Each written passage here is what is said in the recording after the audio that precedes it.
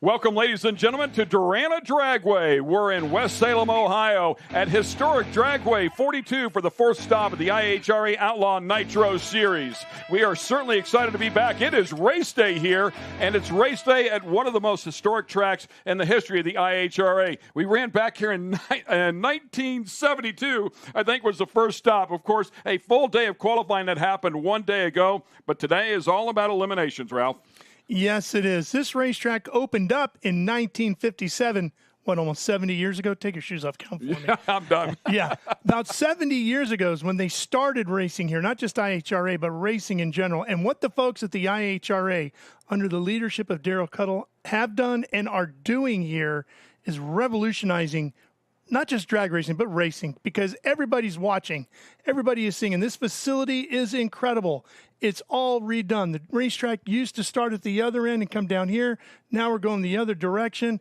Everything's been paved. There's 750 feet of concrete from the start line on out. There's parking for 750 racers. There's grandstand seating here from Daytona. There's an amphitheater here that's just incredible, natural bull feel.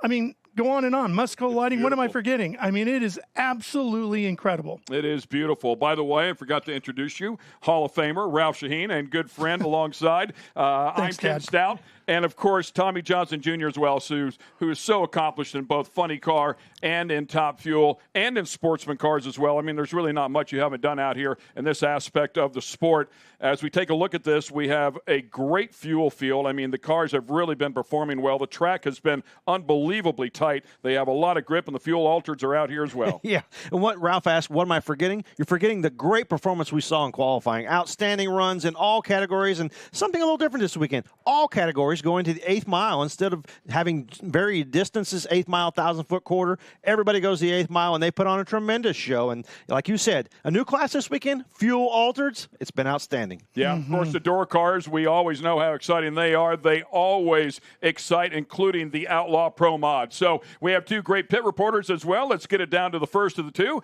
and Sarah Daly.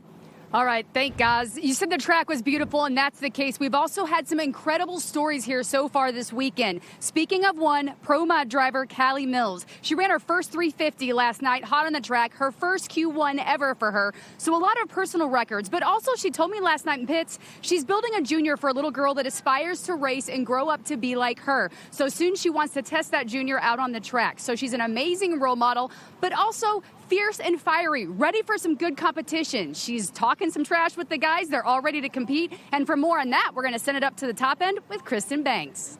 Thanks, Sarah. Yeah, Scott Palmer told me last night after he saw Callie run that 58, he knew the track was there.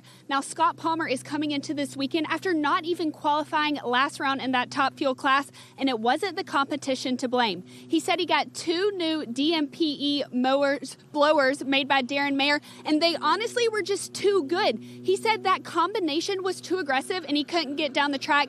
Now, we saw last night after he qualified in that P1 position that he got it figured out. But he said during the day at 2.5 seconds, he smoked the tires. So he was on the phone with Darren for an hour this morning trying to get it all dialed in. And he said at the end of the day, he knows he messed up in Hebron, but in the long run, these two new blowers are really going to pay off. Back to you guys. Yeah, and in the process, he set an IHRA 8th mile ET record. So they are putting on a show. We're ready to put on a show. So let's get it down for our opening ceremonies. We'll send it to the house announcer and Brent Carver. Thank you so much, Ken Stout. In the tower, my name is Brent Carver, and I am thrilled to be here to represent the IHRA over the PA system. We are here today at Darana Dragway, West Salem, Ohio, for the Outlaw Nitro Series. The second to the last event, and thank you all for being here. Today, the IHRA Team Fast Tracks and Save 22 Vets proud to host that Gold Star family of fallen hero, John M. Runkle Jr. of the U.S. Army. While deployed in Afghanistan, Lieutenant Runkle was killed in action from an IED in Kandahar today. And every day we honor those that made the ultimate sacrifice and will continue to share their legacy so they're truly never forgotten. In honor of Lieutenant Runkle's sacrifice, Team Fast Tracks is dedicating this jump in his honor. Team Fast Tracks is jumping with an 1,100 square foot American flag and 1,100 square feet of Honor and Remember flag. The Honor and Remember flag was created to serve the national symbol of specifically acknowledges the sacrifice of men and women in the United States Armed Forces who've given their lives for the country over the last 2 centuries of American history. God bless Gold Star families, God bless our troops, and God bless the United States of America. We have just a minute to talk about this place, this historic place here in West Salem, Ohio, previously known as Dragway 42, now part of the Darana, Dragway, and IHRA national family. Proud to be here in Ohio from Josh Peak, Doug Foley Jr., Daryl Cuddle, and all of the IHRA team. We want to send a huge thank you to each and every one of you. We are just moments away from going to our invocation. So, folks, you're in for a treat today. Here we have kicking it off today with Top Alcohol, Funny Car, and Dragster, followed up with Pro Mods, an entire afternoon and evening of awesome action, and thrilled to bring it to you here for the first time ever in West Salem, Ohio. I'm up here from Kentucky. We have folks from all over the place, and if you look high in the sky above your head that's already in the air, that is that giant flag coming in with Team Fast Tracks and Save 22 Vets. Thank you to each and every one of you folks that are down there on the starting line. We have our vets, we have active military, all being honored here today. At this time, I am going to hand the microphone over to our chaplain, Mike Imhoff, with Godspeed Ministries for our opening invocation. So all you folks, hop on your feet. Here you go, Mike. Let's just pause for a moment of prayer. Father, we thank you that we live in the greatest nation in the world. And Father, we take this moment to recognize the veterans who are serving now and who have served, because it's because of their bravery that we can enjoy this sport. So Father, I speak a blessing over them, over their families. Father, we honor them. We honor them today, Father, for their service to our country. Father, we pray for a safe day of racing, that you would watch over the racers, the competitors. You would be with the safety crews, Father, as they perform the duties to keep these men and women safe. Father, we thank you. We bless your mighty name. And everybody said, amen. Thank you, Mike. And now we're going right over to the stage for Anna Kineski doing our national anthem. 16-year-old from Medina High School. On your feet, remove your hats. Here you go, Ava. Oh, say, can you see by the dawn's early light what so proudly we hailed, by the twilight's last gleaming, whose broad stripes and bright stars through the perilous fight o'er the ramparts we watched were so gallantly streaming, and the rocket's red glare, the bombs bursting in air, gave proof through the night that our flag was still there. Oh, say does that star-spangled banner yet wave o'er the land of the free and the home of the brave?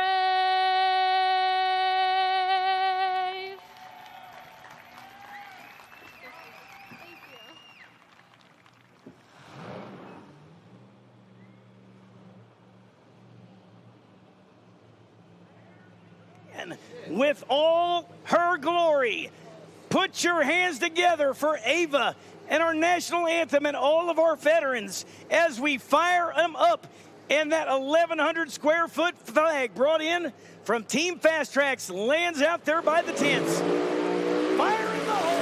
It's time to go. Troll racing here at Darana, Dragway, West Salem, Ohio.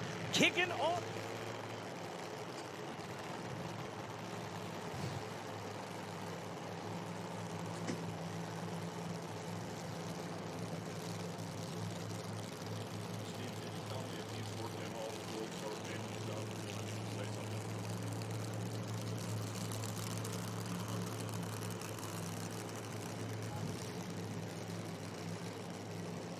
But they started the race without letting them finish.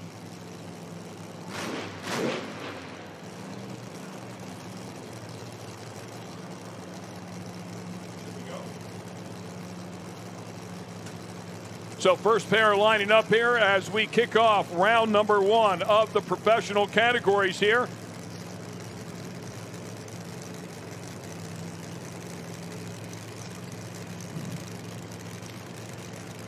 Tony Bogelow and Ryan Stack squaring off.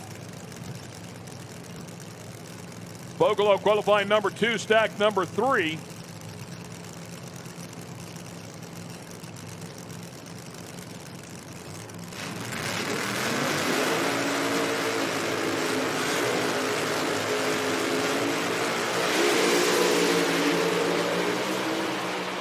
Bogelow's car moving around a little bit. It's going to open up the door for Stack to get the job done, and he does. 375, and Ryan Stack will go into the final round to square off against Phil Ez. A double 08 light for Bogelow, but not enough. That car is moving around a bit.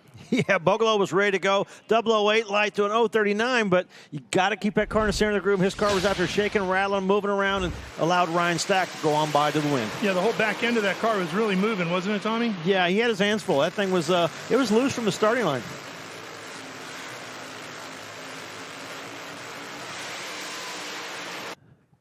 He wasn't even past the tree yet, and that thing was already moving.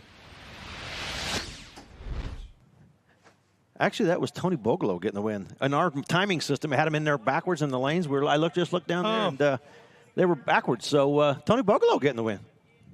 Well, I don't feel so bad about it. All three of us got it wrong. Yeah. Well, it's the start of the day. Let's get things going right here. Yeah.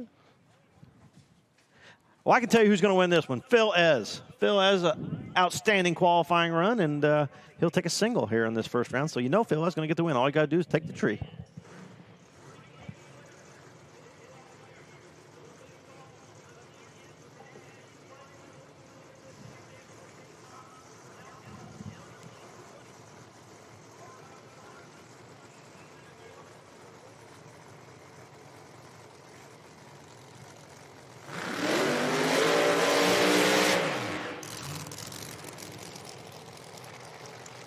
Phil has been #1 qualifier, I think, at 3 or 4 of the races we've had this season. I mean, maybe he wasn't the #1 the first one, but he's had low ET. Yeah. Low ET. John Bellamy had that first #1 qualifying effort, but since then it's been all Phil Ez. Yeah, man, he's definitely been on his game, no doubt.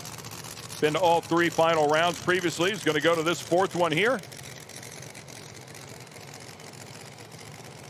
That car has laid down some numbers this year. Been down the 540 second range in the quarter mile, and this weekend doesn't disappoint. Goes the 8th mile and goes right to the top again. Yep, set the record as well, the ET record as well in the process, the 365.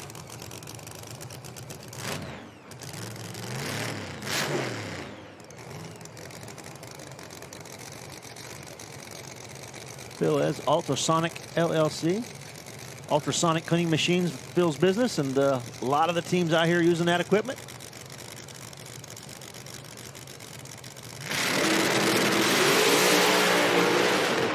Oh, man. That thing made a hard move to the left, and I thought, he's going to have to get out of the throttle. He pedaled it, and then kaboom, bang the blower on that thing. And Phil Ez going to win another one. He's got a lot of work to do till the next round. And with that, we're going to get it down to Sarah Daly here in just a moment. We'll watch this replay. Thing picked the front end up, moved it right over left, and boom. See it knocked the burst panel out of it? That's a big boom for an alcohol car. So we'll get him up there to the top. We'll see if we can figure out just how bad it is as well. And in the meantime, let's get it back down to Sarah Daly. All right, thanks, guys. Joined now by Robbie Sesko, a veteran and a driver. Of course, as mentioned earlier, it is Veteran Appreciation Day, something near and dear to our hearts here at IHRA. We appreciate your service. Thank you, sir, but welcome. And how are you enjoying this atmosphere, and what does it mean to be honored in an event like this? The IHRA is great. They're helping all the sportsman racers, which is great for us, and I'm glad it's back, and I look forward to attending all the events in 2026 and beyond. And we talked a little bit earlier, and you said you wanted to say hi to some very special people at home. Yeah, my girls. A little emotional. That's okay. But yeah, my girls at home. Wish they could be here. All right. Well, thank you, guys. And once again, we appreciate your service. Thank you so much for being here. So we'll send it back to you in the tower. But as you saw before, quite a few veterans here that we're honoring today throughout the crowd and the stands and the crews, the pits, cooking. So many different roles that they're playing. Media, behind the camera, also in the booth. So once again, gentlemen and women, we appreciate your service and thank you. Man. Yeah, and Gold Star families as well. In fact, the flag that they bring in whenever they parachute in is always dedicated to one of the Gold Star families. And in this particular case, it was Lieutenant Runkle, who was killed in action from an IED in Kandahar. So our thoughts and prayers go out with that family, and we appreciate everything, their dedicated service for this beautiful country that we live in. All right, let's go to the top end with Kristen Banks. Thanks, Ken. I'm up here with Ryan Stack. Now, Ryan, you're sitting on that line. You know you're either going to go home or you're making it to the finals. That's a lot of pressure. How do you not let it get to you? Well, we struggled like crazy yesterday with ignition problems, and it went out and it spun the tire real hard. And I thought about pedaling it, and these guys work way too hard to give up like that. So for all our guys, for Larry Dobbs, for George, for my brother, for Maddie, for my mom and dad back home, we're getting this one, boys.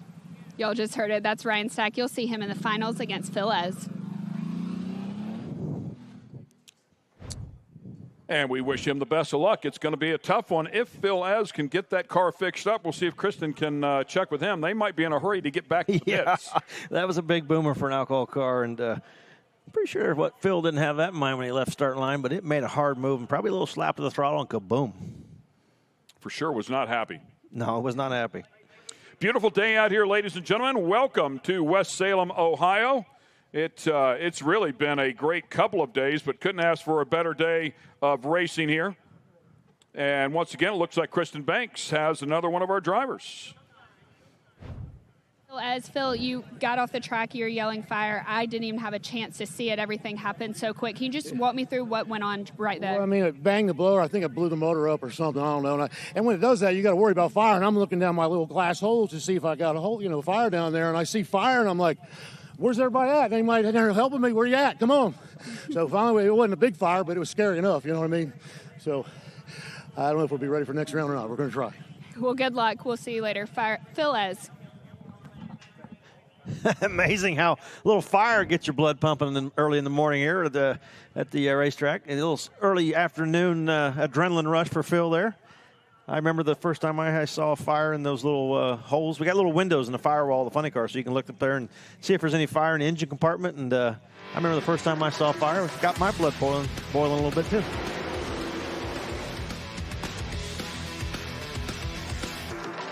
Changing classes here, and we will go to Top Alcohol Dragster, courtesy of the IHRA Outlaw Nitro Series. Rachel Curl here, qualifying number 1.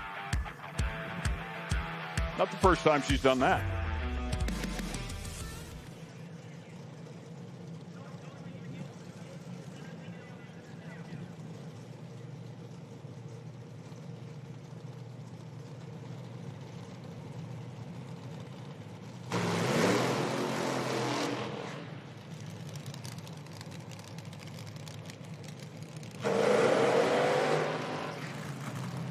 And a couple of relatively short burnouts as we watch the first two come up here. Rich McPhillips and Jeff Chatterson. Rematch of Milan first round. Rich got the better of that one. We'll see if Chatterson can return the favor. Of course, Chatterson, really good car here and made it to the final round at our last event in Columbus, where he picked up the win. Rich McPhillips is a 3-time national event winner. He was a runner-up at Milan.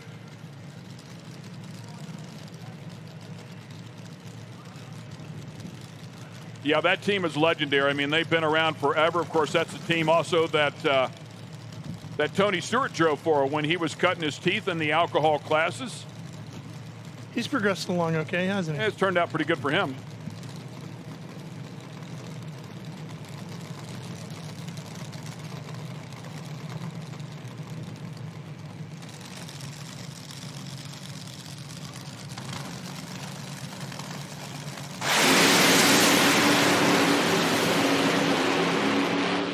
Oh, man. Chatterson way over there by the, as a matter of fact, crossed the center line, but I think it was past the finish line. Yep. Not that it's going to make a whole lot of difference here anyways, as Rich McPhillips, the better of the two cars here in this particular battle, puts a 352 on the board and will go into the final round. Yeah, Rich McPhillips' car, you can see it right here off the start line, just started pulling away instantly from Chatterson. And yeah, definitely after the 8th mile mark, after the finish line, so no harm, no foul, but all for naught. Chatterson was giving it everything he had, didn't he? Yeah, I mean, he was driving it to the finish line. Drive it all the way through. Hoping something would happen, he could sneak by, but McPhillips going to the final round.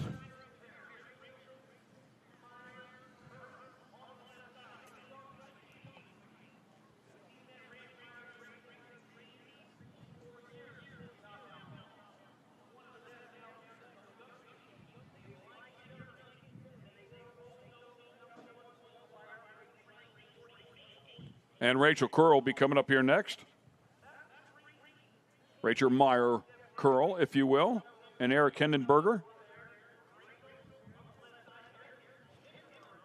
How cool would this be for Rachel? Her dad, Randy, won top alcohol dragster here at Dragway 42 in 1983 on his way to winning the AHRA championship that year. Now, when you start talking AHRA, that was a long time ago. Yeah. And how cool would it be if she could come back and win here today, right? Absolutely. You know, and they've been trying to do that. You know, her and her sister ran several races this year with the IHRA, trying to get that Ironman. Her dad was runner-up in Top Fuel a couple times and just couldn't quite get it at Ironman, and be cool to see one of his daughters do it. Yeah, Randy himself with 8 national event wins and a bunch of divisional wins. Of course, both daughters are national champions, including Rachel, who is coming up here next. National champion, 5 national event wins, 6 divisional wins, win at Nitro Chaos. So very, very accomplished for sure, as she'll line up alongside Eric Hindenberger.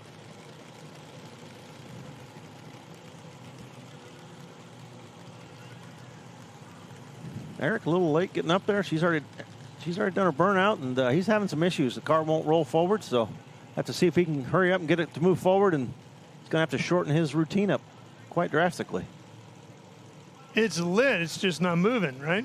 Yeah, I'm hearing it. Move. Yeah, it just won't move. He's shaking his head. That's it. They're giving him the sign to shut her off.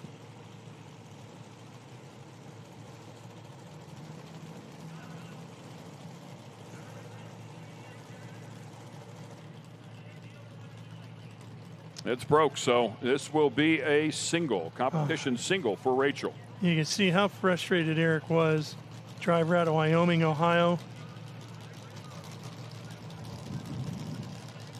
You wait all morning for that moment, Tommy, and it just doesn't go.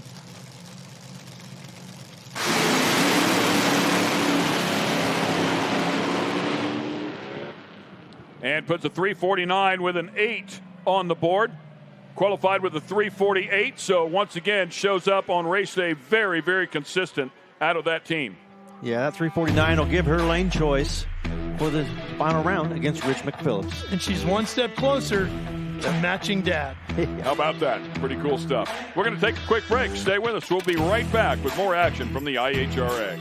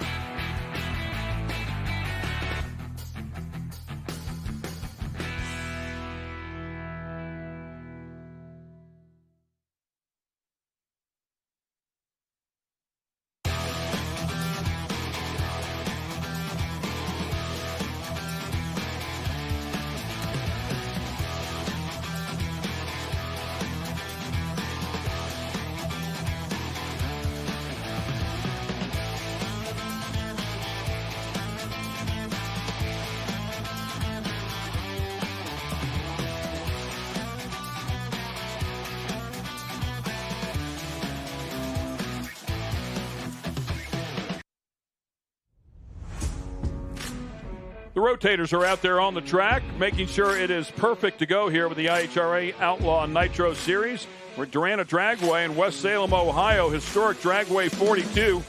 Ken Stout, Ralph Shaheen, and Tommy Johnson Jr. calling all the action for you. Sarah Daly down there in the staging lanes, and Kristen Banks up at the top end. So the full staff here, courtesy of Windy City Creative. And we are ready to rock and roll here for our next category. Let's get it up to Kristen Banks. I'm here with Rich McPhillips. Rich, what kind of changes did your team make last night to give you the best chance to get to the finals? We just wanted to make sure we got down the track. We knew it was going to be a lot closer to Q1 than it was last night when the conditions really got a lot better. So we made sure it got down there. We kind of kept pace with our Q2. We got faster in Q1. I just wanted to do my job and hopefully get it to the other end. So it's going to be a good final. That's Rich McPhillips going against Rachel Meyer in that finals. We're going to go down to Sarah Daly and see what she has for us. All right, guys, that last pass there, you saw one of the dragsters not get off the line. Talking to some of the crews there, they said it wouldn't go into low gear or forward gear, so they're going to go back to the pits and try to troubleshoot there, but not quite exactly sure what it was, but that's what they're thinking the issue was and why they didn't get down the track.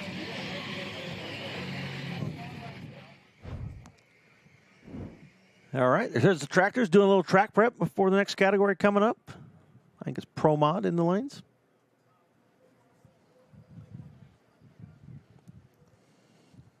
Parking the tractors, look like we're ready to go. Yeah, the Pro Mods are lined up in the staging lanes. Oh, they are coming back in. They're going to another lap.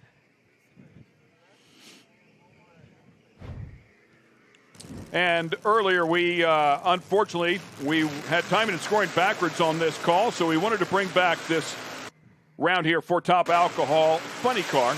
Yeah, I looked up and you saw Ryan Stack there in the left-hand lane and Tony Bogolo in the right-hand lane. Stack's car moving around, and I mean on our monitors on the timing and scoring, you had him in the opposite lanes, but Tony Bogolo definitely ahead in that right-hand lane. Yeah, nicely done there by Bogolo, so congratulations to him. We apologize for the incorrect call.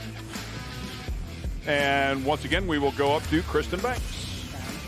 I'm up here with Rachel Meyer. Now, Rachel, Ralph Shaheen was talking about it earlier. Your dad won here in 83, was it? Yes. How are you going to repeat that? I don't know. Hopefully we can get the win in the finals. Last time I raced McPhillips, I lost on a hole shot. I was just a little late on the trees. So I'm definitely not going to let him get me there this time. So it'd be awesome to bring home the win and have two of us win at this track. Now, he was up here talking about how fast he was off the light, just kind of blowing smoke. Does that get to your head mentally? No, I try to not let it get into my head. I try and just take deep breaths and stay calm. And I don't know, my lights have been 40s and 50s, so hopefully that's enough to get it done here. And you also have lane choice, so we'll see you and Rich McPhillips in the finals. That's Rachel Meyer. It's going to be fun to watch that. Yeah, I can hear a little payback in her voice. She wants some payback. You know, and you as a driver, you hate it when you get beat on a whole shot. So she wants to redeem herself a little bit, and that's going to be some good incentive.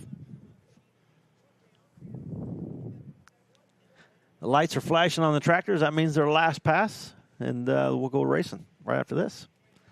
With stacked Pro Mod field coming at us. I mean, how about Callie Mills? 3:58 to take the number one spot. Unbelievable run. Yeah, first number one qualifying female since 2018. So congratulations to her. Only the second ever in Pro Mod after Dina Parise.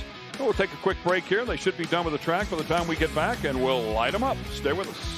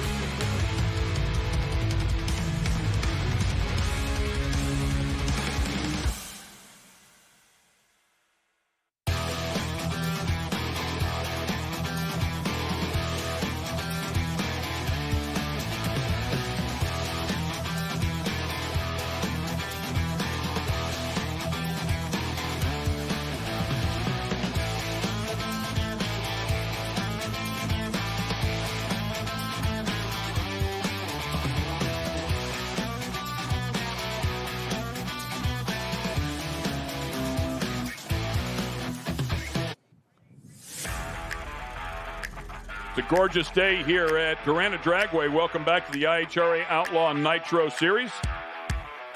Time now for the Pro Modified category. First pair, worth the price of admission. Yes, it is. I looked out from the tower and thought, oh boy, first pair is going to be a good one. It's going to feature the Madman, Frankie Taylor, qualified number 8, and Disco Dean. Some issues on Disco's car. I see him running.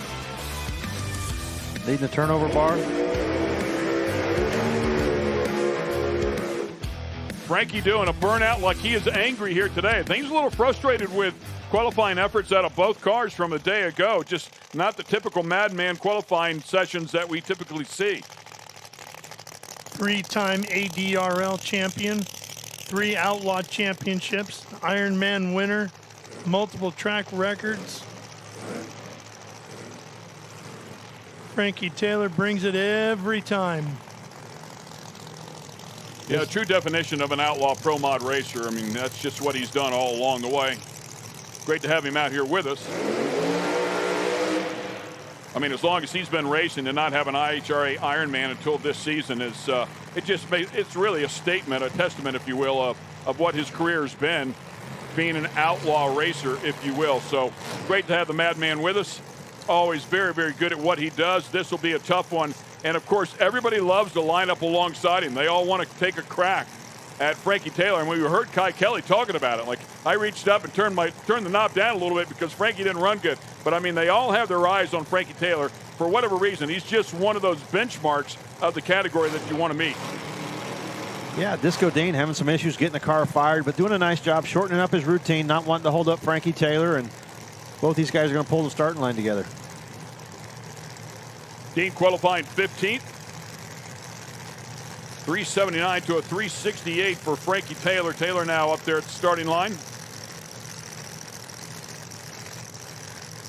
Both of these cars really, really run well, meaning they just go straight.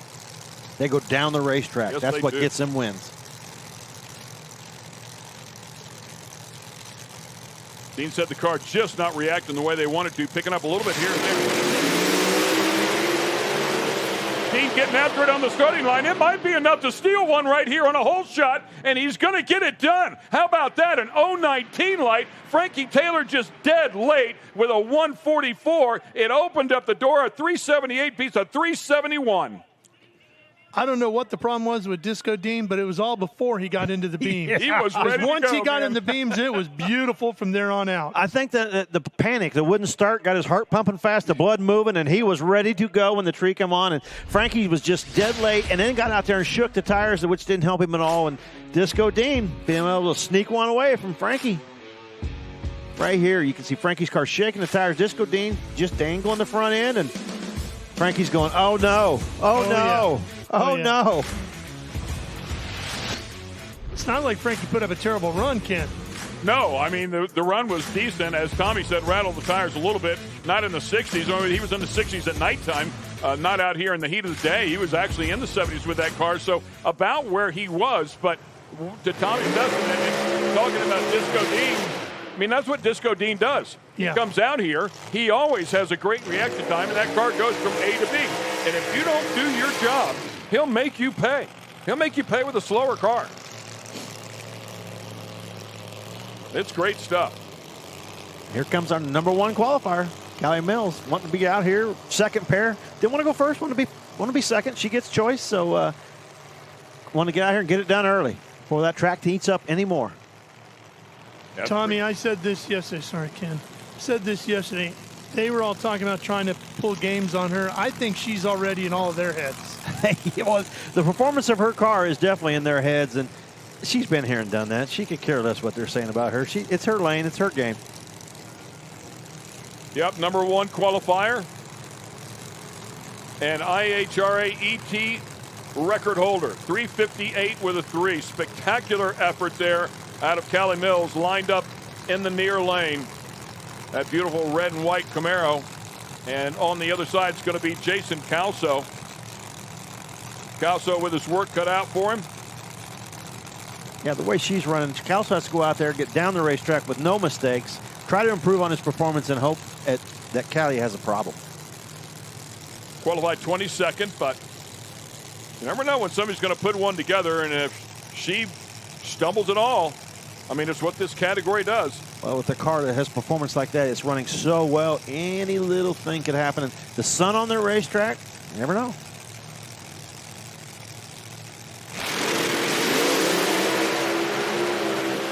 Right there, She pops the motor right there, and it's going to open up the door, and Jason Calso is going to get a win. 2 pairs, 2 upsets, if you will. And how about that? Jason Calso throws a 371 on the board with an 016 light. He was ready to go as well. Just why I say Calso has to go down and pick up that performance. Man, did he pick up that performance. 371 up against Callie. I mean, he knew he needed to pick up performance. He did, and she had a problem. It goes out here, and she's looking good. It's running really good, and then kabang, the blower bangs the blower on the car, and Calso drives away. I mean, we've seen that all season. Upsets in Pro Mod. Disco Dean, you've been talking about this car all weekend, but man, it got out there, it got out fast, and you got the whole shot. How key was that? Well, the biggest thing is Frankie the Madman is one of the best in the industry. He's one of the fastest men in the industry, and finally we get to line up, and both of our cars are running, and everything's going right. I know I tattooed him on the tree. I looked over, and he's a half a car back. Crew said we went 78. He went 71 or 2. So, I mean, there's at least 600s on the tree he left behind. So the pink penetrator actually penetrated one person this weekend so far. So we're going to keep trying to penetrate 4 more rounds, see if we can get this done. All right, Disco Dean, I almost called you Frankie. We'll see you in that next round. Good luck. All right, thank you. Always excited up there, and I'm sure he's excited after beating that guy. You take that one any way you can get it. He said after qualifying, he said, man, we've made a number of changes, and the car reacts, but what should be picking up 0.05 of a second is picking up 2. So it just hasn't quite reacted the way they were hoping it would. They're working on it, trying to get it a little bit better. In the meantime, he let his left foot get a little better. Yeah, he definitely was doing his job as a driver. Or his thumb. Whatever they leave Yeah, whatever they leave on. Yeah. Wes DeStefano coming up here next, and Gary Seigan.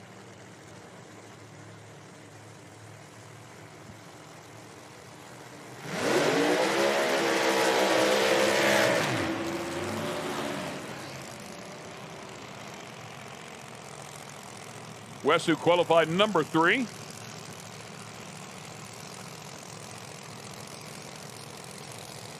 Skinny kid race car there, backing up that beautiful 442.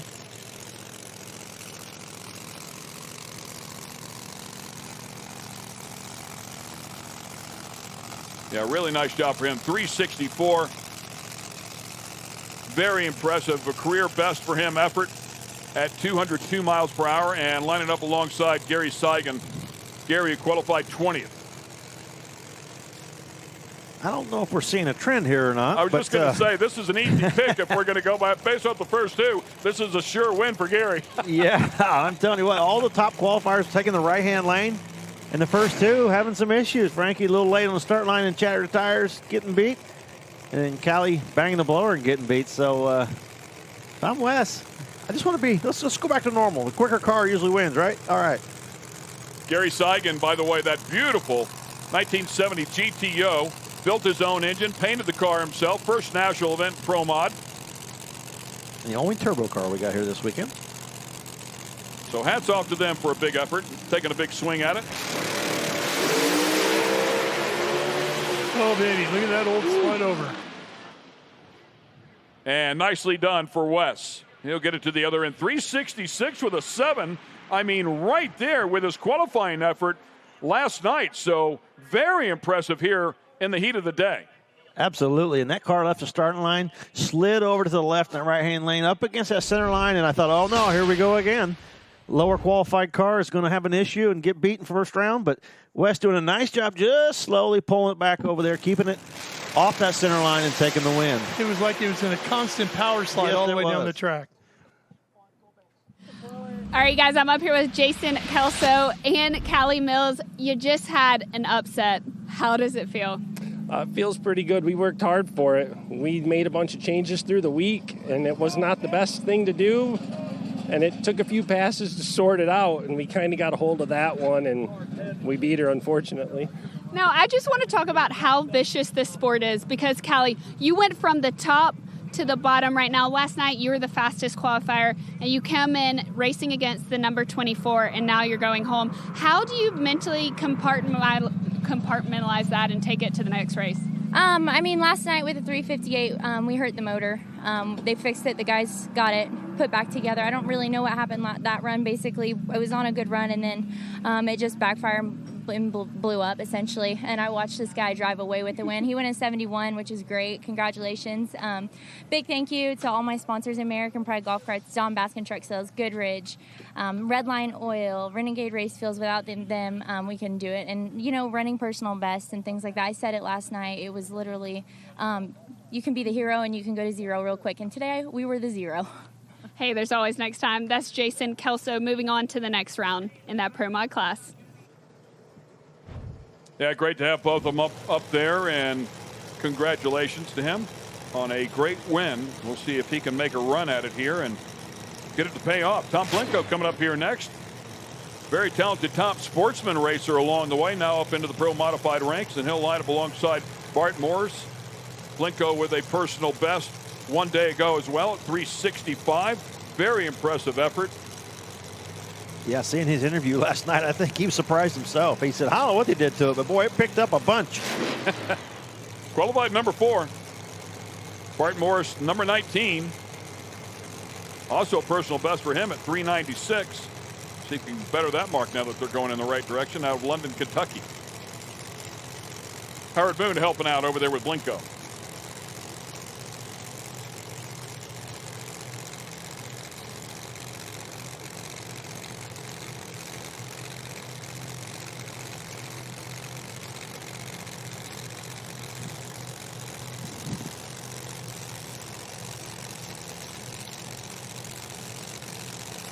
Taking their time, putting that second bulb on. Yeah, man. A little staging war here.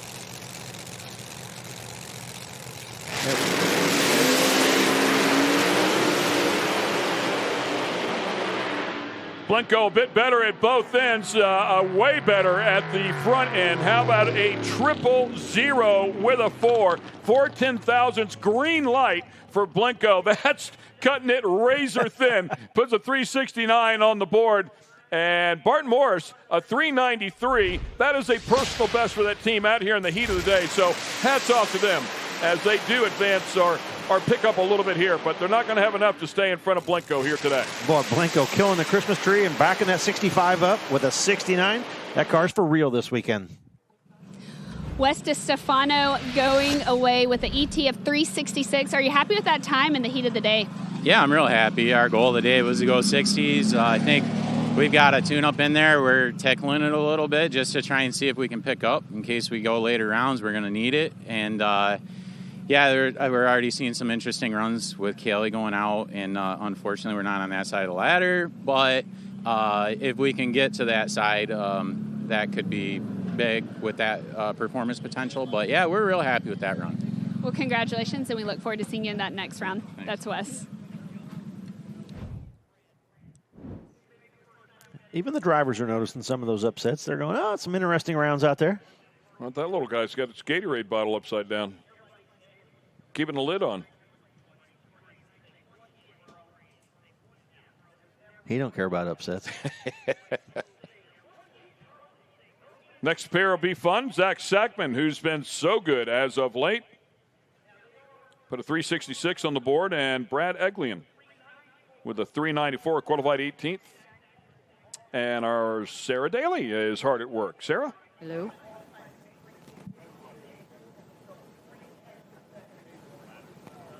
Oh, maybe. And having some technical difficulties. We'll get that sorted out and throw it back down to her in just a moment. It's a great picture of what's cool about this racetrack. That big hill and all the people sitting up there in blankets watching this drag racing, and a little picnic out there today. And once again, back down to Sarah. All right, thank you guys very much. First round of eliminations here. What are your thoughts heading into this track and what you've seen so far out there today? Well, I think it's the warmest we've had all week, and the track's definitely going to be hotter, so it'll be interesting. Well, Tim, anyone that you want to thank for this weekend? Clearly, it's been an amazing event, and a lot comes together to make all this happen. Crew, family, and everyone else. For sure. My crew, my kids are here. My wife, as always, Ricky Smith and Chad Hester, and, of course, Billy Albert back in Virginia. So when you're here in the lanes, what's your mental approach? What do you think about? I know you've been talking to a couple people, kind of having a good time, but when do you really dial it in? You sit up here and you just try to figure a way not to screw it up.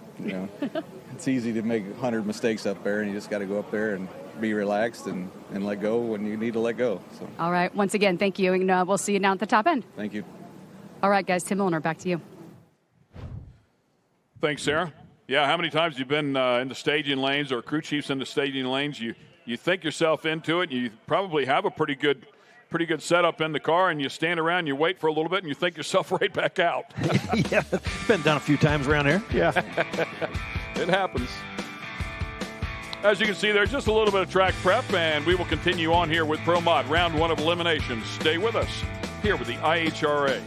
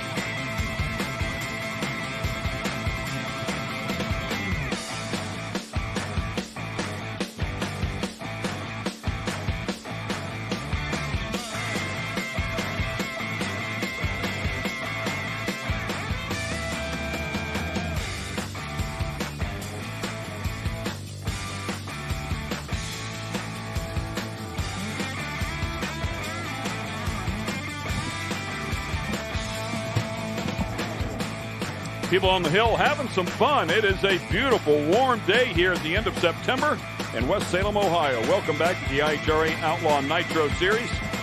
Yeah, we were talking about the grandstands. Ralph mentioned that at the top of the show, how they were migrated north from the south, if you will, from Daytona International Speedway. And I'll tell you, if you took all the people that were up on the hill and put them in the grandstands, there wouldn't be room.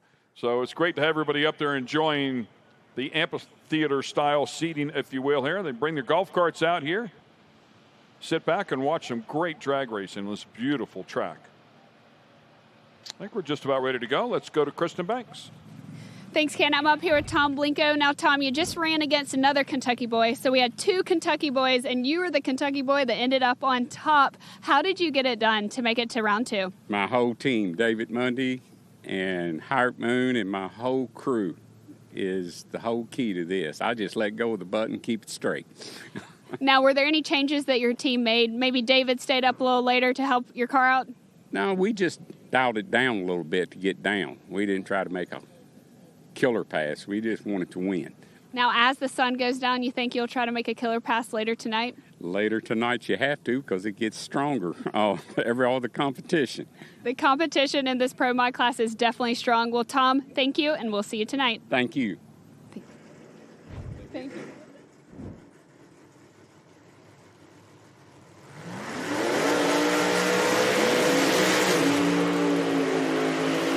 And back to the pairing we were talking about before we went to commercial break with Brad Eglin and Zach Sackman. We're ready to go at it here.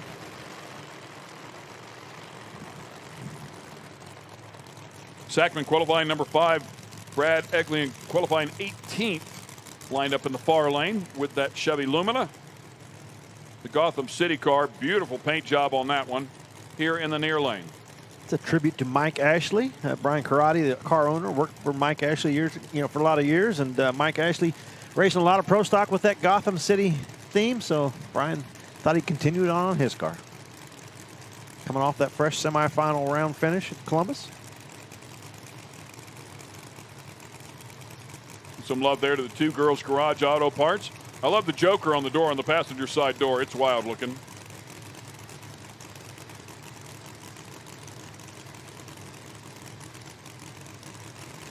We've seen some 60s already, and if trend continues, Sackman's car plenty capable of continuing on that 60s trend.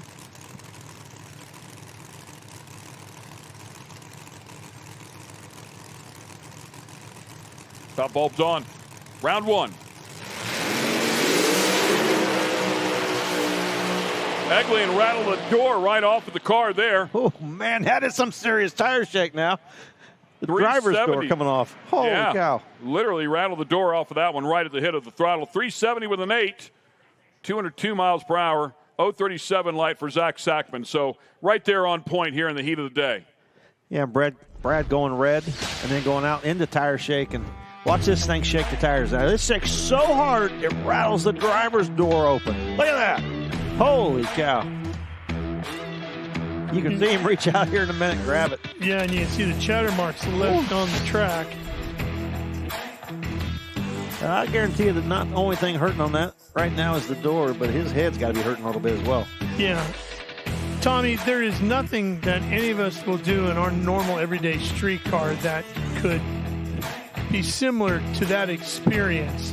No. Can you put into words what that feels like for those of us that will never have that experience? It's such a violent shake. The only thing I've told everybody, and in a lot of the other drivers compare it the same way, is like a paint shaker at your hardware store. You watch it shake that paint, and that's what it feels like. I mean, it's got to be similar to that because, man, you look at that, and that's what your head feels like bouncing off the roll bar. And it's a bummer now. You have to go to an old school hardware store because now they put it in a closed-in container. You can't watch it shake anymore. Well, and you got to find somebody who's working there friendly enough to let you climb on top of the machine and go for a ride. Yeah. I have found that to be a little difficult at times. Just stick your head in the can.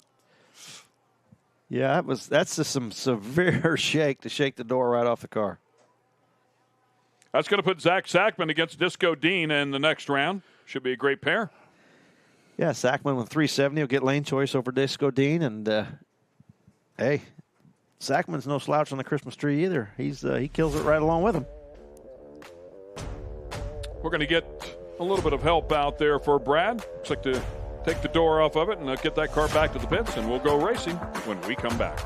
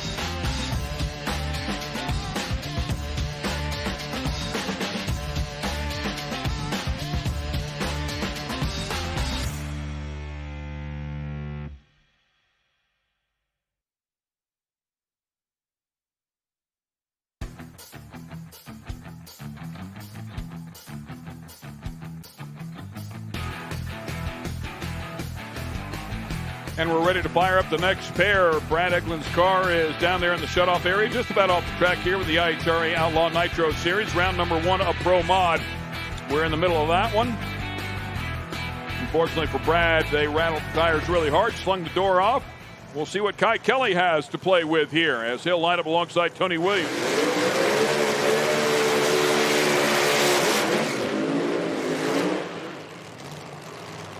Kai Kelly ended up in the number 6 hole, put a 366 on the board. Always a tough player, especially on race day. Season 6 No Prep Kings champ. Winner of the 2024 Snowbird Nationals. Yeah, it was a big one, man. I mean, he came out and beat some of the absolute best in the business. And a lot of people thought he wouldn't be able to get it done, but they showed up. And you never know till you enter, right? You got to enter. Yeah, everything's got to come together, right? Performance, luck, all of it. The Sandman lined up in the far lane. That is Tony Williams out of Millington, Tennessee. But you win one like that and it gives you confidence, Ken, you can go anywhere and get another one. He's not short on confidence. That's the understatement of the year right there. It's not to say that he's cocky, but he is very, very confident, and rightfully so, man. He's earned every bit of it. The only thing I see right now is he's red lighted a lot. He's got to slow it down. He's almost too quick on the starting line. He's got to slow that down just a little bit. A lot of red lights out of Kai Kelly, and I don't think he's going to be pushing it this round, but, man, that's what gets him in the late round. Quick pedal job right there, side by side, man. They go. Great battle here. Red light in the left-hand lane. It was in the other lane this time. Yeah, it was all over, man. All over at the head of the throttle. 029 light for Kai Kelly goes 369. But, yeah, for Tony Williams, jumped the gun there just a bit early by 1300ths. Well, Tony knew he had to push it a little bit. Kai having the performance advantage, and, I mean, even with the red light, he drove right on by. Tony was feeling the heat, wasn't he? Yeah, I mean, he knew if Kai's car went down the racetrack, he was in trouble, so he had to push and try to get every advantage he could. We'll throw it up to Kristen Banks at the top end and see who she's got now. Thanks, TJ. I'm up here with Zach Sackman. Man, that was an interesting race. Your competition blew his door off, or he says you blew his door off. But next round, you're going up against Disco Dean. He won on a hole shot. You've been fast on the tree all weekend. How do you reinsure yourself that next round you'll be have a good reaction time? I mean, I've been good all weekend, so if I just go up there and keep doing what I'm doing, it'll be all right.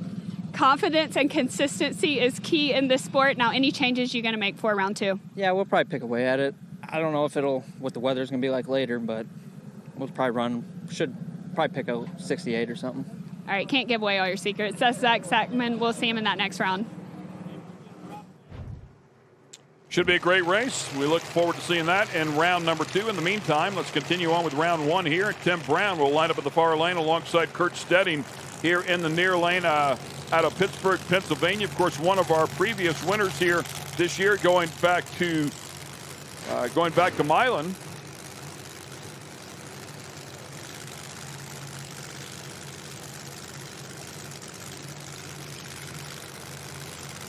Kurt Stedding coming there, qualifying number 2, and even in Milan it was Callie Mills and Kurt Stedding, and I mean it was one of the cars to beat. And coming in here, no surprise, he goes out number 2 qualifier, 362 with a 1. I mean, same type of race.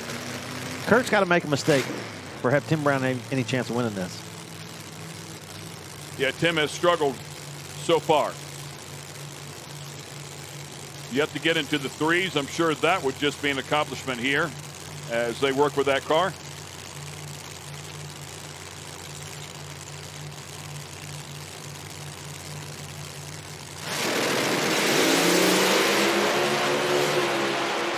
Brown out of the throttle early, and Stedding doing what he does, straight as a string from A to B. Nicely done, 365 with a 0. And a quick scan here will tell me that is low ET of the round. Yeah, nice straight pass. I mean, I just checked the temperature. It's warmer out there. The density altitude is over 3,000 feet, and 365 first round is That's getting it. That's doing a good run. But look how smooth that car is. No shake, no wiggles, no anything. Just straight to the finish line. Here with Kai Kelly, just ran an ET at 369. Not the lowest, but you know that car has a little more in it. What's it going to take round 2 to walk away? Really, we're just going to have to start stepping on it. Kurt Stedding's still in, unfortunately for Callie, but lucky for us, she blew a burst panel and went out first round. Because, she had the whole field covered by several numbers. So now it's a race. It's a race to the end. Kurt Stedding's the next one on our radar. He's the second fastest one. So we're going to keep chipping away at it and trying to get faster. That's Kai Kelly, Mr. Calm, Cool, and Collected, the nickname I gave him. Tommy, the quickest way to energize the pit area is to have the biggest dog on the field get knocked out early. You don't think everybody noticed that? Everybody knows she's out of there. Now they're all hungry. Okay, we got a shot. We got a shot. They're all feasting right now. Number 14 qualifier Chris Klein out of Mooresville, North Carolina, lining up alongside Sully, our latest winner. He qualified number 9 with that 49 Merc, lined up in the near lane. His first national event win just a couple of weeks ago. First win for a 49 Merc going back to the year 2000. And that's a heavy car, weighs 70 pounds more than a standard entry in this category.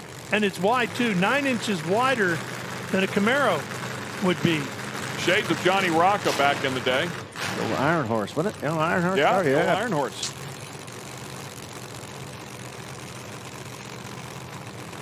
Pushing a lot down the track, aren't you, Tommy? Yeah, both of these cars. These aren't both most aerodynamic two pieces of equipment out here. But they both seem to run pretty well.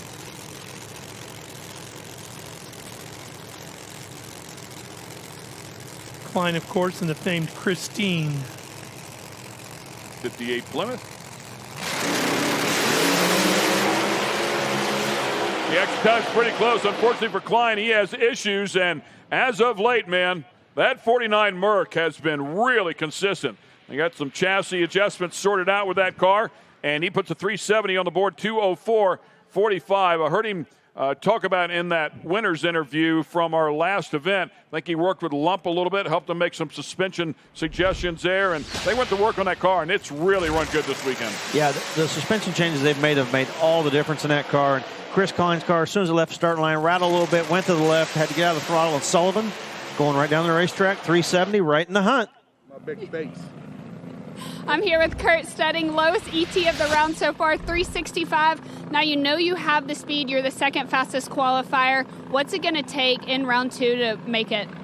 I mean, we're just going to worry about the sunlight a little bit. My tuner's not here this weekend, but he is tuning into my computer from St. Louis, so he's pretty badass. My car chief's here, my crew, I owe this to the crew. So the car's running really good and consistent, and I stay on my lights, and I just got to watch that sun up there, so can't do crew crazy if that track heats up. But it was a really good run and felt good. Well, thanks so much, Kurt Stedding. Good luck in next round. Thank you. Thank you. Kurt Stedding with the hot rod, man. He's going to be a player here today now that he's got that first round under his belt. He's got to look at this track. Jason Lee with a relatively short burnout here as David Monday way out there past the 330. Oh, and Jason Lee lets his roll a long ways as well. I wonder if there's something to, do they not want to use brakes maybe? Get pads up close to the rotor? Is there anything that goes on with that? Nice out there waving at the crowd. Gotcha. Yeah. Good stuff. Tried to make a little something out of that. You gave it a good shot. Yeah. It's good go. But it's listen to Kurt Stedding talk about that sun, and I mean it is warmest it's been here all weekend. Track's probably hotter than we've seen all weekend, and doesn't seem to really bother these cars too bad at the moment. I mean, we're seeing 60s, and I mean right now the slowest car we've had to win is 378. The rest of them have all been 70, 71, and the rest of them are in the 60s. So these two on paper and qualifying very close to each other. Number 10, number 13, 371 to a 372.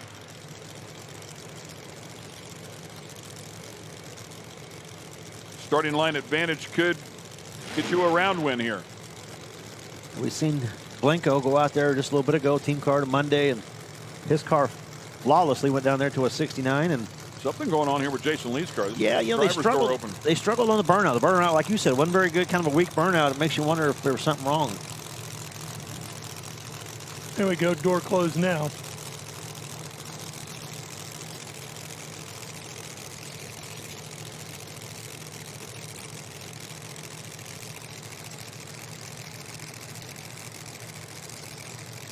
Looks like he's into the beams and ready now. Career best for him, 370 at Milan for Jason Lee, that is. Yeah, Jason Lee in trouble here. He's hoping he might, oh man, thought he might get one given back to him because Monday way over by the center line, but keeps it off the center line and should be okay from what we see. He tried everything to hand that over. Yeah, he did. I kept cow. thinking, if you wish you had a radio or something to tell the guy, hey, he shut off left. Yeah, just left. He was dancing and flirting with that center line so close. It would have took anything to put him over the edge, and Jason Lee would have had that win. So, wow, that was close. Nice job of pulling it back over. Joined now by Doug Reister, heading into eliminations round 1. How do you feel about the car? Where's your confidence at? What are your thoughts? Yeah, I feel pretty good. We had a good lap yesterday afternoon. Last night kind of crushed me. I thought it'd go down, and it didn't. So hoping we can repeat what we did yesterday afternoon. Weather-wise, sorry, things heating up here in the track a little bit, but right now, what are you changing and modifying? Because it's been pretty drastic as the time goes on. Yeah, we calmed it down a little bit. Track's getting a little higher, but track's really good, so not making too much of a change. And, yeah, it's a beautiful facility. We're happy to be here. Glad we made the long haul. All right, thank you. We appreciate your time, and we'll see you shortly. Thank you. Send it up to you. Kristen? Thanks, Sarah. Craig Sullivan, ET at 370. You've got to be happy with that in the heat of the day right now. I really am. I mean, it's hotter than it's been all week while we've been here. And, 42's always been a good track. The track always holds rubber. It always does well. And it looks like we got a car back that you can just let go of the button and let it rip. So we'll be stepping on it here next round. I think it's a little harder than you just made it seem. Just let it rip. But we'll see you in that next round. That's Craig Sullivan. Thank you so much. Thanks, fans. Nothing to it, man. Anybody can do it. What could possibly go wrong? It's just a 49 Merc.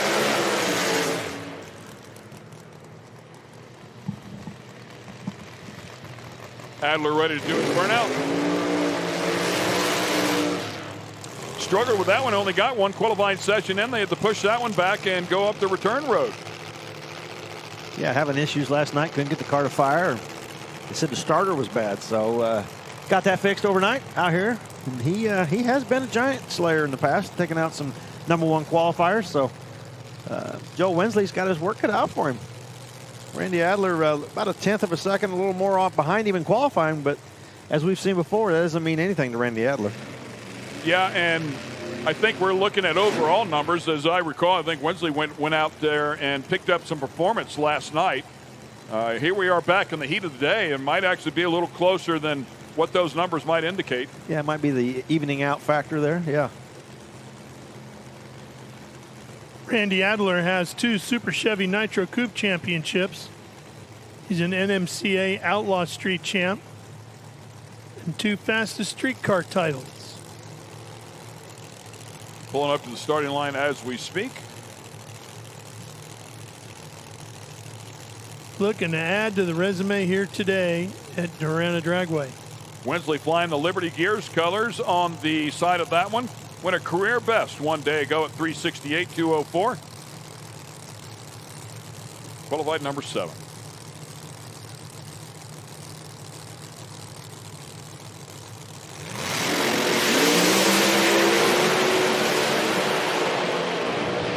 Great battle. They were side by side right to the very end, and Wensley started to lay some power on him. 373 with a 5, 201 miles per hour, and Joel Wensley will get the win here. Adler with the better of the 2 reaction times, just not enough ET.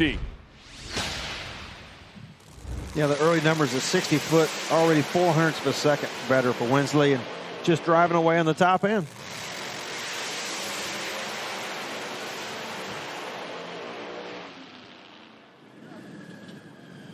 I'm up here with David Monday. Now, David, Tom Blinko also won. You tuned both cars. I want to know which car has the best tune-up.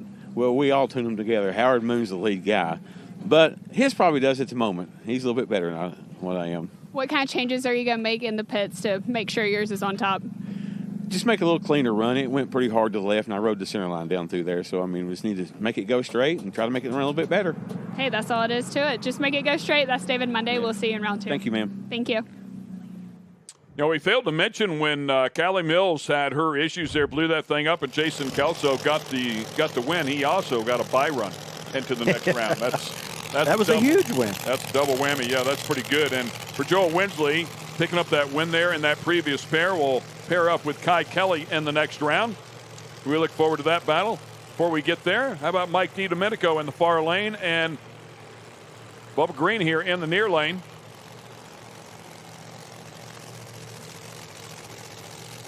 There's Bubba backing up. He says it's really hard to see out of this car, to which Scotty Cannon says, just drive it by the seat of your pants. You don't need to be looking out that window, Tommy. He just rolls his eyes. Yeah. Whatever, dude. Good luck. Just some of the stuff I drove. Figure it out.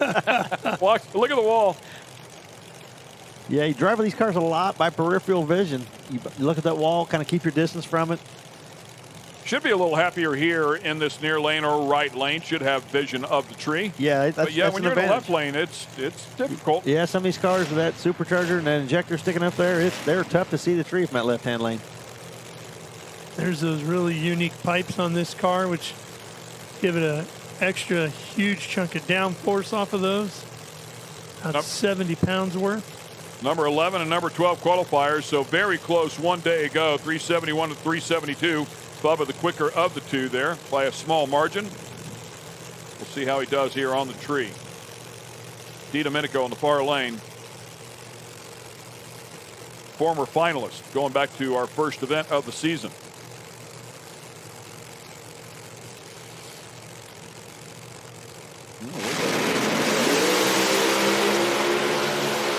DiDomenico with the early advantage. It looks like he'll be able to hang on to it with a 370 performance. Just not quite there for Bubba Green with a 380, 041 light. So DiDomenico a little bit better at both ends of the track. Yeah, you could see that car, the 60 foot, just a little quicker. The light was a little quicker, and at the top end, about a 10th quicker. So DiDomenico getting it figured out. Another 370 and very tight field going into the second round of Pro Mod.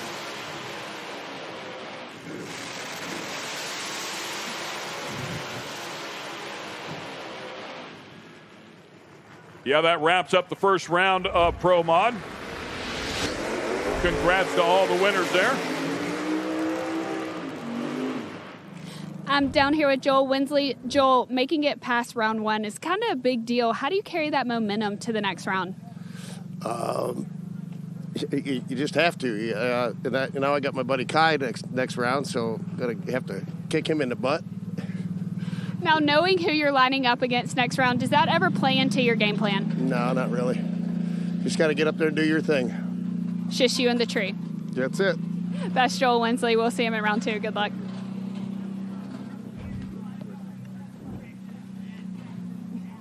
I can get Mike Domenico if they're doing track work before.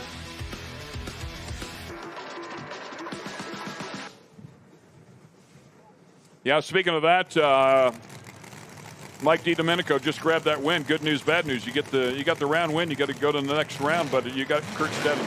Yeah, who had low ET of the round. Low ET of the round. Oh, boy. But I'm sure he'll gladly take it on. So we shift categories here, as we just saw there a moment ago. Time now for Pro Nitrous. Jim Widener in the left lane. Brian Tiff in the right.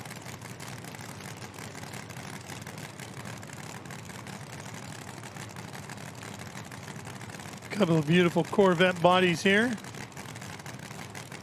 Number 5, number 6 qualifiers. Yeah, really close cars in qualifying. Big moment there for Widener. Had to hang on to it, and it was just too big to recover from, as Tiff on the other side was going from A to B. 385. He'll get the win light. Reaction times at the start, man, oh man. How about an 0.32.3 to an 0.32.1? They were dead even off the start line, just like they were evenly matched from qualifying. And Jim Widener's car just shaking the tires, getting loose out there. We talked about the sun on the racetrack, and that we might be seeing it take a little toll on a few cars out here. Mike DiDomenico, now you've been struggling trying to figure out this car, but it looks like you finally got it figured out. Well, you never really get it figured out, right? But we're creeping up on it. We had some issues. I think it's with the tires. I know it's crazy, but we did some testing, and the car was going right. And a friend of ours said, hey, just for the heck of it, swap the tires and see what happens. And the car went left. So that's telling us it's not a suspension, it's a problem with the tires. So craziest thing, we actually talked to Ricky Smith, and he said, swap them back, take the right tire, and turn it around, and turn it around the other way. And I don't know, went pretty straight, so craziest thing. So, but yeah, we're creeping up on it. Sal's got a little work to do, but he'll figure it out. Well, thanks, Mike, and we'll see you in that next round against Kurt Stedding. Yeah, well, that's okay. If we're going to race anybody, I like racing Kurt, so he's the one to beat if you're going to beat anybody, so he's tough. All right, thank you, Mike. Back up to you guys. Ralph, I think they got a little stagger in it. Yeah. yeah, just a touch. Aaron Glazer in the far lane, Tim Molnar in the near lane.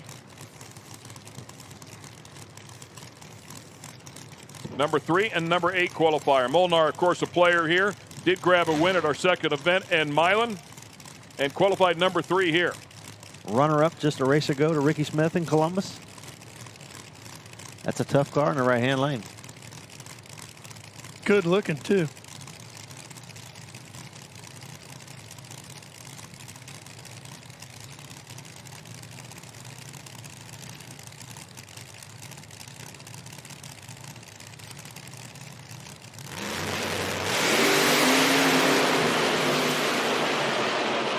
Great battle here. Great side-by-side battle. Looked like Glazer was eating one up as he went down through there. He won't have to fix it here today. He's done. The win light will go to Tim Molnar. 026 light. He was behind just a little bit. Glazer doing his job at the starting line. But as I said, that thing was eating itself up. 376 for Molnar will be good enough to go to round number 2. Yeah, I mean, it's a little over almost 400 of a second win, but boy, from behind you, it was pretty close. But then right towards the top end, Aaron Glazer's car starting to hurt some pistons in it, and Molnar pulling away for the win.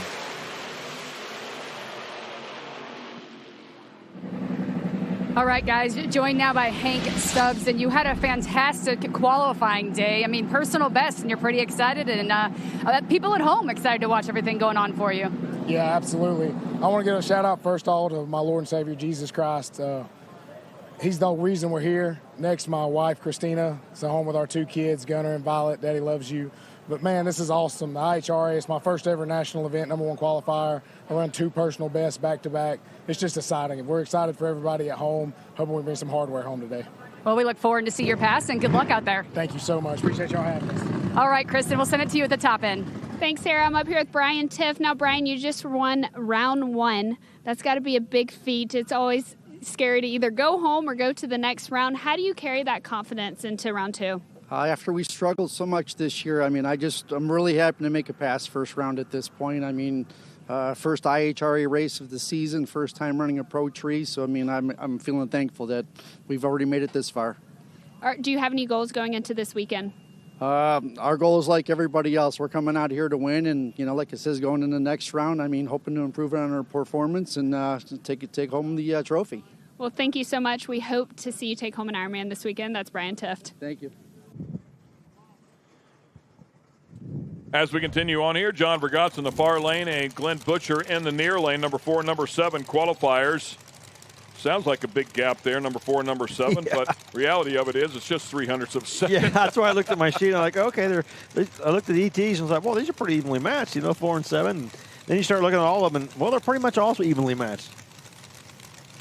Butcher's been known for being a top sportsman competitor and a good one, but now, guys, he's making the switch over to Pro Nitrous. Yeah, there's so many of those top sportsman cars that, I mean, they are just incredibly fast. So it's a natural progression. And, of course, as we talked about, Butcher, just a native here, just 30 minutes away. Everybody very, very familiar with this car. He's been racing for a long time.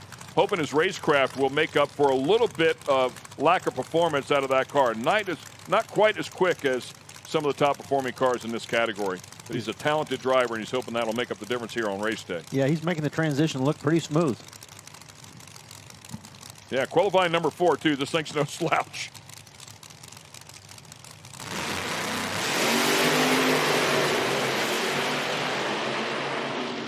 And Butcher doing his job at the starting line exactly like he had hoped he would do. How about an 019 light? That was enough advantage there to get him the win. 379.9, a little bit better ET performance as well, as Vergat's was 064 and a 382. Yeah, when they left the starting line, Butcher, you could tell definitely ahead off the starting off of Vergat's and just continued to pull away going down the racetrack. But that's his top sportsman racer in him. Them tight bracket racing, type cars is paying off even in this Pro Nitrous category. Killing the tree and taking the win. I'm here, Tim Molnar, making it to the next round. Now, did the car respond how you wanted it to, or did you have to drive it a little harder? The car was pretty good. I don't think the driver was on his game that time, but I got through, so that's all that matters. Any changes you're going to make before the next round? Just see how hot the track gets. It's warmest it's been all weekend, so we'll see how hot it gets and go from there. Well, between me and you, I hope it cools down for the next round. That's Tim Molnar. We'll see him round 2. Thank you.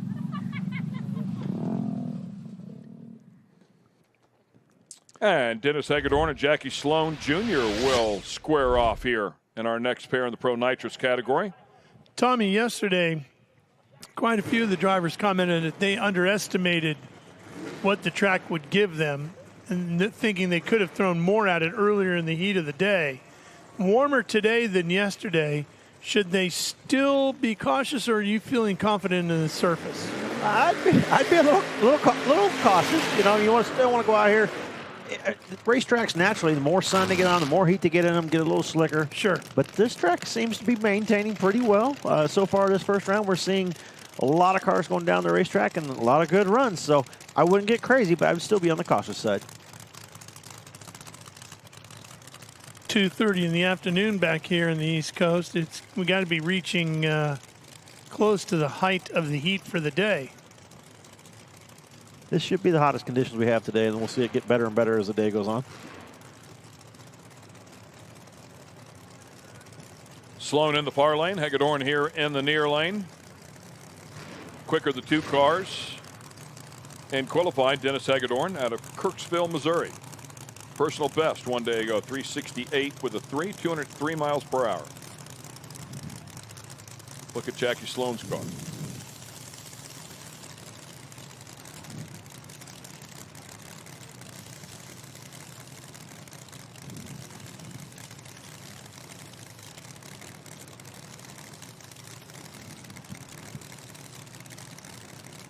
Kirksville, Missouri, close to my old hometown of Ottumwa, Iowa.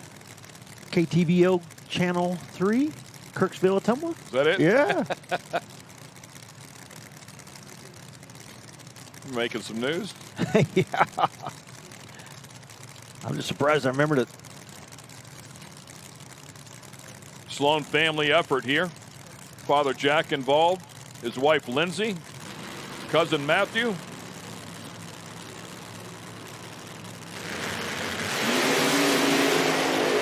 He's going to have a chance here. And how about that? Jackie Sloan's going to get it done against the number 2 qualifier and Dennis Hagedorn. Dennis with a 004 light. Jackie Sloan ahead of him with a 001 light. Incredible effort there out of both drivers at the starting line. Unfortunately for Hagedorn, his car spun the tire. Man, he was all over the place trying to gather it back up and was not going to have enough for Sloan. Yeah, Dennis hung with it as long as he could, and both these guys killing the tree, just chopping it down. Dennis's car making a move right here. Sits front end down. There's a hard move. Had to get out of the throttle. Jackie Sloan going on to the next round. 378. Second quick so far. And that will bring up our final pair. That will feature Ed Wilson and Tricky Ricky Smith still in the hunt. All right, thank you guys very much. We're here in the staging lanes, joined now by Corey Voss. You've had a heck of a season so far, so what's your approach heading into this first round of eliminations? We got a tough customer first round, so we threw everything we had at it. We gave it all the ignition time, and we put a bunch of ratio in it, a bunch of clutch. The racetrack's really good. They've been doing a fantastic job for the guys today. We have a hold, and we think we're going to go 411 or 412 right now.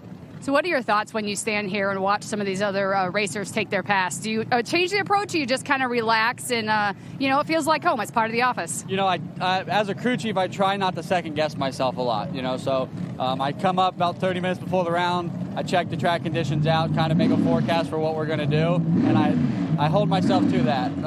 If I get in the lanes and I start overthinking stuff, it gets bad pretty quickly. I start really second-guessing myself, and then I really back it off, and then Mountain Motor Pro's like, you can't do that. You can't lay up. Got a tough bunch of people here, so we're going to give it everything we got. Sounds like me with these interviews with you guys sometimes. Right. Peace. Good luck out there, and we'll talk to you soon. Thank you so much. All right, guys.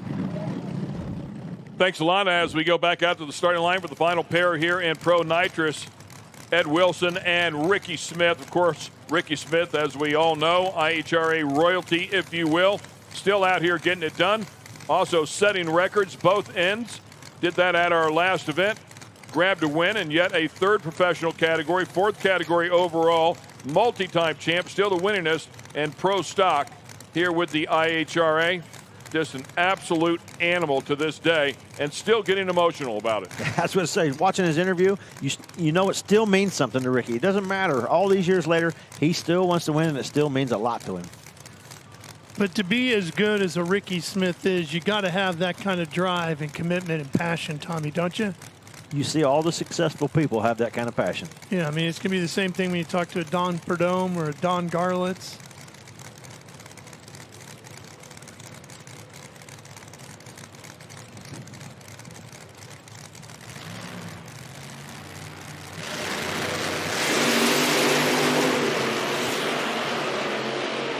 Ricky had to gather it up there just a little bit before the finish line, but a really straight run up until there. 374 with a 3. 069 light. Reaction times are pretty close. And that 364 will be low ET of the round. 374. 374. Yep. My apologies. Still low ET. Yeah, giving him a 10. That's right. Still low ET for round. Ricky's car just made a little slight move right there. Ed Wilson's car having trouble with the handling all weekend, not be able to get it down the racetrack. Ricky going to the second round with low ET at first. Glenn Butcher, you made it to the next round. Walk me through that first round pass. Yeah, it was a pretty good run. In the heat of the day, went 379, let go 19, so pretty good run. It's our first ever Pro Nitrous debut, and we got our first round win. Pretty exciting, yeah. We got a real good bunch of people behind us and helping us tune us and get us to the next round, so we're excited. Well, we look forward to seeing Glenn Butcher in round 2. All right, I'm coming. Thank you. Thank you. Butcher excited, man, having a good time out here. Congratulations to him making the step up to Pro Nitrous and having a good day here so far. And we will shift gears one more time. We'll go to Outlaw Pro Mod. And the winner from our last event will be part of the feature here in the first pair. Yeah, he's having some issues, too. They're pushing him back. I think he may be broke. Turned it really sideways in the burnout. I don't know that we caught that. But yeah, it's when he went to do the burnout, it looked like the tires dried up, caught, turned sideways, and something happened right after that. They all went running and looking into the car, so I'm not sure what might have happened, but he's broke and looks like a single. And that's a brand new car, too, that 53 Corvette from the gang over at Vanishing Point Race Cars. Yeah, debuted that thing at our debut for the category here with the IHRA and did everything you could do. Yeah, Number one qualifier, low ET, top speed, grabbed a win. Yeah, and he took it to Mile and then struggled up there at the Pro Mod race and then came back and won Columbus a week ago. Then last weekend he had some breakage issues, broke the dry shaft of the thing racing last weekend, and man, this weekend has been a hard weekend for him. Total opposite. Short of getting not getting in the field. There's the guy, Hank Stubbs. He's having the opposite weekend. He's having a great weekend.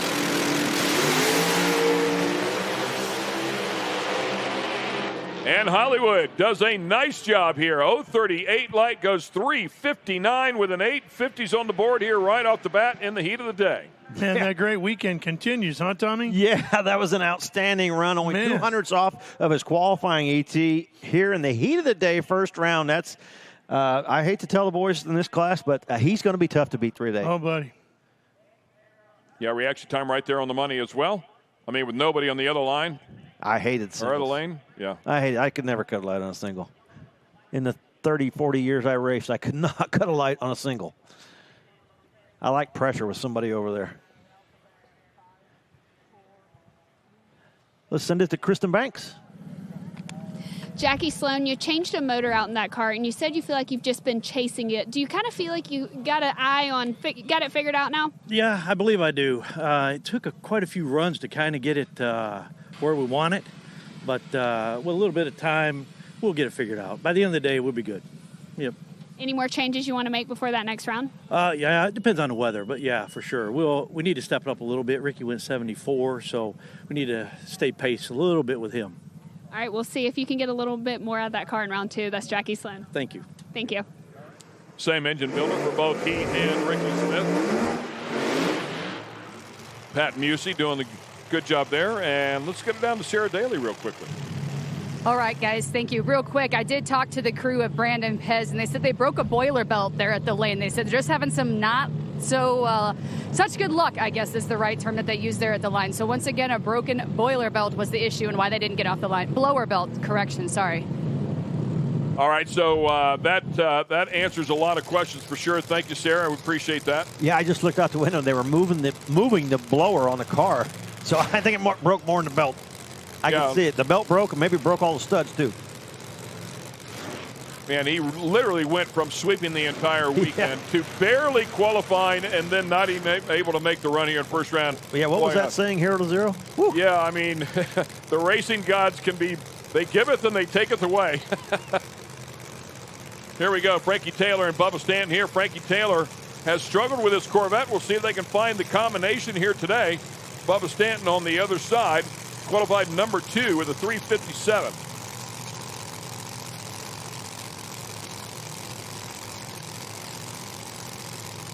Stanton, ADRL and PDRA world champ. Knows how to get it done.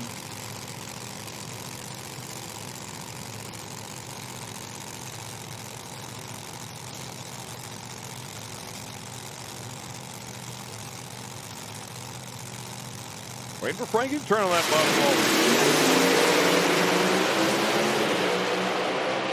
Well, they were side by side there for a bit, but eventually Stanton starts to drive away. Frankie Taylor finally putting together a decent run here, but again, late on the tree here. We saw that in Pro Mod as well. 049 light for Stanton goes 355. Really nice lap there. A little bit quicker than the Stubbs. Low ET of the event, 355. First round out here in the heat. I said Stubbs looked like the car to beat today. Well, let me rephrase that. Stubbs has got some competition now. Bubba Stanton, 355. Yeah, that'll be an ET record here in the category as well, as Stubbs had set it in qualifying at a 57. Ricky Smith, you've been on top all weekend, but you said in that last qualifying session last night your oil pump locked up, and you were up pretty late last night. What kind of changes were you making on your car, and how'd you fix it? Me and Chad was up at 3:30 this morning. Just as I turned the button loose last night, the oil pump locked up and threw the belt off. We had 0 oil pressure the whole run. I don't know how the motor made it, but it all looked beautiful. I put all new pistons in it because it scuffed them up, but we got it back together, and I'm just kind of wore out, right now, but that's contribute to VP oil is what I use. That is some really good oil when you can make a full run, not tear up nothing. Hey, well, Ricky, maybe you can go take a nap real quick. I won't tell anyone. Yeah, I get a bio run coming up, so I'm definitely going to try to take it easy. Thank y'all. So does that mean you're not going to be performing in the bio run? You're going to be taking a nap instead? I'll have to take the tree, but I'll probably just ease down. Okay, just a little joyride. Right, that's right. Thank you. All right, we'll see you later, Ricky Smith. Still getting it done. Next pair, Pat Moore and Doug Reister.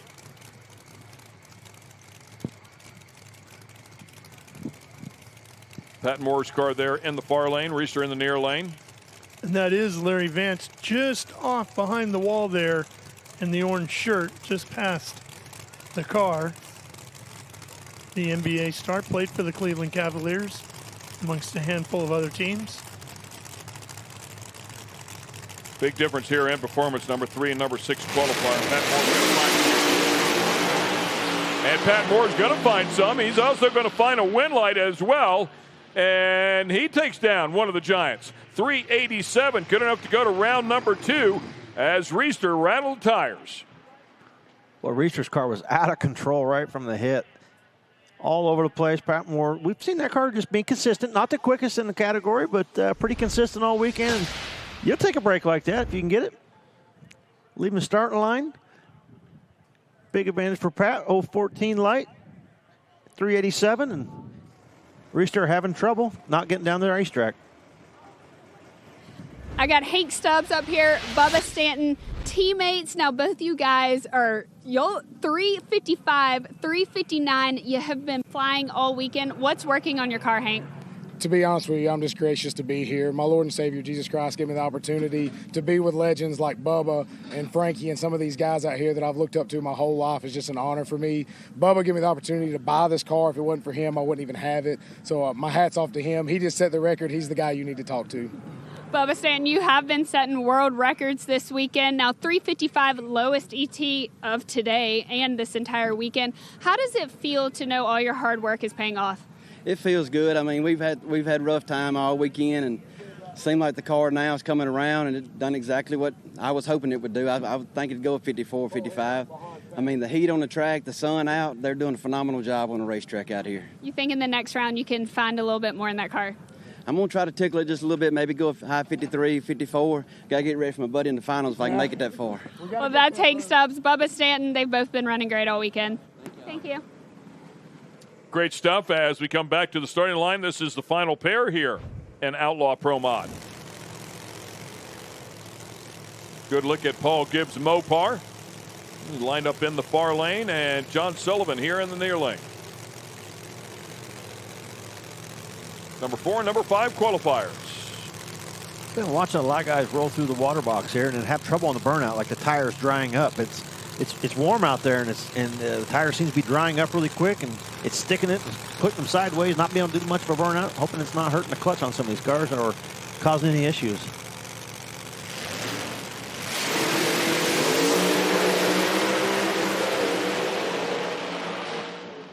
It's going to be all John Sullivan here. 022 light puts a 369 on the board. Plenty to go to the next round.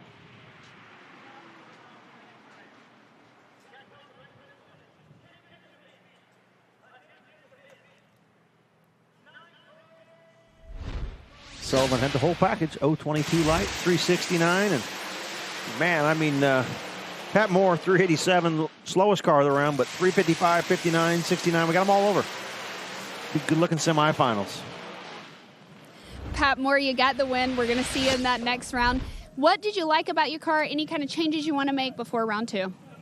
We like the way the car keeps picking up each round, and we'll look at the computer when we get back and make some adjustments. This is the hottest we've run in all weekend, so it probably was a little bit slippery out there. So we have room for improvement.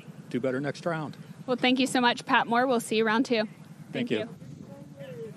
Picking away at it, man. They're still in the game. That's all that really matters. So best of luck to them as they move forward into round number 2. We're going to take a quick break here. Plenty more professional action to go here. It's Eliminations Day.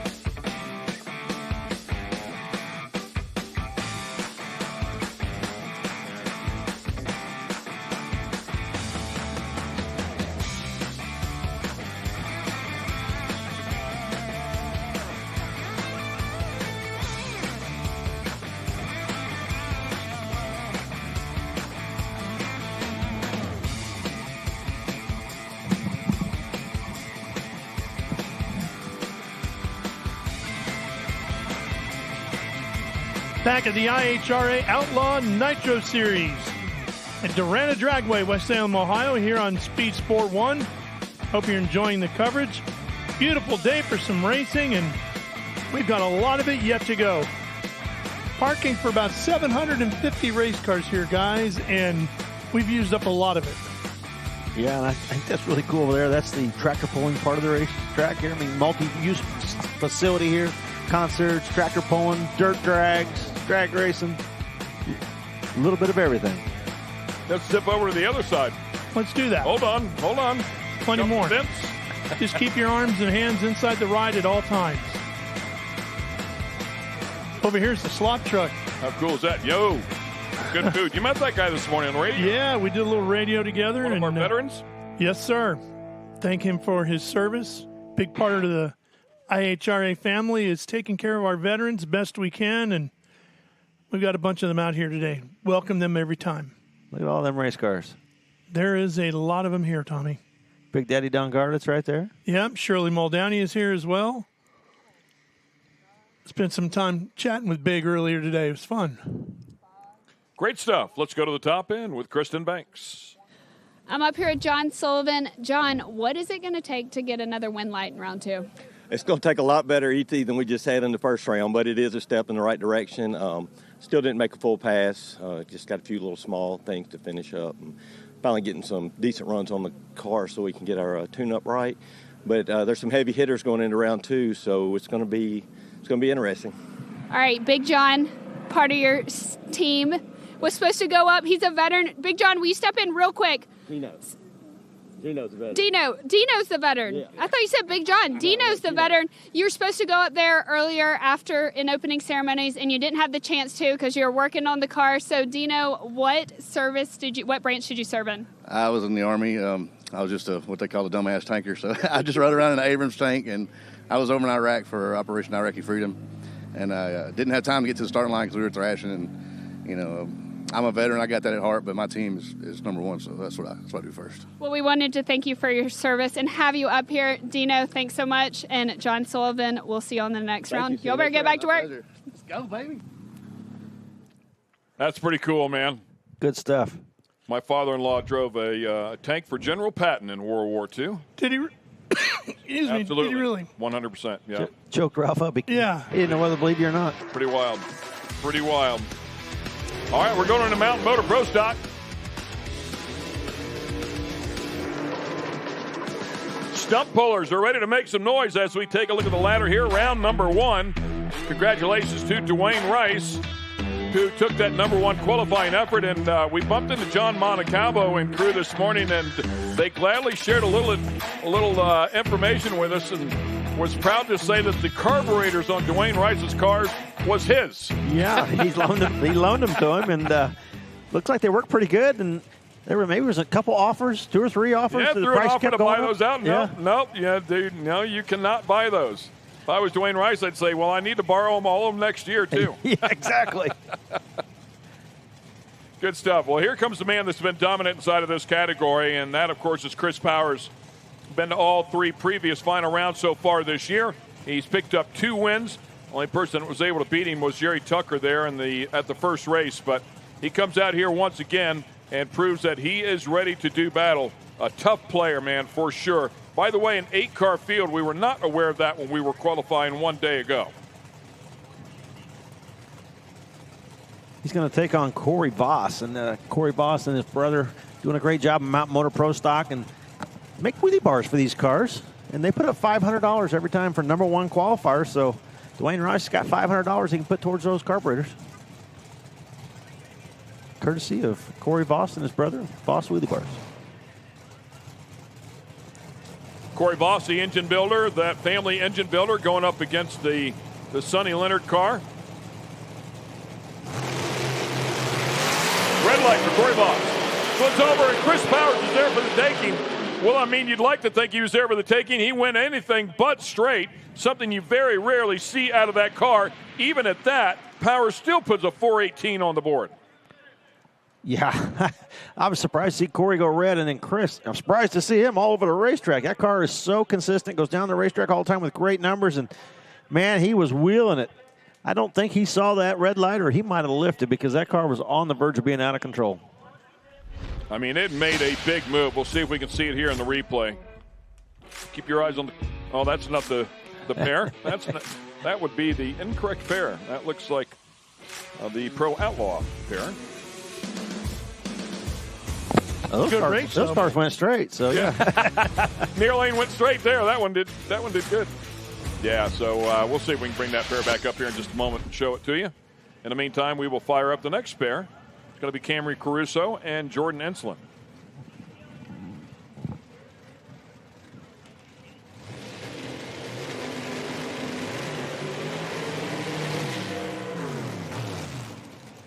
Ensslin able to go to the finals at our last event.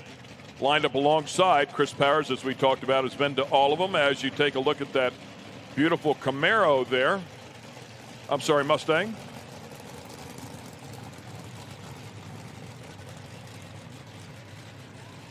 Ensslin out of Lakeland, Florida. Boy, yeah, and just here lately, Jordan has been doing an outstanding job. That car has really come to life. Qualified with a 409, and Camry Caruso not far behind at a 414. Yeah, Camry, former Rookie of the Year, winner at Phoenix. Second female in Pro Stock to win. Great looking car. They've been working super hard.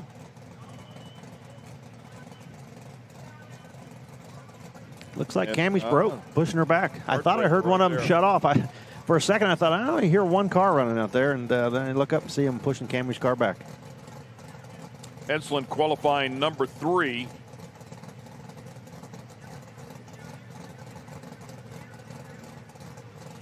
A little something leaking out of her car. Jordan will take a single.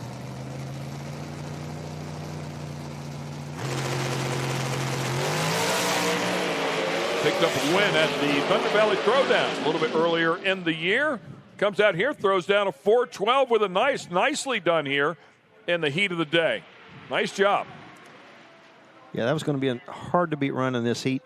412 right down the racetrack. Nice and smooth. We just saw Chris Powers in that lane all over the racetrack. We see Jordan go out here and go straight down the racetrack. So that car is under control. Tune-up looks good. And some of these guys are struggling with the heat. Some of them seem to have no problems at all.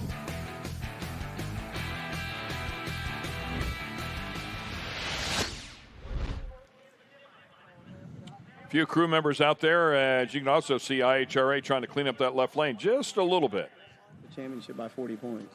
Yeah, Chris Powers, I'm up here. We were just talking. Now, Corey Voss red lit, but you said in what year you red lit 5 years in a row? It happens as part of racing?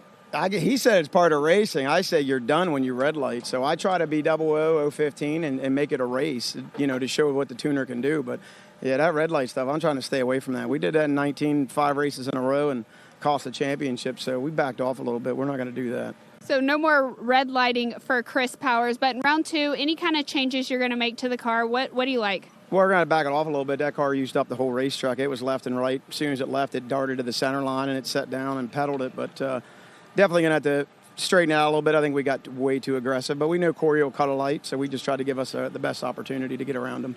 All right, well, thank you so much, Chris Powers. We're going to go talk to Ralph about the history of this track. It's a pretty cool track. Yeah, definitely, for sure. Thank you. Ralph. All right, Kristen, thanks. This is Darana Dragway now. Used to be known as Dragway 42, right? Did you know Dragway 42 used to be one of the first racetracks, if not the first, to have 4 lanes at it? In fact, the track now runs south to north. Used to run north to south. When it was 4 lanes, the building over here that you see, those barns, is where the track started, and the track ran east to west. So this property has completely turned around more than once to give us what we now know as Darana Dragway. So up here at the far end of the racetrack, going east to west, is where one of the first, if not the first, 4-lane drag strips ever existed in the country. And now we have this beauty of the story. And look at that. Yeah, it's been some significant change. And Bill and Marianne Jackson, Mansfield, Ohio, not far from here. They were here for that first event, and they're here competing this weekend. Isn't that great? And the history and the legend continues here at Darana Dragway. You're watching it on Speed Sport 1.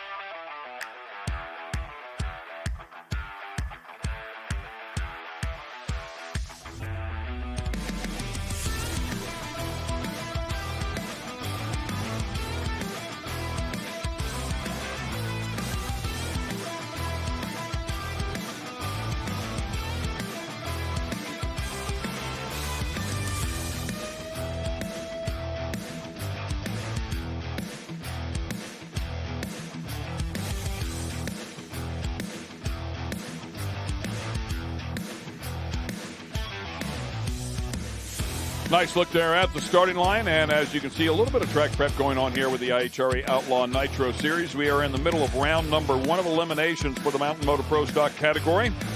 Still a couple of pairs here to go. A couple of good ones as well. And we look forward to seeing that in just a couple of moments. In the meantime, let's get it up to Kristen Banks.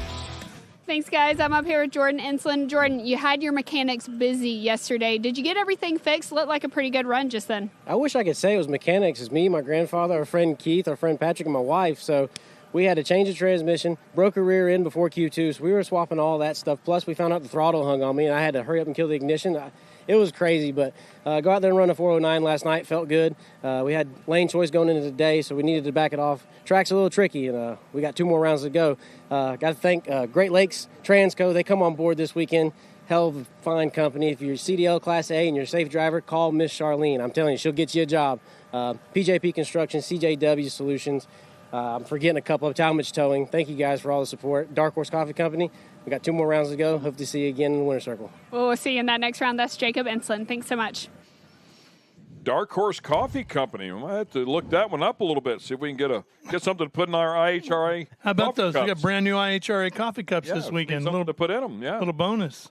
Hey, speaking of something new, how about the IHRA Dragboat Racing Series? That'll be available for all of your viewing pleasure coming 2026. Looking forward to that one. The biggest of the bigs, the kings of the sport, the top fuel hydros will be there. Top alcohol hydros, flat bottom boats, a little bit of everything for everybody, and it will be the best in the business. Take a look.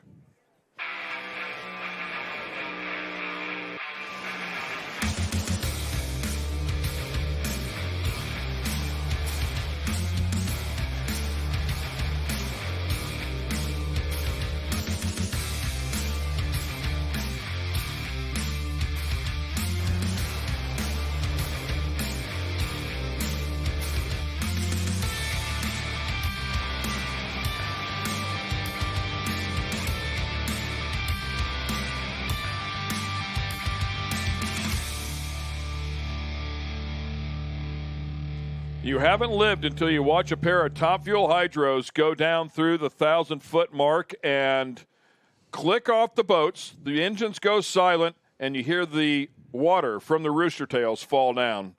thousands of pounds of water that they kick up behind those things. And I can't wait. It's incredible. I can't wait. It's going to be so great. I'm not sure if they run 1,000 foot. I have to ask Burgess if they're. I think they're going to run 1,000 foot. They might run 850, but nonetheless, it's super, super exciting.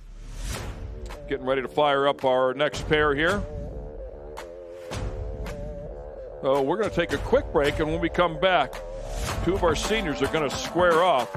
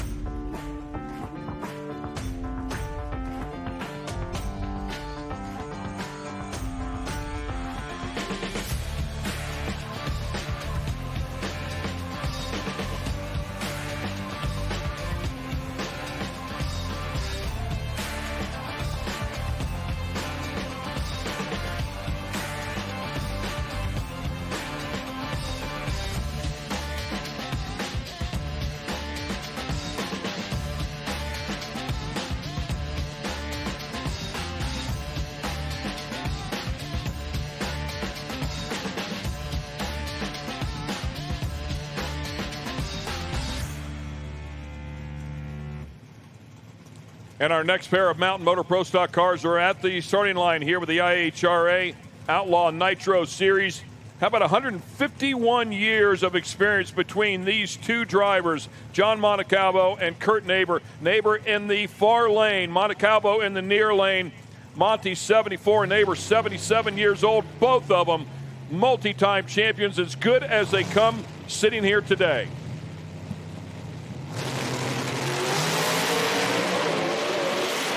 And side by side they go. A great battle here right to the stripe. And it's finally going to edge towards John Montecalvo. The difference at the starting line, just 5 thousandths of a second here.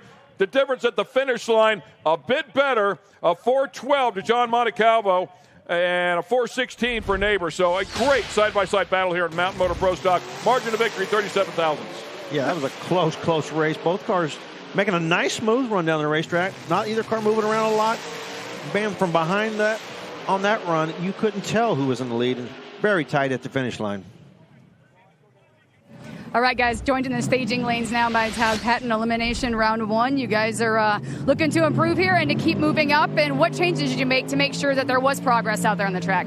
Well, last night's run, we saw some improvements early in the lap. With the temperature on the track today, don't know which way we're going to go. That's Stewie's call, and I just go in there and hopefully hit the gas at about the right time and let him handle the rest of it.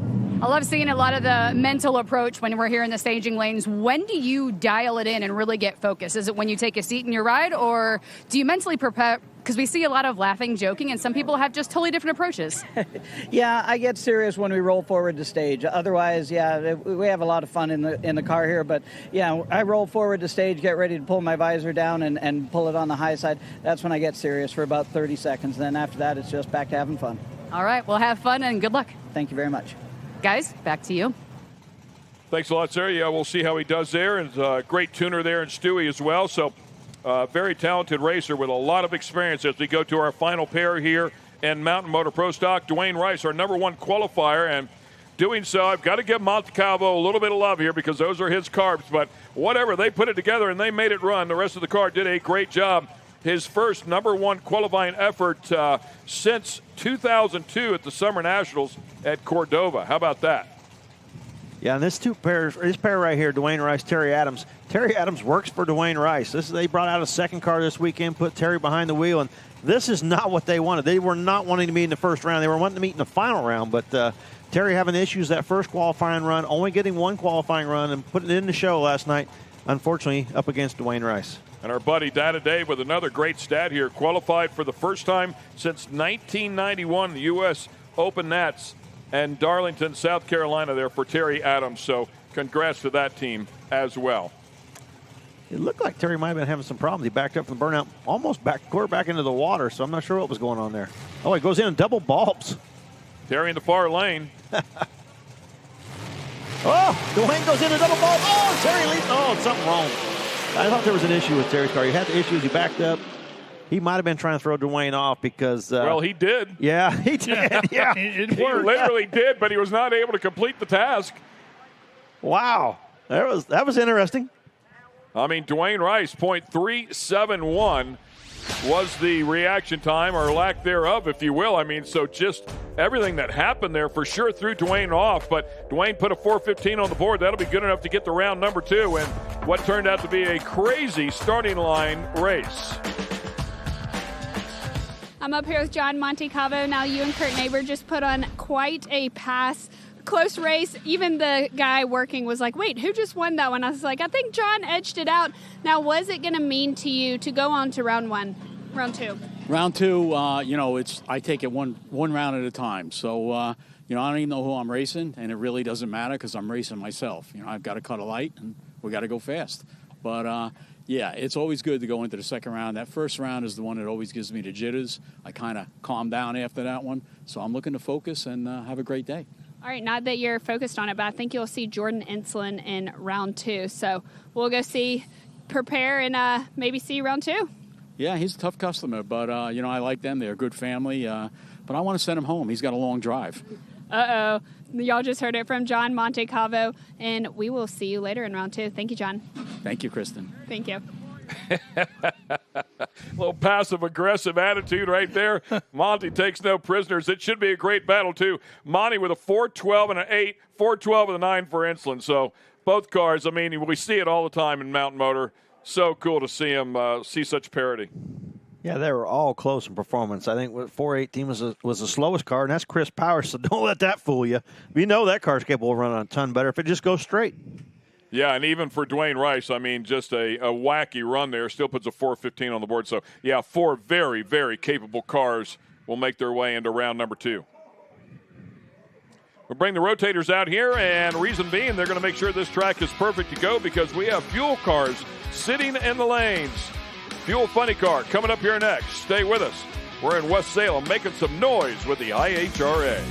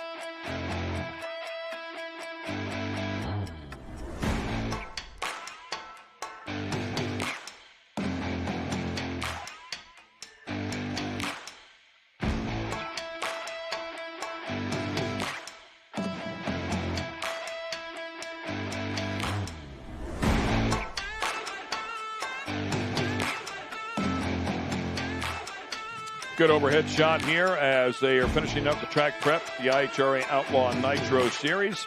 Bringing you all the action here on Speed Sport. Welcome to Darana Dragway in West Salem, Ohio.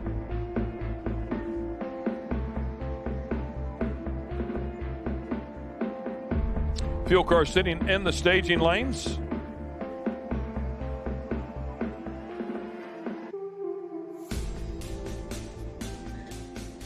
So we'll have Fuel Funny Car first, and then we'll follow that up, of course, with Top Fuel.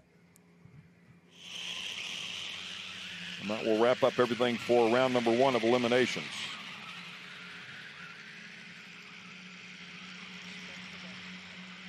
Interesting weekend with some fuel cars running 8th mile, only 8th mile. Not very often they've done that. They've done it a few times in the past, but not a regular occurrence. And first time we've seen it in a long, long time, and put on a pretty good show. The top fuel cars especially. Really great qualifying last night. Really close numbers, tight field. And I told the funny cars they need to step up their program a little bit, and they didn't listen to me. So we'll see if they do today. So should be interesting. There's no mistakes. It happens awful quick in the low 3-second zone, and you make a little bitty mistake, and you're going home. So interesting this weekend for the fuel cars. Something new.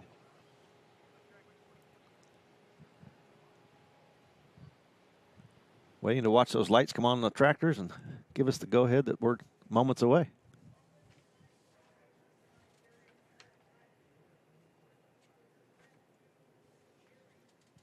We've had a good first round. Seeing some of the numbers out of these cars, you could barely tell that we have a hot racetrack and higher temperatures out there today because the numbers are so close to what we saw in the night conditions when they were much better. And just a pretty good show first round. Look at that! Look at that spectator.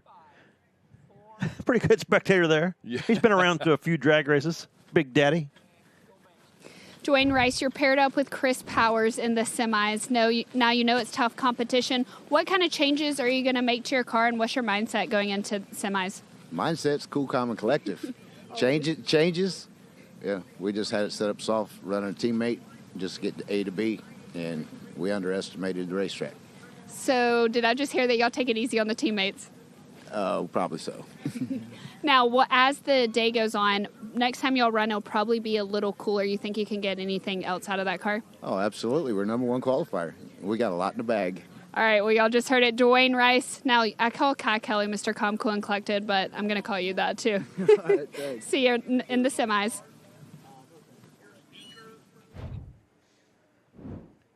Wish them the best of luck. Yeah, one of those 4 cars that is so good there in the Mountain Motor Pro Stock category. We'll see that happen in round number 2. In the meantime, our Kayla Zadell has been very busy here this morning, and a little bit earlier today, she spent some time with Kai Kelly.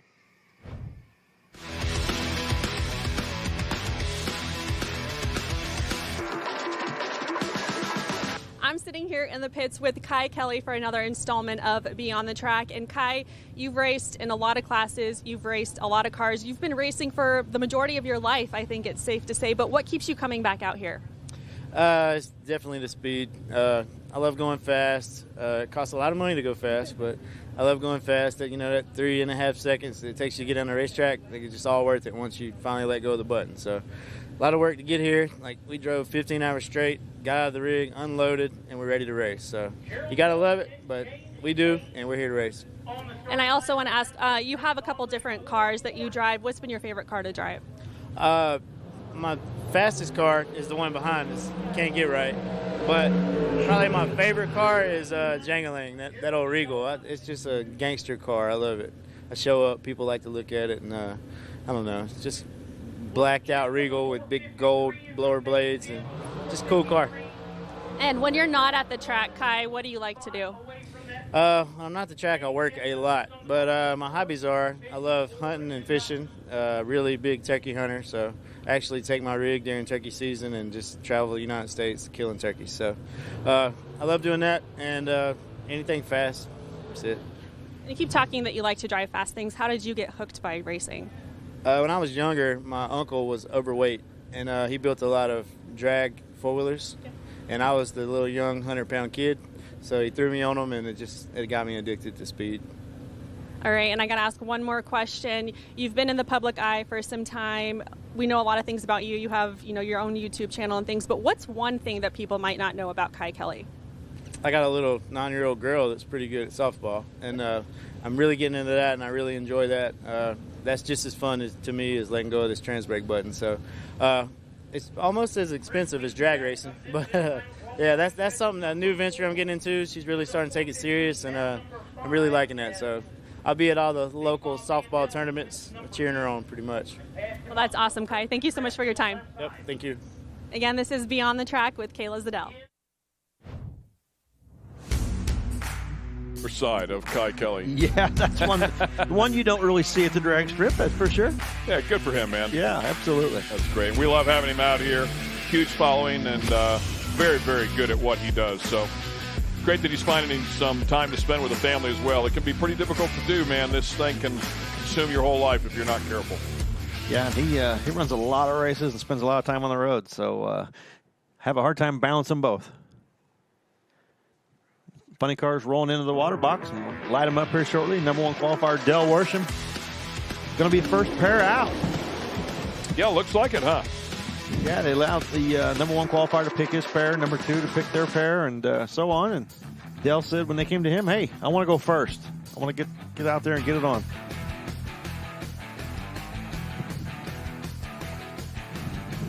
That's your ladder. Great job in qualifying, set a mile-per-hour record, 8th mile-per-hour record. One day ago, 265 miles an hour. So Worsham on their game. That was probably the most consistent race car on the property all day yesterday. Well, certainly in the funny car class. I mean, they've shown up, pretty much every race and gone down the track. With that said, Dan Hicks was glad whenever they stumbled in the final at the last one. Yeah, Dan. But he went way down. I mean, I don't think anybody was expecting him to hit the tires as hard as he did, as far down the track as he was. Yeah, and talking to Dan Hicks, he's, that car's been so steady going down the racetrack. That's how he's had the success the last couple races. And this weekend, he's got something going on. It's dropping cylinders at the head of the throttle, and they're scratching their head trying to figure it out. It's not been a smooth weekend for that team this weekend. And that is what a fuel car is all about. They're never smooth. They never predictive, never reliable to go back and do the same thing twice. Finicky. Very, very finicky. Stubborn. Yeah, kind of like Ralph. Yeah. Requires a lot of money. Yeah, I'm a money pit, all right. Jacob Slater will line up alongside the very tough Del Worsham. Del wasn't too eager to talk about that pairing at the top end after he qualified number 1. Was hoping that wouldn't happen. No, just about like our Dwayne Rice and Terry Adams pair in front of us, teammates. They didn't want to race each other first round. Well, these two right here didn't want to do it either. It just never fails, though, right? I mean, it's just funny how often it happens.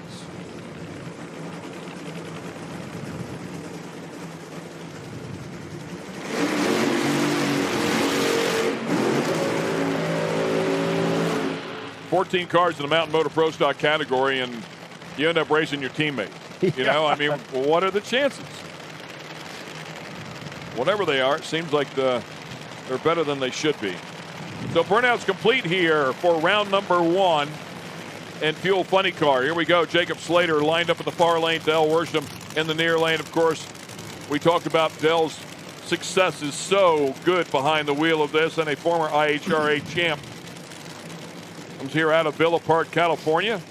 You talked about him, having a number of different cars, putting different people in different cars. Talked about Kevin Kinsley, who's running the Fuel Altered here this weekend, said he's going to be in one of Del's cars next weekend. Racing family. Yeah, Del's got 3 cars here this weekend. The car he's driving, Jacob Slater's car, and Gary Pritchett driving Del's top fuel dragster this weekend. So busy pit area over there. Yeah, I think that top fuel car is what Kinsley's going to be in next weekend. You touched on it, Ken, and just in case you forgot back home, Del is the 1992 IHRA Funny Car champ, the 2011 NHRA Top Fuel champ, and the 2015 NHRA Funny Car champ. Yeah, not many people on the planet have one championship in one. Del doing what Del's going to do. He's going to make him earn it. Goes out there, throws it on the board. 3:34.056 light. So nicely done there for Del Worsham to kick it off here. Round number 1. In the heat of the day, will take the win and go to round number 2. That's what a 3-time fuel champ does, right? Yeah, 3:34. He's qualifying effort 3:32. I mean, right on the mark. Yeah, that's just a nice, soft run first round, get down the racetrack, get the win. And Jacob Slater, he's doing a nice job. 200s quicker than his qualifying run. Dell, 200 slower. Getting the win, going to second round. I'm alongside Gregory Carrillo, and we talked a little bit of technical stuff here while we're just chatting. And you said there's so much that goes into this that people at home may not realize when you're sitting here in the staging lanes. Sun, track temp, time, hours. It really affects the ride and how you guys set up. That's exactly right. That's why I need Tommy Johnson over in this pit area, because he seems to, figure out everything we do when we get back to the pit area. And you hear that, Tommy? He's giving you some cred. It's right on the computer, exactly what Tommy says. So he needs to step out of that tower and get over here and tune this. But, yeah, we have to change. If we wait an extra hour, we have to change head gaskets, tires. These guys are doing everything. But we're so happy to be here with the IHRA. And this is like a mini Bandamere, which was my favorite home track. It's beautiful for the fans, and these people here, the IHRA people, are really taking care of the fans, and it's really good to see all these independent racers. They live within the spirit of the rules out here, and we're all having a good time. All right, we'll make sure that we hold Tommy to that. I'll tell him to get down here and help you out. Yeah, he needs to get out here, because, hey, I need him now before the first round. All right, guys, back to you. Negative. We need him up here. Yeah, we're not letting him go. Lock the door. There's air conditioning up here. I'm okay.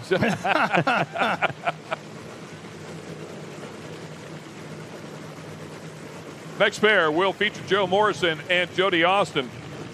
The Bushwhacker team will be in the near lane. Blood prison car. Yeah, the Blood prison car in the far lane. Cool thing that's going on here this weekend, if you live in the area, check out the Ohio State Reformatory Blood Prison. Purchase tickets online. They are time tickets, so you purchase tickets online. They give you a time of when you should show up and go through the prison. It is... And you only buy tickets on the way in. Pretty wild. I've ticket to get out. never really had to have a ticket to get to prison. I don't recall, but... You've been invited a couple of times. I have, and I needed no ticket. Of course, the Ohio State Reformatory is where they shot the Shawshank Redemption, everybody's favorite movie. So it's a pretty historic landmark, as well as a pretty amazing haunted house during Halloween season. Jody Austin, he's hoping to give Joe Morrison an early start to go take that tour. Both these cars matched evenly in qualifying, 357.3, 357.4. Jody Austin's personal best here with the IHRA, that 357.4 one day ago. Morrison has been 328. Did it this year at Reading to the 8th mile. Jody, a two-time world altered nationals champ.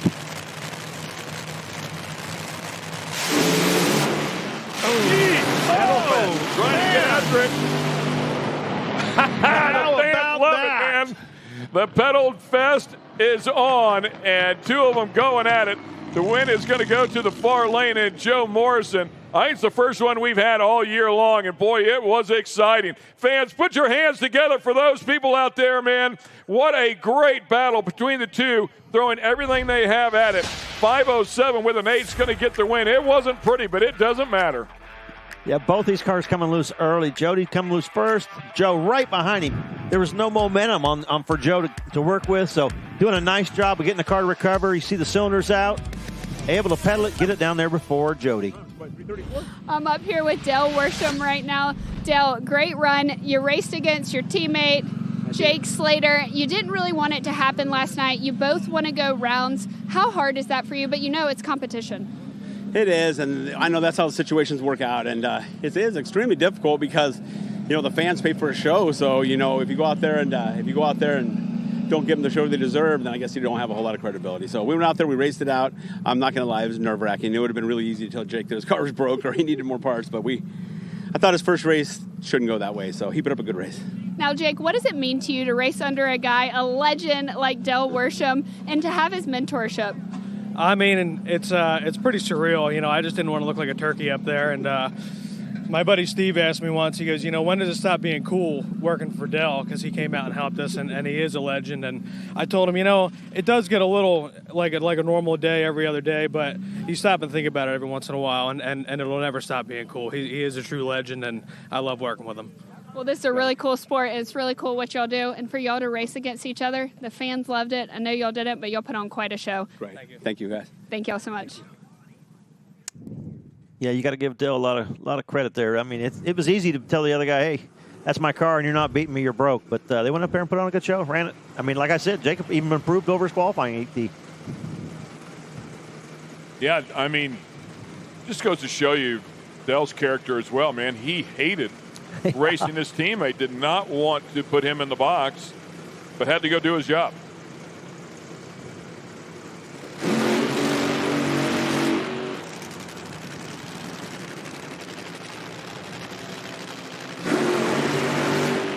Two of IHRA's longest running funny car competitors here. Great to see him come out here and square up. Dale Creasy Jr. and Jack Wyatt. Jack Wyatt 3 and 4 against Creasy. And once again, courtesy of Dave, they last met in round 1 going back to 2007. Both these guys have got some laps down a racetrack. Dale Creasy, been doing this for a long, long time. The Creasy family. Jack Wyatt. I grew up in Iowa with Jack. Jack from Iowa, Seymour, Iowa, and known Jack my whole life. Jack was racing funny cars when I was just getting started in the category, and still doing it to this day. He's an IHRA world champion as a crew member with Doug Herbert back in 1992. Yeah, he had a great, I mean, actually a career best weekend going back a couple of weekends ago when we were at Columbus. The 337 on the board, 257 miles an hour, so career best at both ends. But he was going from A to B, and, I mean, he was a real threat. There's no doubt. Creasy, of course, as we've documented, a two-time champ here with the IHRA. Was working on 3. 2008 got a little ugly for him. Creasy rolled up there and put the top bulb on. His brother was trying to push the car back out of the top bulb. He didn't want him pre-staged already. Didn't happen.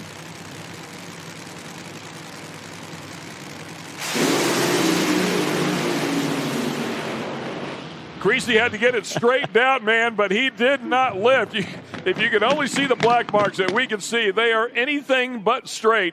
Both cars really with a little bit of wheel in them, but it's going to go to Dale Creasy, who's going to grab the win here. Nicely done. 323 will be good enough at 275 miles per hour. He was all but halfway down the racetrack before that thing straightened out. Well, I tell you what, you ever seen those dogs at the dog show? They have to run in between those little pylons. That's what it looked like Dale Creasy was doing. Left, right, left, right. Yeah. But still kept it in the groove where it didn't smoke the tires. So it was a great job by Dale to keep that thing in the center. By the way, both ends of the record for Dale Creasy, ET and mile per hour. Nice lap. Joe Morrison, we're on camera right now. Yes. But, hey, you just pedaled that run. You said the car kind of powered the track. How do you back down power for the second round? Well, Jimbo even told me, he's like, get ready. You may have to catch it. If it rattles, you may want to have your hand on the brake. And so, yeah, I was hoping it wasn't going to do that, but it did. And obviously, what was that line from Bull Durham? I'm just happy to be here and want to do my best for the team. No, seriously, you try to catch it, and then it's a matter of trying to pedal it, and you're trying to squeeze into the throttle gently. And 12,000 horsepower funny car, for God's sakes, that ain't that easy. So glad to get the win, man. That is my first professional round win, and I am psyched. Well, you better remember that one because that's a pretty cool moment for you. Joe Morrison, first professional round win. Congratulations. Thanks so much. Thank you. Tommy, you remember yours? Yeah. Shirley Muldowney, Houston. I mean, why not just start at the top? I think it was 1990. That's cheating, man. That makes it easy to remember, doesn't it? Yeah. Hey, and it was a pedal fest as well. Was it? Yeah. Good for you. Did you go over there and mention that to her? I was going to say, she's here. I saw her today. I didn't mention it. No. She's looking at you. She's like, yeah, you're one of many. Whatever. Get out of here.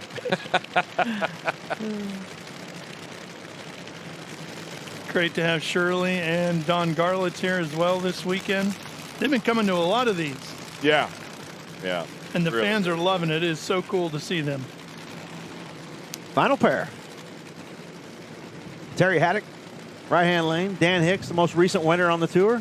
in Columbus just a few weeks ago in the left-hand lane, and Dan's car just not performing up to what it did there in Columbus. So be interesting to see if they figured it out overnight. What is plaguing that car? Yeah, they've been chasing it a little bit. As has been Terry here as of late.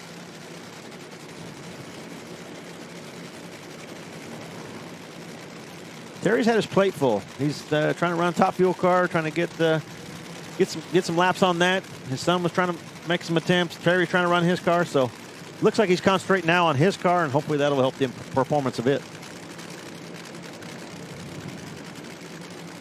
Terry qualifying number 2 with that 3:39. Terry, the 2008 IHRA Funny Car Champion. Top bulb out. Hicks still struggling out. Did he get back around him? He did not. Terry Haddock eating one up there down at the other end. I thought it might open up the door for Hicks to get back around. Hicks had a couple of cylinders that it looked like on the right bank, right at the hit of the throttle. 3:59 will be good enough for Haddock to go to the next round. Hicks probably was thinking it was finally coming his way, and it still didn't happen. Yeah, you can see the cylinders out in Dan's car on both sides right there. That's what he's been plaguing him all weekend. Terry's car come loose. He pedals it. The parachute falls out. It's dropping cylinders, and he's legging it down there. And that was what they call not pretty, but you'll take it. It was ugly win, but ugly wins are pretty.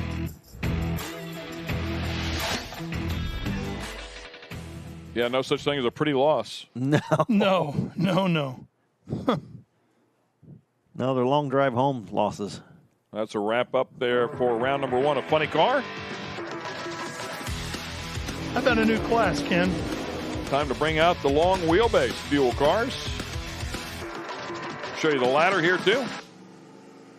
And yes, that Charlie Kirk name at the top is Scott Palmer in honor of Charlie Kirk.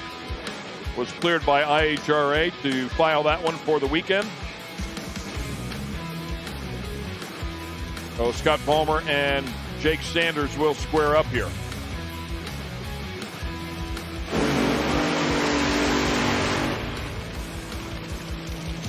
Palmer getting his race car back. Won the first race. Did okay at the second race. Did not qualify at the third race. This weekend comes back. Got it figured out. What was plaguing him was the number 1 qualifier, 3.07. Yeah, and as we listen to Kristen do the open there at the top end, she had some great information there on that as well, where he had changed blowers, put on a different blower. It's making a lot of steam. Overpowered the track a little bit, and since then have pulled back just a bit, and they certainly found the combination one day ago. Put a 3:07 on the board to qualify number 1 and set the ET record in the process. Jake Sanders' first weekend and driving a top fuel dragster. Driven a front engine nostalgia top fuel dragster quite a bit, but this first weekend driving for Mitch King and Mitch King's car. Mitch King running a fuel alter this weekend, so giving his seat to Jake Sanders.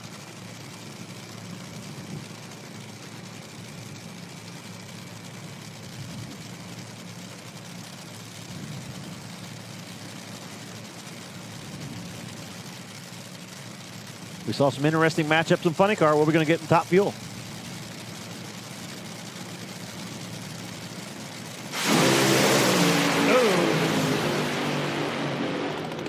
And we're going to get an upset right off the bat as Jake Sanders goes down the near lane and takes the win here, 3:32. Unfortunately for Scott Palmer, he hit the tires right at the hit of the throttle. Yeah, we saw that in Funny Car. A lot of tire smoke, some upsets, paddling going on, and that's what I was worried about. Car number 1 qualifier, the higher horsepower car come out here, this heat on the racetrack. As soon as he hits the throttle, blows the tires off. Jake Sanders, nice smooth run, but that car's done all weekend, going to the second round. Terry, you got past that first round. What a feat. Now, how do you continue into the second round with as much momentum as you just had? Well, we're just going to take it one round at a time. I'm going to have to slow it down a little bit out there. We were trying a little too quick for what the racetrack can handle. Just like to take a second and say thank you to all the sponsors. Thank you for God for letting me do this. But all of our sponsors, all of our friends, all of our family, miss our daughters at home, our grandbaby, everybody.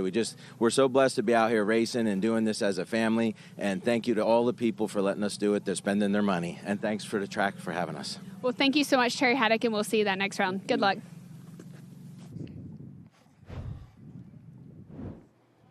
Some of our friends from the neighborhood overlooking the racetrack, watching. They're used to horsepower of a different kind.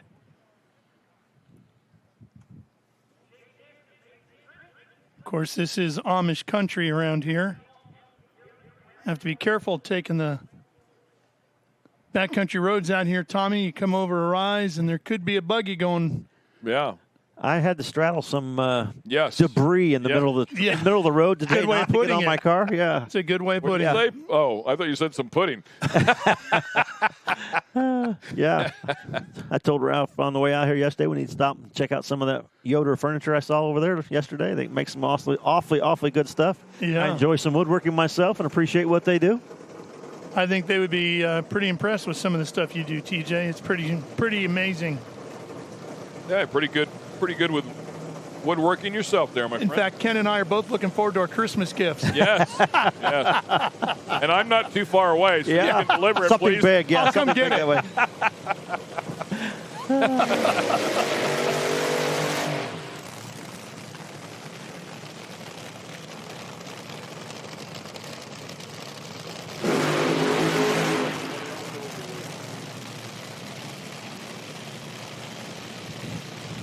And our next pair will feature Todd Payton and Lex June. Lex June, of course, grabbing a win a little bit earlier this year as we were up there in Milan.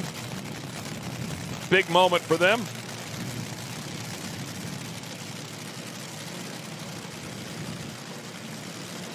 Of course, Lex with that Save 22 logo right on the nose of this car, on that front wing, doing so much to help our veterans. I was over talking to Gerda this morning. Lex didn't make the run last night. I asked him if there was an issue or what was wrong, and she said, no, we were in the show. We took a shot that our time would stick, and we were just getting low on parts. They had a big explosion in the final there in Milan a few weeks ago. Columbus, they blew the clutch out of the car, ruined the clutch. So she said, we're just low on parts and awful expensive, so we felt that would stick. And here they are up against Todd Payton in the first round. We'll see if that was a wise choice not to get that dated or not.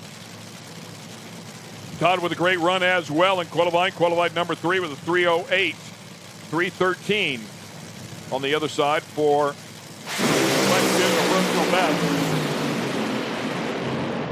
Boy, a great side-by-side battle here, and it's going to go to Lex June. A 3:10 sneaks by a 3:14.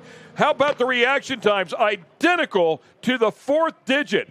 0.0608 for both of them. It was all ET, and it went to the near lane or right lane, and Lex June, congrats. Yeah, Todd Payton's car, 868 to an 871, 60 foot, just a little bit ahead because they left dead even, and then here comes Lex June. 220 at the 330, 221 for Todd, 272 speed, and Lex June's 283 driving away at the finish line, 310 to a 314. Well, it looks like saving some of those parts worked out for Lex, huh? They put some good ones back in it for today, and it's ready to go. Yeah, absolutely. Nice job by the Lex, 310. Stepping right in there where everybody else qualified at yesterday and moved himself right into the field. Next round, he looking good. Great to have a family out there enjoying drag racing. Just thinking the same thing. Yeah, beautiful family right there. Boy. I'm up here with Jake Sanders and Scott Palmer. Now, you've known Jake since he was 14 years old, and you said if you wanted to lose to anyone, it was Jake. How cool was it to see him take off and win against you? It was pretty cool. I had the best seat in the house. We blew the tires off at the hit, and the whole time I was thinking, that little bastard's going to win this race. Now, Jake, what does it mean to you to beat one of your mentors at one of your first races? It's a dream come true. The first time I ever drove a Top Fuel car was with Palmer, and he's been around since I was little. He's helped me along the way. Our whole community has helped make me grow into what I am now and give me opportunity for my business to grow. Palmer was there when I started. So to line up against him in my first round of competition is unbelievable. I can't thank Mitch and Ava enough for this opportunity, like the King's Confectionery, my wife Katie. all the guys, Scott Palmer's Racing, yeah. The Barker family for letting me tune their funny car. I did a bad job tuning it yesterday, but they let me drive a Top Fuel car and tune their race car. Pete Dove let me tune his fuel alter while I drove a Top Fuel car. It's been quite a weekend. It's one I'll never forget. We'll savor this first round one win, and I think Scott will help you out for that next round. We're going to go talk to Sarah Daly. We're going to wait till they run. All right, in the staging lanes now, joined by Bob Malloy. What are your thoughts heading into this? It's been a fantastic weekend of racing, but here you go with your first round of eliminations. We had a little bit of a problem yesterday, but I think we got it sorted out. This is a wonderful opportunity for everybody. I just can't thank Darryl enough for putting this together. It's going to be awesome next year. I cannot wait. Well, I don't want to take up your time. I know you're getting ready, so good luck. We'll see you out there at the end. Thank you. Guys? Of course, the Darryl that he's thanking is Darryl Cuttle, the man behind the IHRA, whose dream and vision all of this is. And, boy, what a vision he has. Next pair coming up here, Smack Smith and Daniel Mercier. And want to throw a quick little bit of love out there to Lex June, who set a mile-per-hour record there in that last pass at 283.38. Just snuck that away from Gary Pritchett, who set it one night ago. Two Canadians going at it first round right here on the starting line. Boy, Mercier's car goes just dead straight. Really nice lap. 3:08. Nice job. 3:08 with a 2:073 light for Mercier. That'll be good enough to go to round number 2. What was he talking about records? What was that speed record you just mentioned? Yeah. 285 now. Wow. Yeah. Mercier, nice solid pass. Max Smith right there with him, not too far off, 326. It was a nice tight race, and it's good to see these cars going down the racetrack side by side, giving the fans a good show. Smax's car has gotten better as this weekend has gone, Tommy, but it just is not good enough here in this round of elimination. Yeah, he couldn't get it in reverse in the first qualifying run, came back last night, made a nice lap, and gave a good representation around that round as well. Lex June, first round win. Now, I was talking to your crew chief, Gerda, earlier, and she said that cockpit has been around since 1999. I was just saying, almost older than I am, and it's still out here getting wins going to the next round. How's it running right now? It's perfect. It's doing everything it needs to do. It's an old McKinney car, and since we front halved it, McKinney front halved it, it's perfect. It's running. We skipped the second qualifier last night because I thought we would be okay. And we ran faster today. So the first round is always the most difficult one. So now we are okay to go for a win. All right, well, I think your crew's ready for you to get back. And they're ready to go, but good luck in that next round. Thanks, Lex.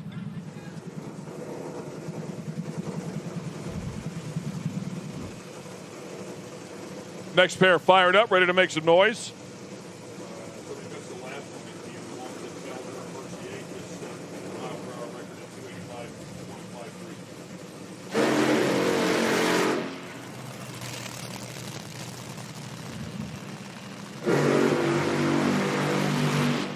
Greg Carrillo and Gary Pritchett. Carrillo lobbying to try and get our color analyst out of the booth down there to do some tuning for him. Right now, it's time to hit the throttle blades and get the RPMs back down. It was throttle hung up a little bit on the burnout. A crew member run up there and pushed it down, and they was able to get it back in reverse. So, good job with that guy. I was over talking to Gary Pritchett this morning. Went 412 and a 412. I said, dial 311 and send it tomorrow. Or 312, excuse me. I knew what you meant. Yeah. 3 4s, 8th, 1,000, whatever. No numbers in our world.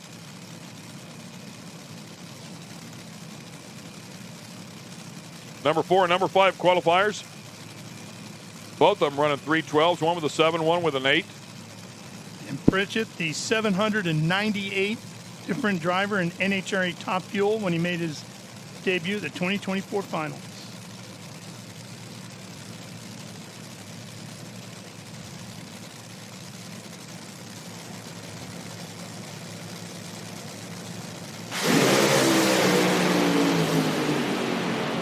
Boy, another great battle here to the 8th mile mark. Excellent job. 3:09 with a 6. Margin of victory, 5 thousandths of a second. And it's going to go to Greg Carrillo. What a great battle. That was a great side-by-side race. Gary Pritchett, couple hundredths better on the starting line. Dead even at the 60-foot. Then that's when Carrillo started to pull away about 330, a hundredth quicker, and Man, that's a nice tight race. Great side-by-side drag race now, the Top Fuel cars. They've done a great job all weekend. Super, super great battle right there, man. That's what we love to see. Let's go upstairs. I'm up here with Dan Mercier, and I took a couple French classes, so I'm going to try to ask him a question in French because he speaks French. Comment into le track. The track is beautiful, so it's very smooth, good preparation. Everybody is cool here, so it's my first experience with IHRA, and I'm sure it's not the last one. So thanks for the owner of the track and all the teams. So thank you. And for y'all that didn't know, I asked him how was the track, but I probably butchered it. Did it sound okay? Yeah. It was okay. He understood what I meant. Good luck in that next round. That's Dan Mercier. Whenever I use French, I always have to say, please excuse my French. Yeah.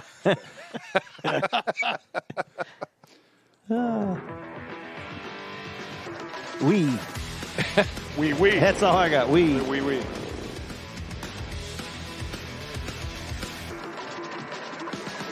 And we take a look at the ladder here for Top Fuel Harley as they are the next category to come up here.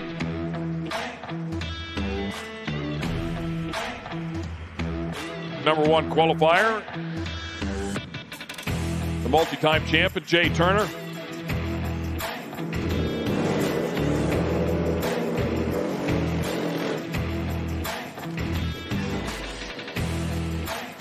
John Toth and Chris Smith will be our first pair here. Number 4 and number 5 qualifiers, 434 to a 444. So just a tenth between the two of them. JT lined up in the far lane here, and Smith in the near lane. These riders do not play around. They run these pairs quickly.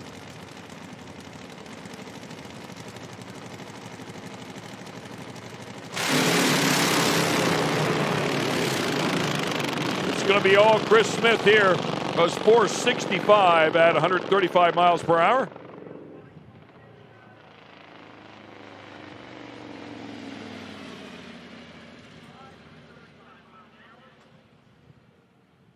And Chris Smith will line up either alongside Michael Balk or Jay Turner. We'll figure that one out in just a little bit as we go back and take a look. Near lane is your winner. Toss bike just dropping a cylinder, not be able to stay with Chris. Chris, I don't know if he'll be happy with that run, but he's happy that got the round win.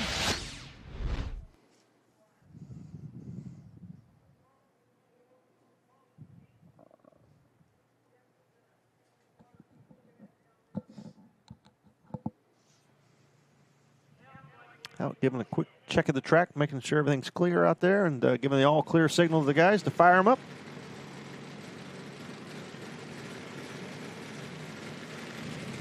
And let's go up to Kristen. I'm up here with Greg Carrillo. Now I made it past that first round. It's always such a feat. I'm telling everyone, you either make it or you go home. How'd you get it done? I'll tell you what, Pritchett, he's from Arizona like me, you know. We've been friends 100 years, and that kid can drive, and that team's tough, but so is mine. We're ready this time. Last time we had a clutch sensor go out. Not today.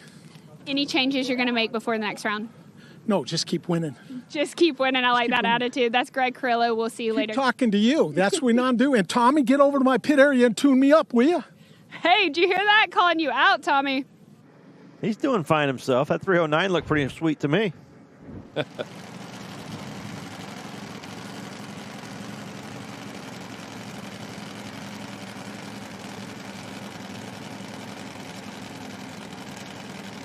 The multi-time champion Ryan Peary lined up here in the near lane alongside Mike Beeland. Peary already with both bolts on, and here we go. Peary trying to catch up with him. And looked like Beeland might have rolled the beam. Something happened there. Did not activate the timing clocks. Peary with a 426 will get the win here.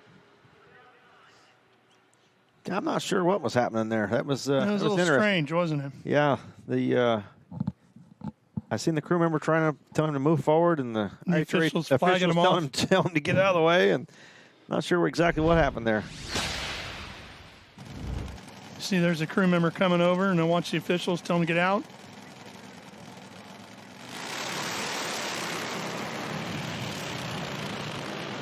I still don't know what happened there.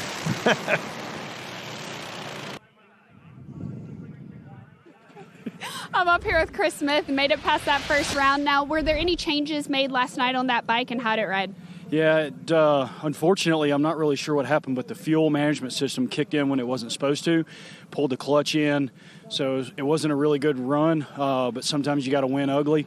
I'll take a win all day, and we'll get after them this next round. Hey, a win means you're making it to the next round. Now, any work that bike's going to need? Oh, man. We got to figure out what's going on with this thing electronically, and then I think we got a race bike. Well, thank you so much. That's Chris Smith. Thanks. Thank you.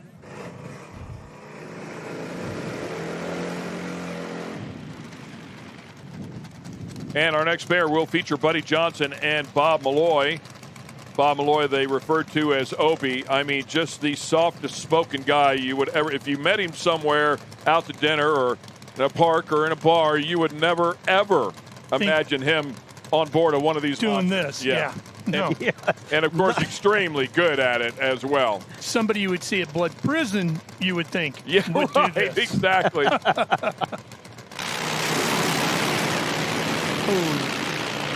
Said he's never been down the racetrack in a race car, and it doesn't matter. He needs to stick with what he's good at, and he's going to pick up a round win here. 4:17, and that is low ET of the event for Top Fuel Harley. Boy, when the tree come on, Bob Malloy was gone, and that bike looked flawless. 4:17, huge advantage on the starting line, and just parlayed that all the way down the racetrack for a first-round win. Boy, that's experience there at the tree, isn't it, Tommy? Yeah, he was on his game. He was ready to go. Carrying that front end. Yeah, look how at that. far. Now it's way That's down pretty. the track, and that front end's still in the air. Bob's tough.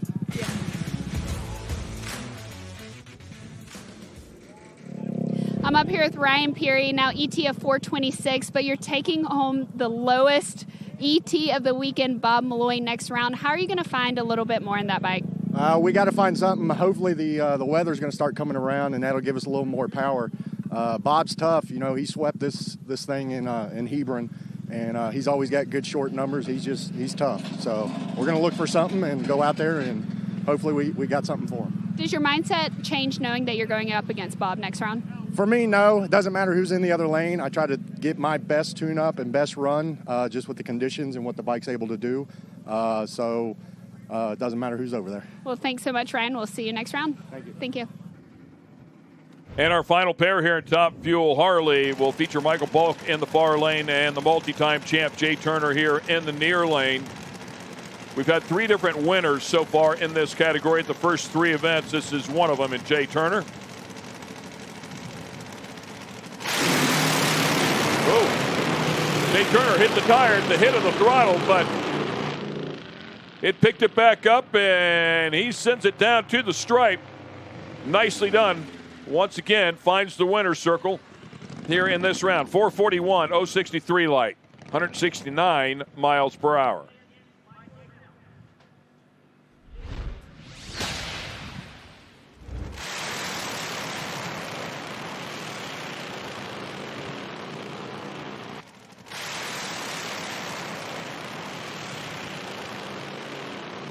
Good looking pass once he got it hooked up. Bob Malloy, a good, clean pass right there. What kind of changes did you make to your bike, and what was working for it? Well, we've been scrambling a little bit. We came out the first race and just cleared the table, won the race, set the record. And the second race is like, what the heck's going on? I think we got it back now, so I think we'll be okay. How'd you find it? 40 years of knowledge and no sleep last night.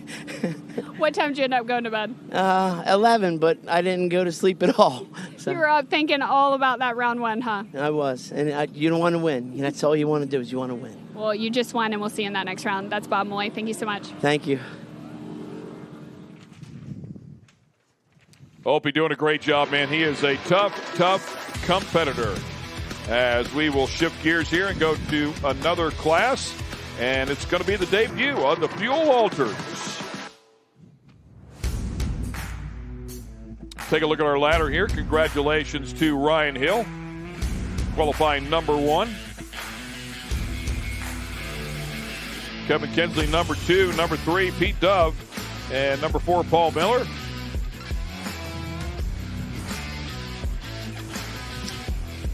Fuel Alders putting on a pretty good show for the fans. They're always entertaining and wild to watch.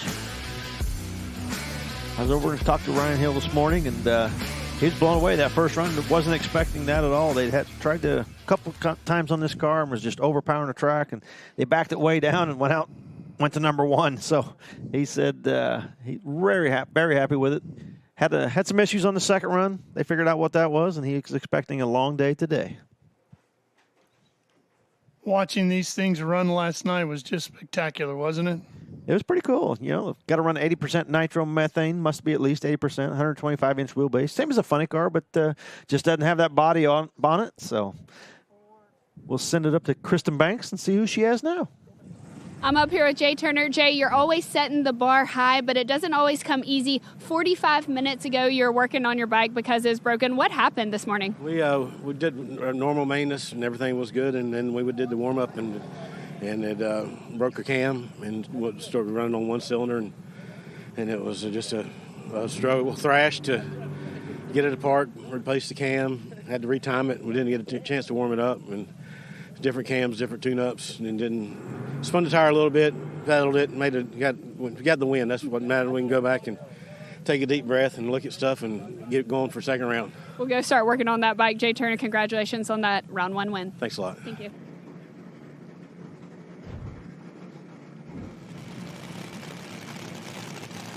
Ryan Hill, a number one qualifier with Taco Man, is what they refer to him as. His wife, Mad Maxine, backing him up. Another new outfit. A new outfit every run down the racetrack. That's what she said yesterday, yep. You think it costs a lot to put the fuel in these things? That's he's paying for those outfits as well, you know. I compared it to the spark plugs you were talking about. Yeah, these things burn right. through, but yeah. And how about that? Mitch King on the other side with the bone bucket.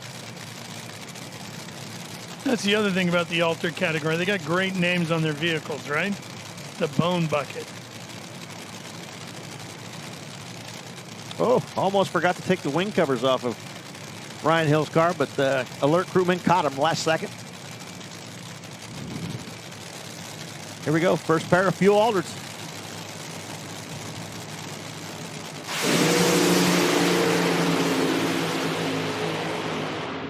Time to get another outfit. Pass. How about the time for a close change? Yep. 345 with a 4. Nicely done. 224 miles per hour. That is better than his number one qualifying effort. So excellent job there for Ryan Hill. That'll be the new mark here with the IHRA as well for the Fuel Altered.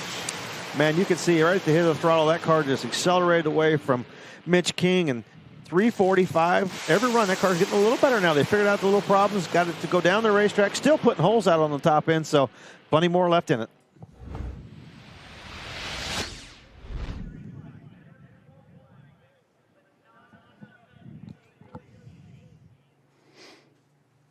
And that sweet smell of nitro has permeated into the booth. Wafted through the windows, yes. A little bit of a headwind today, and pushing it right back here to the tower, right behind the starting line. Look at Kevin Kinsley, and Kevin Kinsley, really not much this guy hasn't driven as you watch him on screen there. Not only is he an incredible driver, one of the natural drivers out there, but also a great fabricator. He builds Top Fuel hydro boats. He builds Top Fuel cars, funny cars, works on a lot of funny cars, lives in the Dallas, Texas area, and refurbs a lot of cars for people out there as well.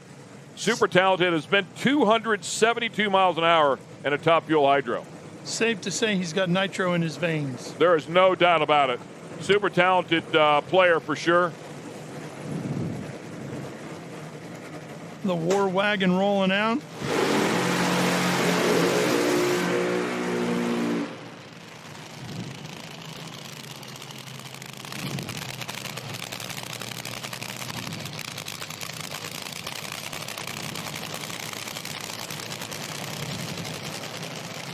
Tim Barone in the right-hand lane. I love all these Fuel Alders, man. They put on a good show. Fans love them. Love the big wings on them.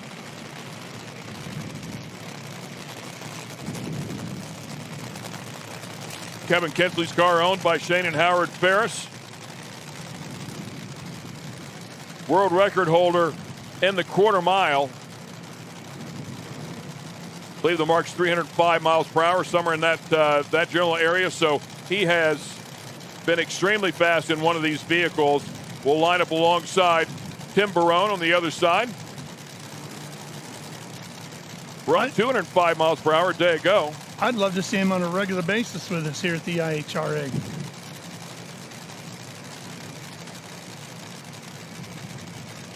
Number 2 qualifier, number 7 qualifier. Kinsley in the far lane, Barone in the near.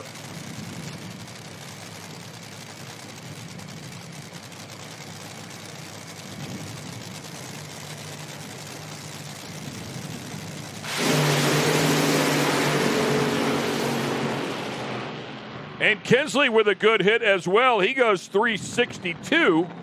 But the car performed perfectly, nice and straight.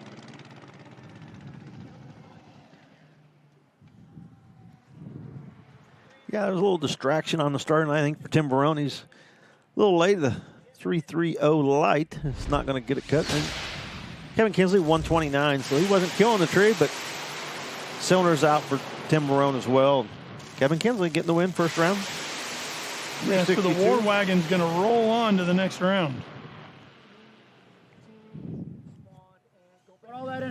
This is Mad Maxine's runway, and we're just going to let her walk. This kind of looks like the red emoji dress. I'm not a fashion, you're not wrong. I'm not wrong, you're not wrong, are you? The red emoji dress, Mad Maxine, helping Ryan Hill get that win. Now, even faster than qualifying yesterday. What kind of changes did your team make to get that win in round 1? Honestly, just left it alone.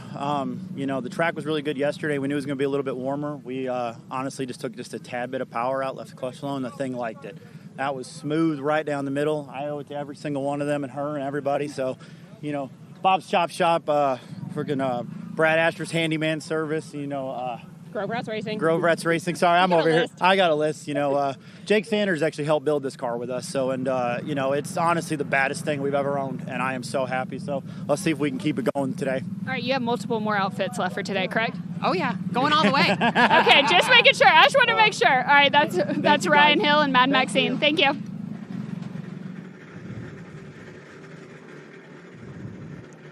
I'm just lucky enough to remember to bring enough pairs of socks for a weekend, let alone a different outfit for every round.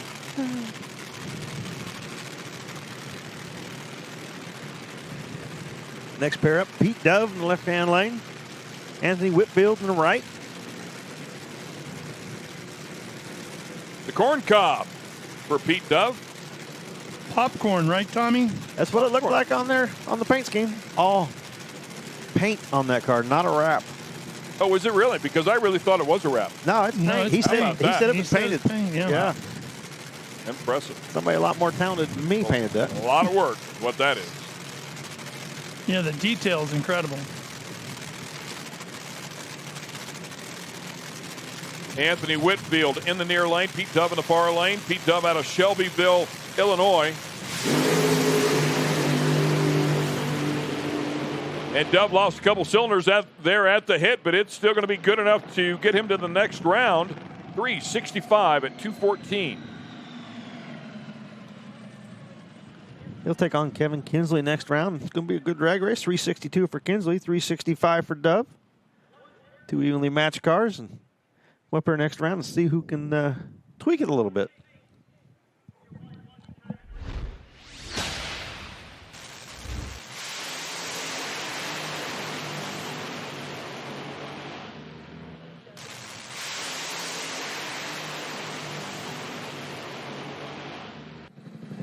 Kevin Kinsley, you got that round 1 win, but you're not happy with how the car ran. What was not working well? Well, we've been struggling with the power a little bit. We've had trouble with the blower, and we thought we fixed it last night, but evidently we didn't. So we'll go back to the pits, check the computer, and we'll figure it out. Do you think you have an idea of what's going on, and will it be easily fixable for the next round?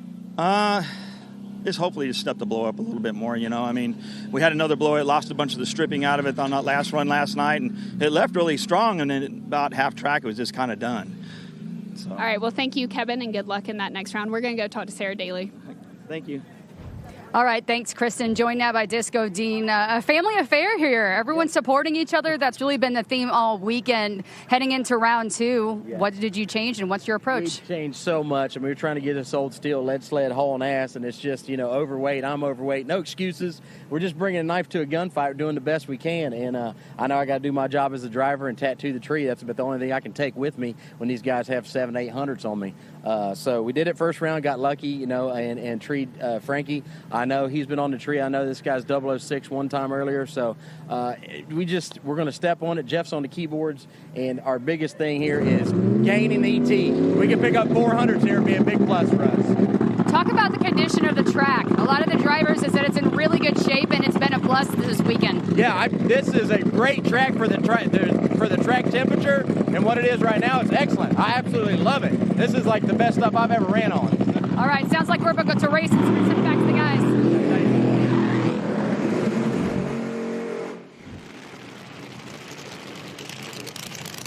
And it brings up our final pair here in AA Fuel Altered. Paul Miller and Chuck Lofton. Lofton was competing in both Top Fuel and Fuel Altereds here this weekend. Did not come out in the final qualifying round for Top Fuel. Consequently, did not make the field there. Focusing all the efforts here on this category. Paul Miller's car having a little issue backing up. It acts like it might have too much stall or something in it. It's not backing up very good. He's pointing to something there and getting the crew member to do. The crew member's not figuring out what it is yet. There he is. Raising the idle. He adjusted the idle, get a little more idle in it so it back up. Centrifugal clutches in these cars, so if idle can affect the tug on it, make it go. Give a little more idle and speed that up. Give a little more centrifugal, got a little more clutch, and it'll back up.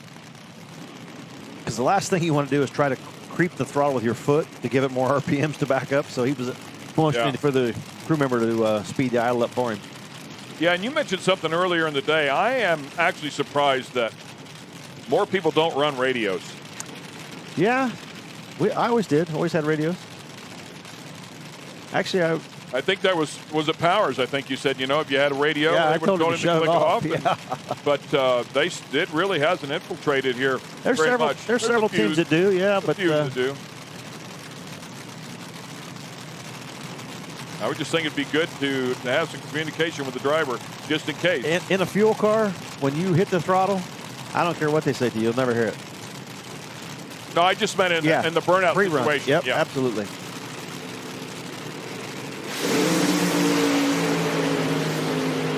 Well, looked like a lot of clutch dust way over there by the wall. Goes Chuck Lofton, keeps it off the wall, though. At least best I can see. Looks like he ate up some pistons inside of that one. But he's going to get the win here, 370 at 211 miles an hour. Looked like he was doing a lot of driving in there, Tommy. Well, he won it on a hole shot. 370 beats a 368. You're right. Paul Miller's car, when he left the start line, was a big black cloud out the back of it, wearing the clutch. Chuck Lofton's car with the hole out on the left-hand side, pulling him over there by the wall, but left on the start line on time and got the advantage and got a hole shot win. I'm here with Pete Dove, corn farmer. We have the corn car in the background. Good-looking car. You said you didn't make many changes last night. You just wanted to repeat today. How well do you think round 1 went? Went well. Still had a hole out, but went well. We're running 40-something? 65. Slowed down a bit, but we got the round win. Now, anything you want to tell me about this car? Yes. It's a paint job, right? Not a wrap, too? No. So the magic is that the air goes in there, and the smiles come out right there. Hey, you got the jokes right there. Air goes in, smiles go out, and look at this. Corn, the husk, and then look, popcorn. That's a fact, and all the guys at the trailer take care of the rest. Well, thank you so much. That's Pete Dove. Thanks, sir.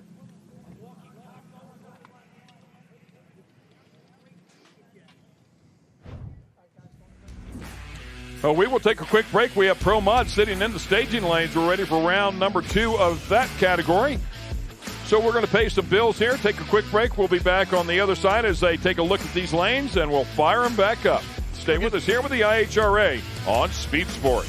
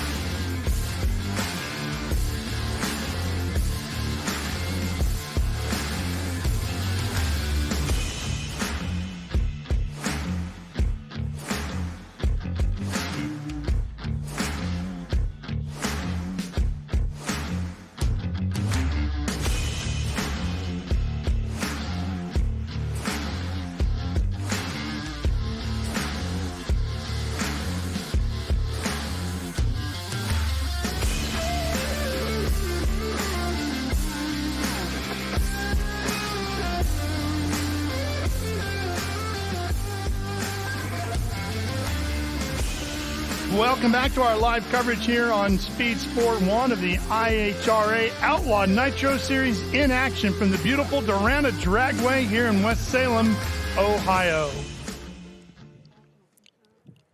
That was a great round of the Fuel Altereds, first round in the books, and saw some really good races there. Put on an entertaining round of racing for the fans out here today. Good crowd out here. Getting ready for the second round of Pro Mod. Looked like the last pair of Fuel Altereds might have had, we saw Chuck Lofton have some piston damage down here, and it took a little while to get him off the racetrack. Well, while we're down for a little bit, let's go to a piece that Kayla Zadell did for us, Beyond the Track.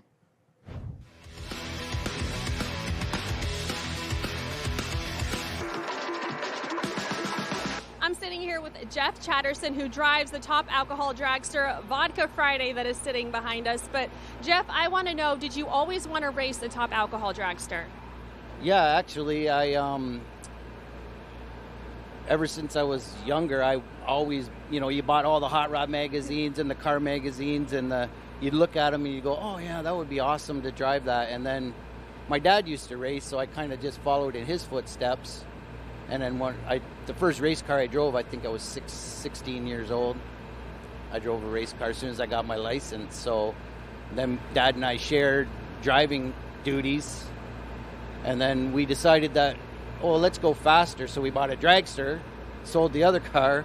And then it was like, then my dad's like, this is too fast for me. You can drive it. So I ended up driving it, and then I just worked my way up to this. And I do also have my Top Fuel license. I've driven Top Fuel cars, yeah. That's very exciting. Now, you did win our last race. Did you guys celebrate with Vodka Friday? Well, of course we did. Yeah, we had a great celebration after the race. But then, we had to tear it down that night, so we couldn't celebrate too hard. But we did. Yeah, we had fun. It was great to win for sure. Yeah.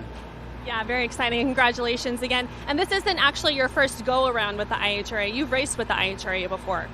Yeah, we started actually racing IHRA in the early 90s. So we had, it was called a modified eliminator dragster. So it was actually a naturally aspirated gas dragster. We ran, it was called modified eliminator. So it was kind of like all different classes together. Yeah, it was fun. It was fun for a lot of years. Sounds like fun. Now, one more question I want to ask you. Do you have more fun driving the injected nitro car or the blown alcohol car? The blown alcohol car is more fun to drive because you're doing a little bit more in there. You get to shift gears and, you rev it up and drop the, swap feet. That's fun. That's the fun part. But the A Fuel car it's great. It's a great learning experience for, like Top Fuel, because all your procedures are basically the same. Like, people say, well, you just get in there and smash the gas. Yeah, until something happens or, the car gets out of the groove a little bit and it starts moving around, or you get tire shake, and, it's fun to drive also, but definitely a lot more fun to drive a blown alcohol car. But yeah. Okay, well, you won't tell too many people that, right? Well, thank you so much, Jeff. I appreciate your time. All right, thank you. Again, this is Jeff Chatterson driving the Vodka Friday Top Alcohol Dragster, and I'm Kayla Zadell with Beyond the Track. Thank you, Kayla. It's great to be able to take the helmet off and introduce you to some of the stars of the IHRA. Let's go down to Sarah now. All right, thanks, Ralph. In the staging lanes now with Zach Sackman. Pro Mod Round 2 starting here in just a couple of minutes. Calm, cool, and collected. Talking to Summer Crew, you're like, this guy is just neutral. He's always got it together, and he's ready. So what are your thoughts heading into this round? As long as we do what we did last round, we should be all right this round. Hopefully pick away at it from we won a 70 last time. Hope we go a 68, 69. A lot of guys talking about the track's in great shape. Any changes from the last round? I think a little bit, but that's the crew chief's job. I just got to get in it and drive. What's your mental approach? You pull up to the lanes, you're getting ready to go. What are your thoughts? What goes through your head? Nothing. Nothing really. Just stay calm and go out there and do what I can do. Go to point A to point B, get down the track, right? Yep. Anyone you want to thank? Yeah, Brian Karate, he gave me the opportunity to drive this car. Without him, I wouldn't be out here. Unfortunately, he's in St. Louis doing his day job, but he's watching. All right, well, we'll see you at the end of the track. Thank you. Guys, back to you. Thank you, Sarah. Still doing a little bit of track cleanup here, getting you closer to being ready to go. Speed Sport 1 is your home for the IHRA, and we're coming back with more live coverage right here, right after these words.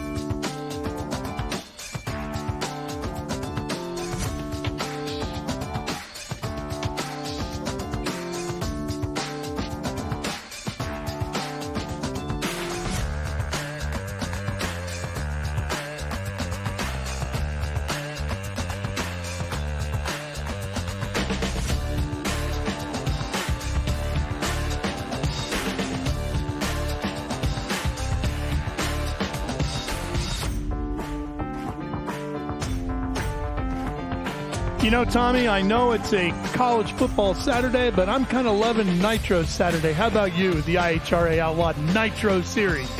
I'm not going to lie, Ralph. I'm looking one way, looking the other way. It's Indiana versus Iowa. Oh, God. I'm from Iowa. You're I live in trouble. in Indiana. You're in trouble. And the white ball's in which direction there? Your heart has to go with Iowa, but I'm afraid they're going to get beat. Okay. Yeah, 7-3. Well, see, Indiana leading. Being a graduate of California State University, Chico, I don't have to worry about that. We were not a football powerhouse. Oh, I think this should be the lights are on. Final laps of the tractors. Second round of Pro Mod pulling underneath the tower, and should be a good one. I think that's what we want to see, right? Yeah, I think like you talked earlier about the height of the day on the temperature wise. I think we're probably there or past it, and should be getting a little better from here on out. But this is the tricky round. You know, first round, okay, get down there first round, but now we got a hot racetrack. You've got to make the appropriate adjustments with the tune-up on your race car so you don't go out here and blow the tires off or shake and come loose. So, well, I think we are past the high heat moment of the day because the turkey thermometer on the left side of my face has popped because that's the side that's facing the window here as we talk, the three of us. Yeah, it's a little bit difference from up front where we're looking out to behind us, yes. Yeah, it's a little warm coming through the front of that glass, but our booth here is very unique, and I got to tell you, Tommy, I really dig it. I wasn't sure what we were going to get, but knowing Daryl and how he does things, I figured it was going to be fantastic. And you know what? It's creative. It's very cool, and I'm liking it. Yeah, the view is second to none. Man. Last race. There Columbus. We are. Yeah, there we are. I don't know if you can see us, but we are in those windows there. See those lights there in the background on that window? Those are our TV lights. Little rough step out that door, though. Yeah. Our front porch isn't exactly finished yet, but we're getting there. And I love the fact that on the door over here that if you go out, you fall 100 feet straight down, says no smoking. And I was thinking, there had to have been a better warning than no smoking in here for that door. Oh. But there it is. You can see how high up we are. What would you say, Tommy, from the top of that door to where all those folks are standing down on the pavement down there? It's got to be 60, 70 feet easy? Yeah, easily. Maybe a little more? And it's a really great perspective, looking down on the cars on the racetrack from directly behind. And Columbus, we were directly behind, but more at the eye level of the cars. And you can see so many more things this way, and just a great perspective. And even the fans, they're elevated above the race car too. So whole different look, and a really unique racetrack, and really great views. And we were watching the kids roll down the hill during the commercial break, and they're having a ball out here. Got their kettle corn. You pointed out one little boy had a bag of kettle corn, and he was protecting that baby. Little guy couldn't have been but 5 years old, walking with his mom, who had taken him over to where all the food vendors are, and he got himself a big old bag of kettle corn, about as big as he was, and he was protecting it with his life going back. My guess is he's got a sister over there somewhere, and he's planning on keeping it from her. He didn't look like he was sharing. He's not sharing any of that. Dad's out of luck as well. Tractor's off the racetrack, pushing the Pro Mod cars up to the water box, and we're about ready to go racing. Second round of Pro Mod. But Tommy, that's what got all of us. You come from a drag racing family. My family used to go out to Sacramento Raceway all the time. I just remember living and looking so forward to things like the Governor's Cup Nationals for the funny cars at Sac Raceway. Those family experiences at the racetrack, especially at the drag strip, man, they just live in your brain forever. Growing up, people would go do stuff. I'm like, what do you mean? You don't go to the drag races on the weekend? Yeah. I thought everybody did. That's what I did my entire life. So, and what I love, too, is so many of our crew members on our team are from drag racing families. And they're passionate about it, and they love bringing you folks this incredible coverage of the IHRA Nitro Outlaw Series here on Speed Sport 1. Hey, welcome back, Ken. Pro Mod getting ready. I'm sorry, buddy. I thought you had the headset on already. What'd I miss? No, not much. Here's our ladder for the Pro Modified category. Getting ready to dive into round 2. Zach Sackman taking on Disco Dean. And like Zach Sackman said, Brian Karate, car owner in St. Louis this weekend, watching on. Brian, they're doing a good job. Don't worry. They're in good hands here. Trying to get you a second round win.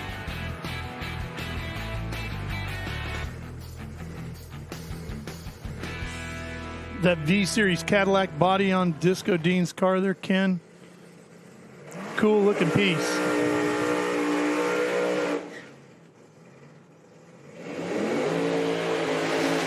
All part of what they call the Edge era of Cadillac design. Oh, really? I never heard that term or what they came up with on that. I did not know that, but I've always loved those cars. They're beautiful. Yeah. We heard an interview with Disco Dean, and he said they got to kind of go for it. They were on the keyboard trying to make some tuning changes because they are behind in the performance aspect of this race. They're throwing everything they got at it. They got to take a shot. Zach Sackman's car's been performing well all weekend. First round, 0.08 of a second advantage for Sackman coming into this round. So Disco Dean, he's going to have to be on the Christmas tree. It's going to be hard to get an advantage because Sackman's awfully good on the Christmas tree as well. So you got to take a shot. I love when Dean said, "Man, I'm big bonus," and I can relate to that. Right? Yes, I don't. Might have heard that back in the day. Why do you keep hitting me on the arm? I'm thick. Well, there's that. Thick-headed too. There's that too. Here we go, Dean. Disco Dean. Dean Carnes lined up in the far lane. Zach Sackman in the near lane. Sackman has been on point. Tough car here. Dean's going to get around him. He's going to have a perfect effort here at both ends of the track. Dean with a hang loose sign. When he gets after him, he threw it at him, man. Is it going to be enough to steal it? It is! Wow! He is going to steal it here on another hole shot by 4/10,000ths of a second. How about a 002 light for Disco Dean to an 084 for Sackman. Sackman left the door open. What was Sackman last time? He was on the bulb last time. They ran exactly what they did first round, and we said Disco Dean had to be on the start line. He was. Exact same ETs they ran the first round. Disco Dean, whole shot win. Wow. What a job. That driver won that race. Great job by Disco Dean. Kristen's not going to have to ask him a question. He's going to take care of everything at the far end with the interview here. I promise you. Open mic and let him go. Let him go. Just like that race car. Just let it eat down the track. What a battle. 4 10,000ths of a second. That's incredible.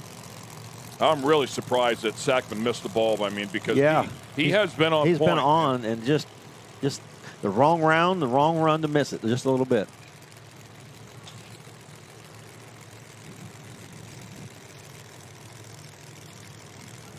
This is another one. Kai Kelly, 369 the first round. Joe Wensley, 373. On paper, Kai has a little bit of advantage, but they're not running them on paper.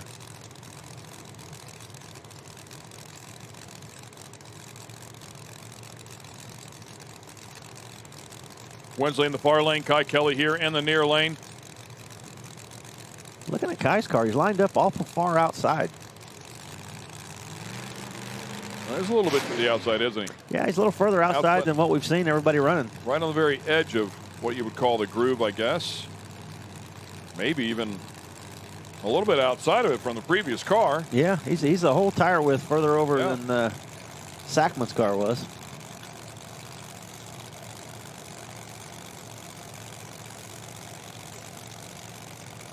Wensley, number 7 qualifier. Kai Kelly, number 6 qualifier. That'll put it in perspective for you.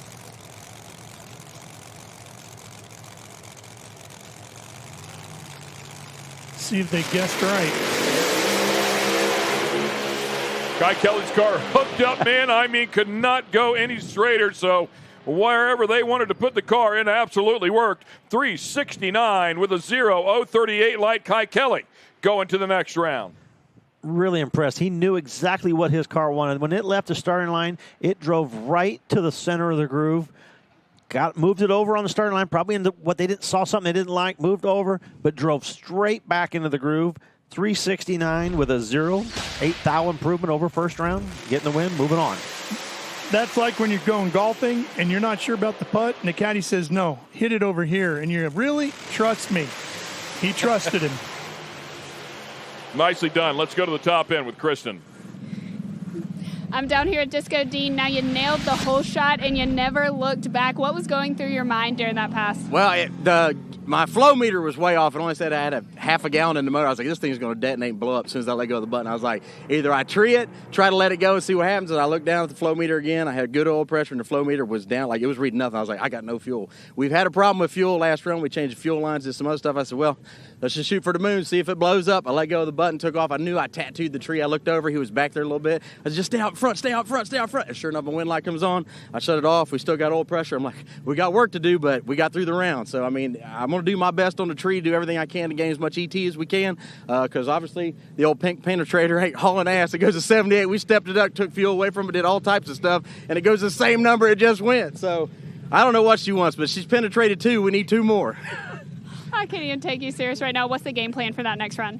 Get a wind light. I mean, hopefully I get a buy run or somebody broke or somebody can't make it home. I don't know what happens. We'll take anything we can to get there. I mean, I don't want to see anybody break or anything like that, but I'd love to make it back-to-back finals if I can, at least try to make a run in the final this time. All right, well, we hope to see the pink car in the finals, Disco Dean. You can say it. It's pink penetrator. It's all right.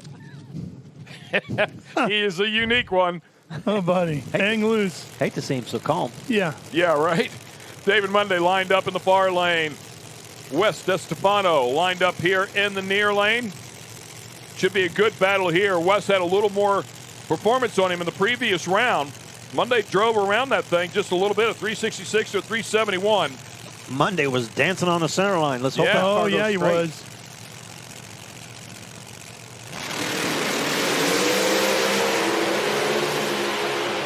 They get it straightened out a lot better right here. West goes towards the center line this time, but he will steal the wind light. How about the ETs? Almost identical here. 371 with an 8 for David Monday and a 371 with a 4 for Wes. An 029 light is what it will come back to, and the win by 10,000ths of a second. Man, just 035 to 029 advantage for Wes, and just 3 or 4 thousandths quicker in ET. That was a nice, tight drag race. Wes's car, he was doing the Monday thing, over there dancing on the center line with himself. But Monday was over a little too close to the wall, actually. But nice, good, close racing.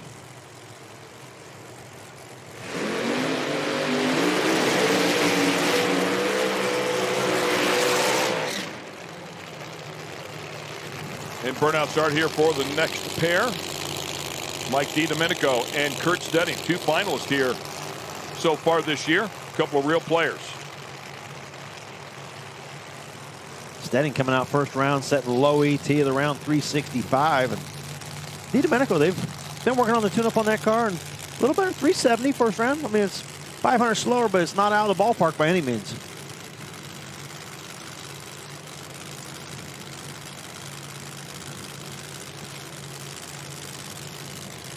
X1 connecting rods car, and he'll line up alongside Kurt Stedding. Stedding, a runner-up in the World Series Pro Mod. Yeah, world-class crew chief on that one too, and Todd Tutterow. Yeah, doing it via phone this weekend. Ah.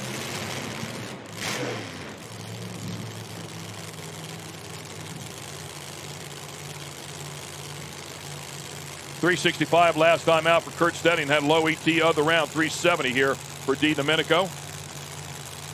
DiDomenico in the far lane. Stedding in the near.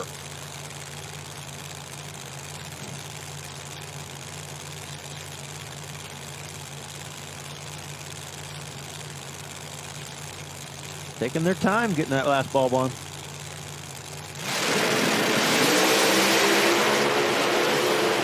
Oh, Stedding had to pedal it. Yes, he did, and it's going to cost him a 369 for Mike DiDomenico. Will be good enough to go on to the next round. 008 light for Kurt Stedding. Really did his job at the starting line, but as you mentioned there, Tommy, he had to pedal that thing, and it cost him. Yeah, rattled the tires out there, moved him over towards the center line, had to pedal the car, and that was all it took for Mike DiDomenico to go out there and run 369, improved over his first round time. And, man, these cars are so close. One little pedal, and it's over.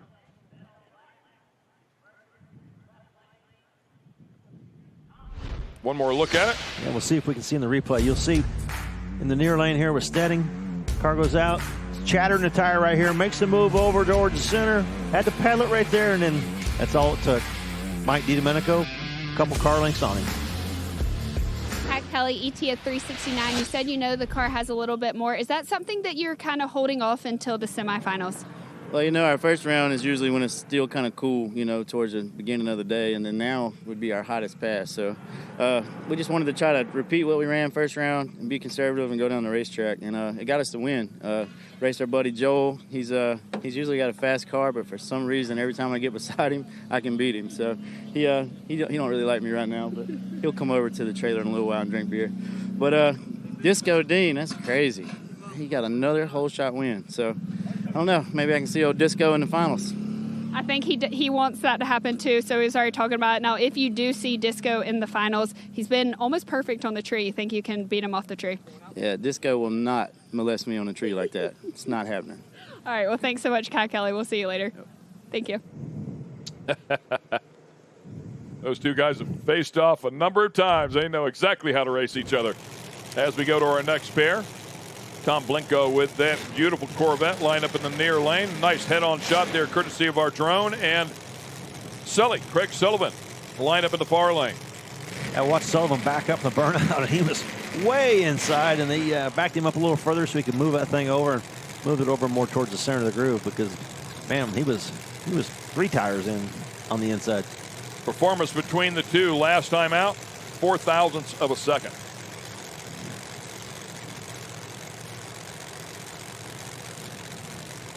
It's the best I've seen Blinko's car run in a long time. He's having a great weekend.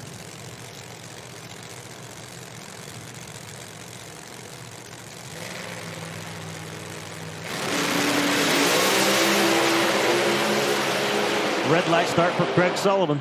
Oh, man. Yep, this one over. Left 19 thousandths too soon. Again, the performance between the two cars, I mean, really spot on. 369 to a 368, but nice job there for Tom Blinko. Goes 368. Last time out was a 369 with an 8, so performance very consistent here with that car. Yeah, like I said, that car is on rails this weekend. Every run, that's 3 runs in a row in the 60s, and just doing a nice job this weekend. He'll take on DeStefano in the next round, who put a 371 on the board with an 029 light. Mike DiDomenico, now you knew you had tough competition in Kurt Stedding, but you said it didn't really matter. You're still trying to figure out your car. What was the game plan going into that round? Don't really know. You know, I mean, I think Sal stepped on it for sure. He doesn't tell me much, honestly. I just said, what do you think? So he doesn't say much. We're still struggling, but we're creeping up on it. There was a 69, I think, in the heat. So I know it's got more. We're still fighting these tires. I got a bad set of tires, but we're getting through them. You know, we figured it out, but the graphs is showing that, you know, they're not a good set of tires. So I got to have a talk with Mr. Hoosier. But we'll be ready for Mr. Pinky. Hey, he's been pretty great on the tree, so your reaction time better be pretty great. DiDomenico's, you're like, yeah, whatever.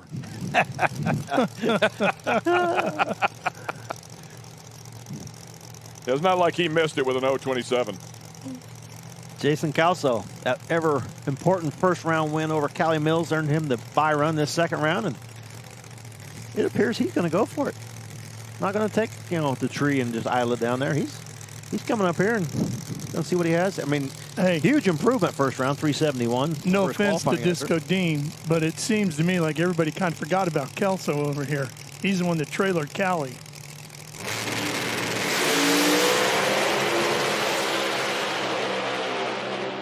Boy, nice straight pass. 373, man, after a 371. Now, is a straight run. I've never seen a Pro Mod make a more straight run than that right there. I couldn't believe it. Don't count him out. Yeah, 373 too. He's got Kai Kelly in the next round. Kai got lane choice, 369. So you just never know. Sometimes it's your day. But look at this thing. It's on a string. That's about as straight of a Pro Mod run. You know, I thought I saw that thing sidetracking before, and it does look like it's sidetracking just a little bit, doesn't it? Yeah, I can call that dog tracking, right? Yeah, dog tracking, yeah. Whatever, man. 71 out of 73. It's consistent for that. 013 light, and he was right there ready to go. So nice job there for Kelso. And that gets us down to 6. We'll be right back.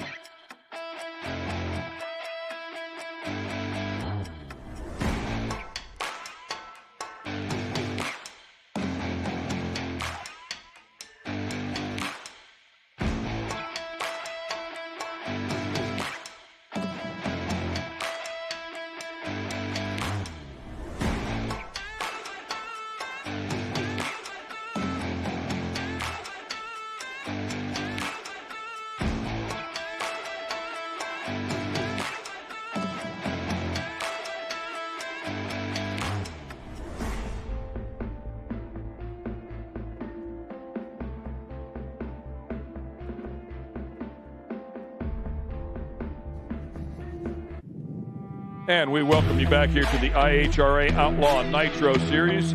We're at Darana Dragway, West Salem, Ohio. We're ready to run the round number 2. I believe it's going to be a Mountain Motor Pro Stock. We're going to give this thing a beat, and then we're going to send it up to Kristen Banks. Up here with Tom Blinko. Now, Tom, you just took out the winner from last round in the Pro Mod class, Craig Sullivan. Does that give you any confidence going into this next round? Oh, yes. But it's like I say, I pay everything to my crew, tuner, chassis man, and God's helped me, so everything's good. How's the car running so far today in this heat? Fantastic. Everything's going good. We're doing good. So no changes are going to be made for the next round? That's up to my tuner and chassis guy. I just let go of the button. Hey, I want your job. You act like it's just calm, cool, collected, easy. Now, we're going to go talk to Sarah with a special guest, but we'll see you in that next round, Tom Blinko. Thank you. Thank you. All right, thanks, Kristen. Joined now by Mark Menard. We are here talking about all the support for IHRA and what's going on with the growing sport. And you have a couple other topics that you want to tackle while we're here. So why don't you tell us what's going on and how people come out and support the sport of drag racing? Well, first off, I want to give kudos to IHRA. I mean, they're really breathing some life into drag racing. Been a drag racing fan all my life. I worked out here on Nitro Funny Car team from 05 to 14. Ran for the state senate, won. And nice background noise. I love it. So really didn't have a chance to come out. I talked to Jack Wyatt. I was like, hey, if you ever need any help, let me know. He's like, what are you doing in 2 weeks? I went to Columbus for the first IHRA race. Been to all four, actually. And we went to semifinals 3 times. But so I filed pre-candidacy papers back in July. But I haven't officially announced. And I thought, even though this isn't my Senate district, I wanted to make a point right here to announce my candidacy and re-election for the 2026 term next year for the West Virginia State Senate 6th District. So, and I also want to challenge other lawmakers and politicians and candidates to come out and support your local motorsports track. Check out the venue. There's lots of voters at these tracks, lots of local voters. And also, they can sponsor cars, get behind the scenes. I do bottom end, and this isn't hair product in my hair. This is 70-weight motor oil. I doubt most senators wants to do bottom end and pull the pistons and rods out of a car every round. But it's something I love and follow the sport, and just it's really great to be here. And so politicians and candidates come out to the track, support your local venues. They need your help. A lot of times there's ordinances that are giving these tracks problems, and they bring a lot of money to the community, and so we need to do what we can to support it. Well, of course, we appreciate your support. So let's get back to racing and send it back to the booth with the guys. Thank you. Thank you, Sarah. Thanks a lot. We wish him the best of luck. Here we go. Round 2 of Mountain Motor Pro Stock. We got to get right with this. It's going to be Dwayne Rice in the near lane, Chris Powers in the far lane. Clash of the Titans here in number 1 qualifier against the guy that's been to every final round so far this year. Is he going to go to another one? Will he keep it perfect? Problem for Dwayne Rice there, and Chris Powers is going to go to his 4th consecutive final round here in 2025.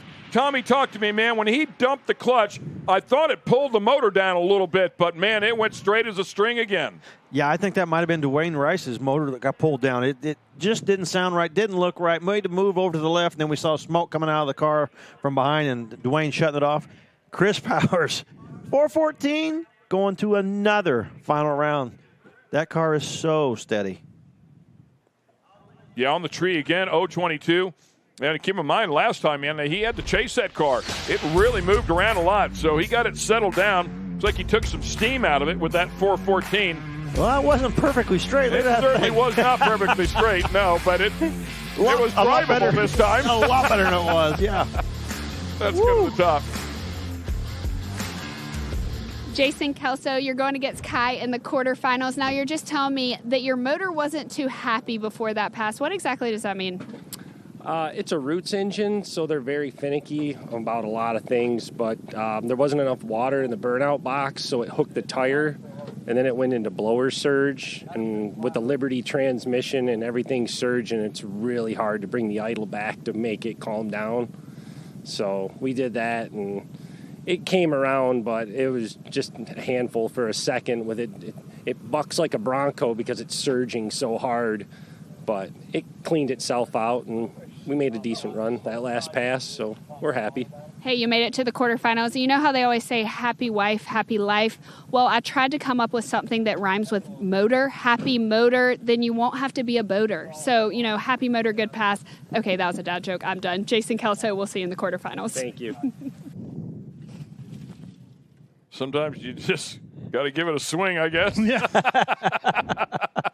We're talking about boating, man. We love boating. Yeah. Come on now. Isn't there a new IHRA Drag Boat Association? Yeah. There we go. Yeah. She's on board. I see what you did there, Tommy. It's cool because I saw board. Yeah, I get it. I saw that earlier. I saw a couple cars, having trouble doing burnouts because it looked like the tires were drying up and they're that's a right good call. there. You brought that up earlier for sure. Yeah, I just saw several cars today I've seen have this issue. And, man, if I was up there, I'd grab that water hose just like John Montecalvo's crew is doing right there, spray some extra water. Yeah, Bill's been around this for a long, long time. He was the guy that was showing us his drag bike a little bit earlier. Beat his knee up. He got clipped by a drag bike. But, yeah, he's been out here doing exactly what he's doing with He's been with Montecalvo as long as I've known John.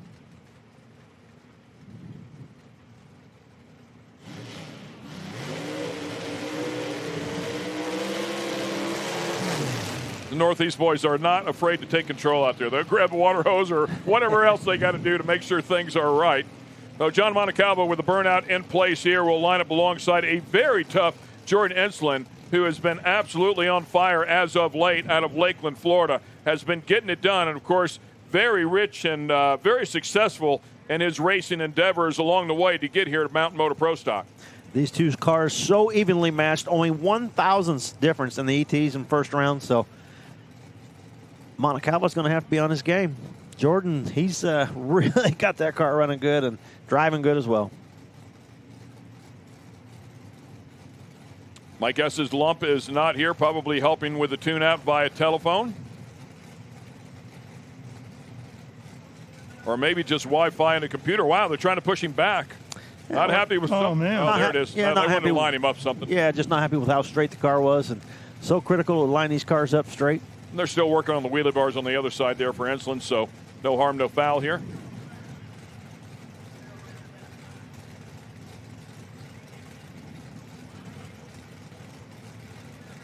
That time they got John lined up basically where the majority of the other competitors have been in that lane, Tommy. Yeah, they're doing a wheelie bar here for John as well. Yeah, right in the center. Looking good. Both cars. Enslin's ready to go. Montecalvo's guys just give the signal. He's ready. And a lot of times they'll have conversations before they pull up here and tell the other team, hey, man, we got to do a wheelie bar adjustment when we get up there. Don't rush. Pretty respectful of each other in this category for the most part. Here we go. Top bulbs on.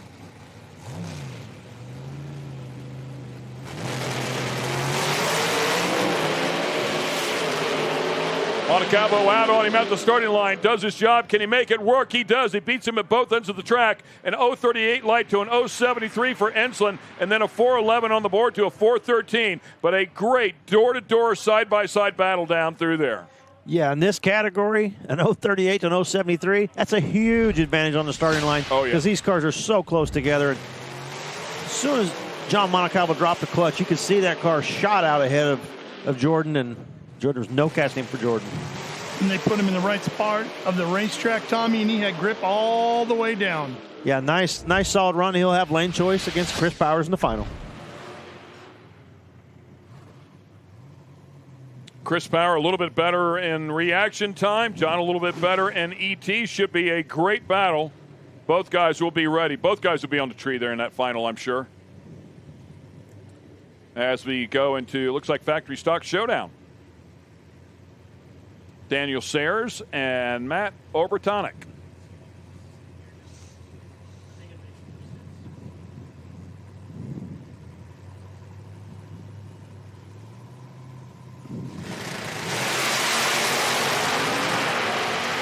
Super cool cars here. Problems, though, for Sayers.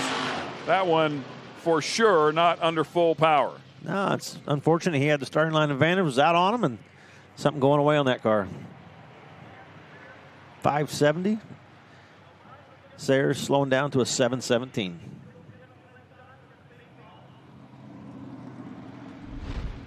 What's the process to buy one of these cars? Any idea, Tommy? Yeah, lots of cash. That's it. Can anybody just go buy one? Yeah. Okay. Yeah. You can go to your local dealer, right? How big's your checkbook? You can get one. Let's get you one today. Let's hear. Let's see how easy it is. Let's see how easy it is. We don't need a check plug. I'll just wire it to him. Yeah.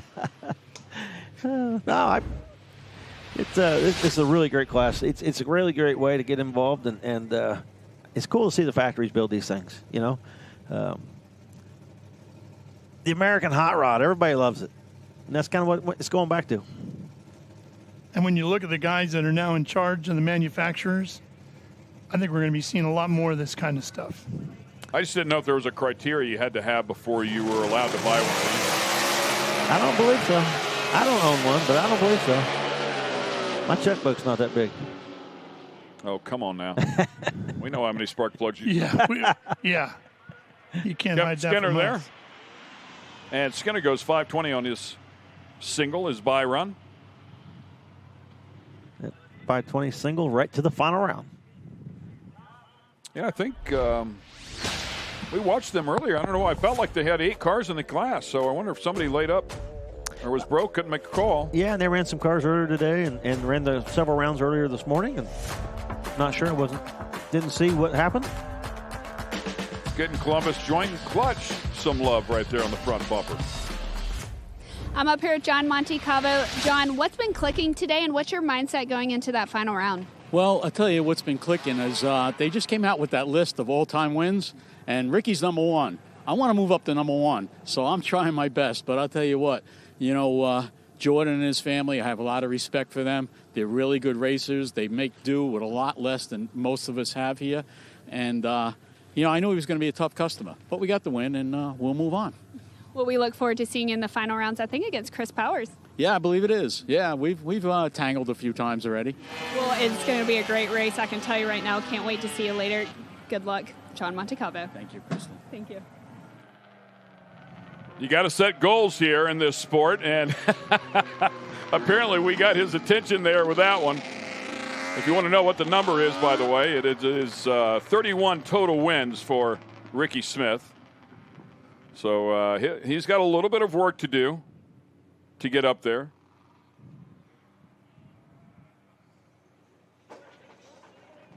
John, I think, to 29 or 30 final rounds in his career.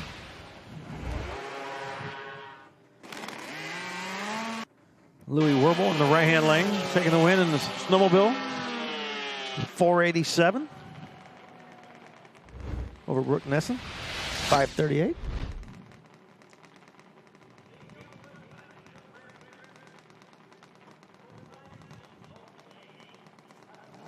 Courtney Moeller and Jamie Nessen going at it here. Big advantage in the right-hand lane on the reaction time for Courtney. 499 to a 527.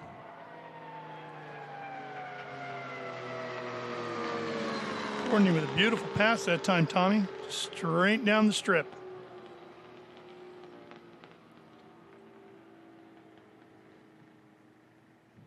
When it comes to final round appearances, Dave, feel free to double check this, but I got Montecalvo third all time. Pretty impressive. Ricky Smith first. Second would be Roy Hill. And then John Montecalvo. So 52, 33, and 29. And then Bob Glidden at 28. Pretty impressive numbers there as we continue to watch the sleds. Pretty impressive names. Yes, they are very impressive names. To me, mentioned in that group is pretty cool. Ed Werble, Iceman. And we saw the snowman already. Now we get the Iceman. Taking a single.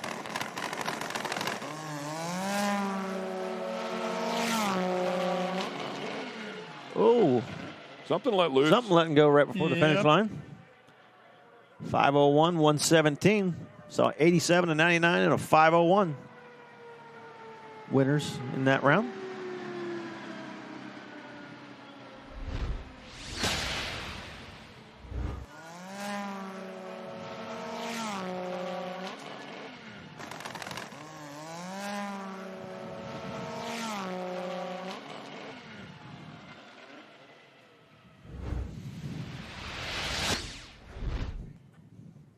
And that'll wrap up the sleds, Factory Stock Showdown and the sleds.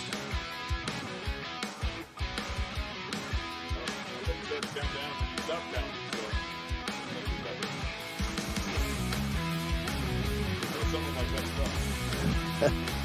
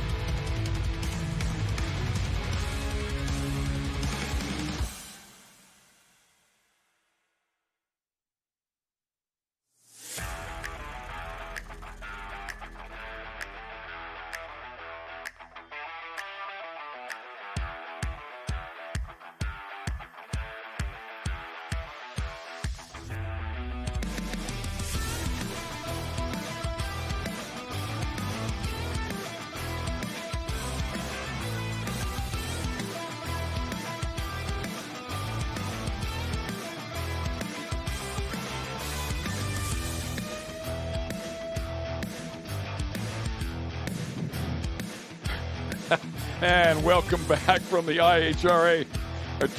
Welcome back to the IHRA Outlaw Nitro Joe. Nitro Joe. I'm blaming that all on Joe. Every single word of it, I'm blaming on Joe. He said, okay, and we are going to break. And he meant welcome back from break. I'm like, okay, I'm pretty confused at this point. So, way to go, Joe. We're going to bring up Kayla Zadell here one more time. She did another nice interview out there in the pits a little bit earlier today. So let's check in and find out who she's with.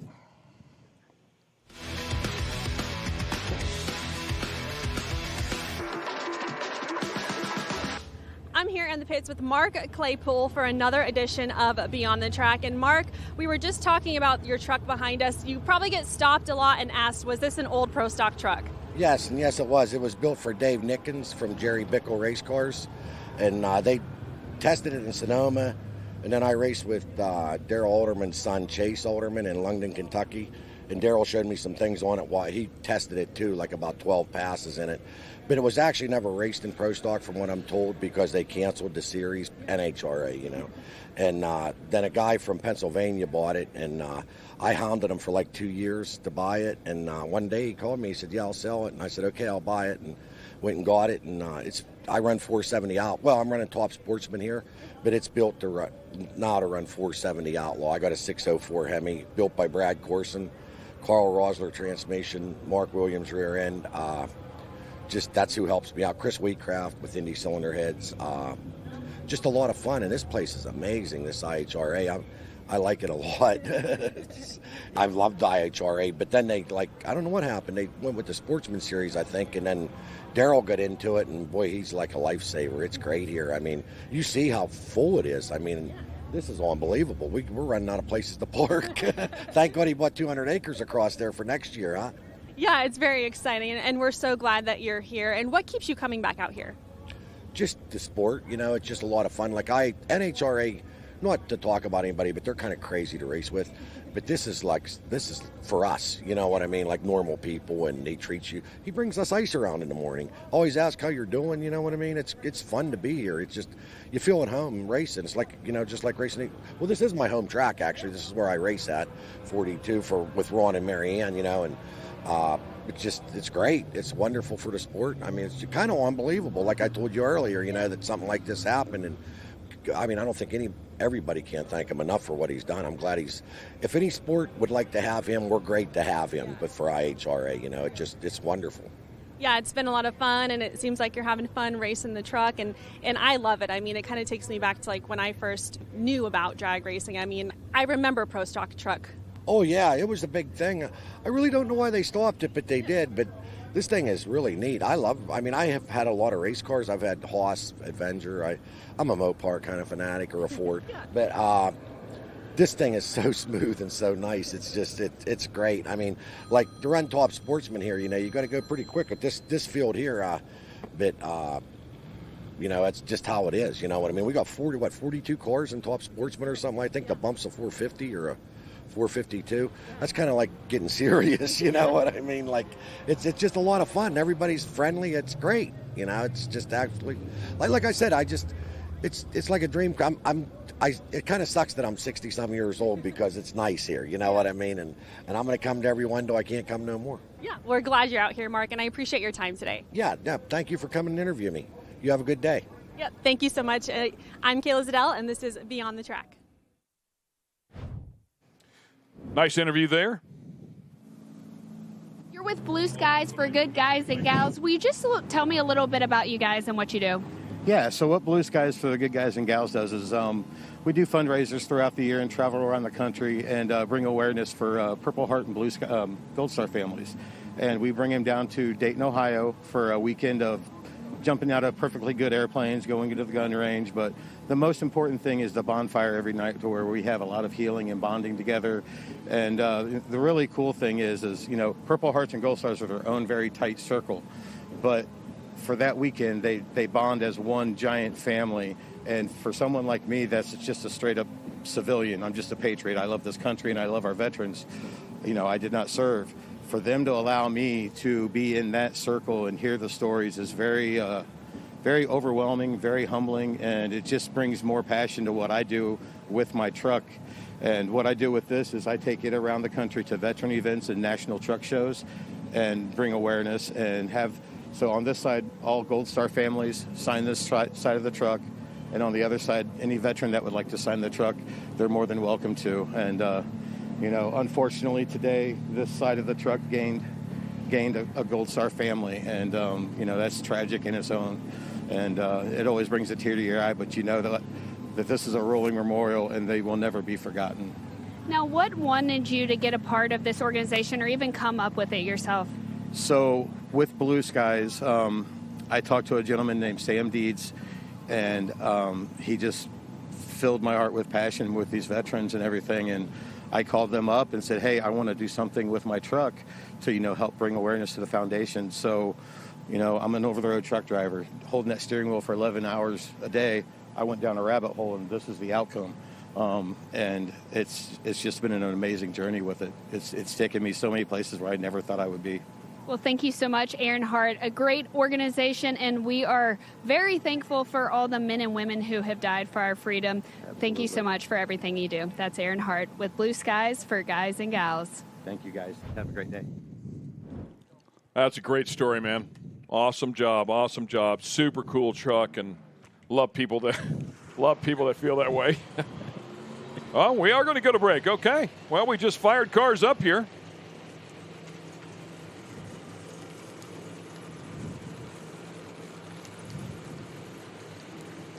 And looks like they're going to pull up into the water box, so we will save the break for another time.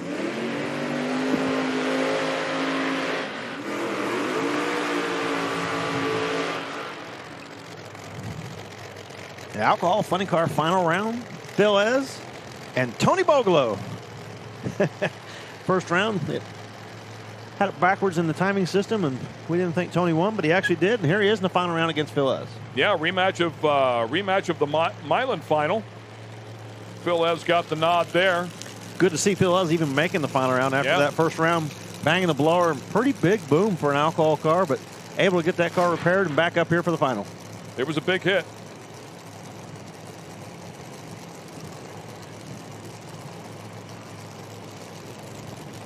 Throughout qualifying, Phil Ez had a pretty sizable performance advantage, but who knows now? After that first round, the explosion in Did they get everything put back together right? Was that his favorite blower, or what happened here? We'll see.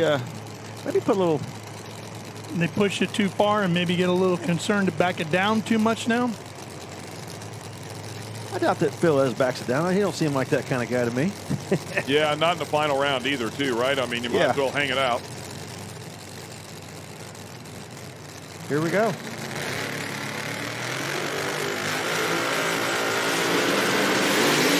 Red line. Over just as quick as it started. 0:38 light for Phil Ez, goes 371. And he will grab another win here. Tony Bogle knew he had to push it a little bit on the Christmas tree with Phil Ez, the way his car's been running, and just a little too much. Minus 10 red. Phil Ez coming back. 371, getting that car repaired and continuing that dominant performance he's had the last 3 races. Yeah, they cleared the timing screen off there, so I missed the mile per hour. That might have been a mile per hour record to the 8th mile. 2:06.42. Saw it on the scoreboard there on that replay. Yeah, he went 2:02 one day ago, so a really nice lap there. Previous record, Laurie Canister, 373. He was 371, and we had a 365, of course, that he ran one day ago in qualifying, so pretty comfortable. He took both ends of the record here this weekend.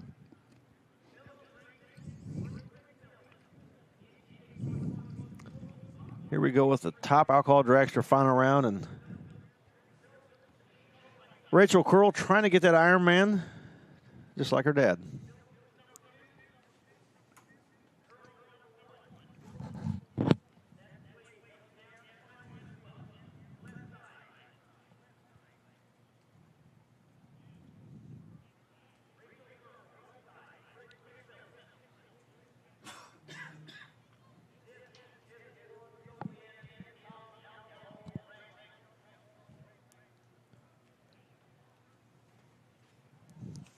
Rich McPhillips Jr. up against Rachel. Rachel ran a 349 first round to Rich's 352. I mean, these are pretty tightly matched cars, and these two teams have a long history. A lot of different drivers driving these cars, and these two teams racing each other basically every week. Just not sure who's going to be in the seat steering. Right, yeah, the two teams square off on a regular basis, right? And to fill in the gap on what Tommy was talking about there, Rachel's dad, Randy, won the top alcohol dragster class here when it was known as Dragway 42 back in 1983 in the IHRA on his way to the championship that season.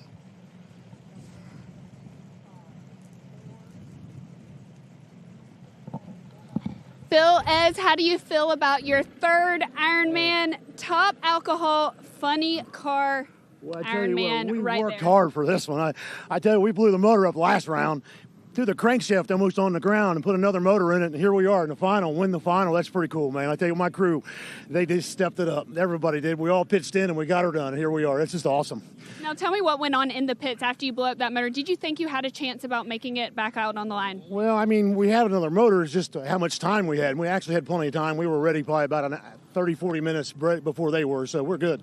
Does this mean anything to you? I mean, it's pretty special to tear a motor up and put one. I hate tearing the motors up, trust me. But when you turn one around like that and put an engine and come out and win, I mean, it makes it worth it. So it's awesome. You really worked hard for that one. Congratulations, Phil Ez. He is your Ironman for that top alcohol funny car. Thank you very much. Yeah, I mean, it was a big bang. We talked about that. Yeah, almost blew the crank out on the crowd. It was pretty significant. You can even hear it in the tower go boom. Yeah, it was a loud. It was a loud bang up here behind the window. So, yeah, hats off to that team and all the hard work. It did pay off. It grabs another win here this year, and we go over to top alcohol dragster. Rachel Curl and Rich McPhillips, as we've been talking about, two uber successful teams squaring off here.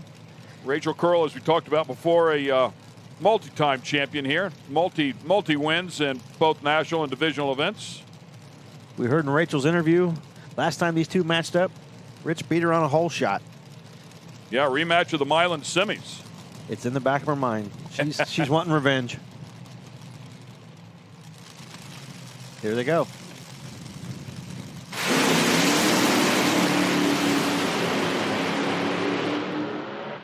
Well, she wins the race. He did hole shot her again, but she won the race here. 3:51 to a 3:58 margin of victory, 25 thousandths of a second. She was 0.75. He was 0.36. So definitely got the jump there at the starting line, but the performance in the car made up for it. Yeah, he was trying to do it again.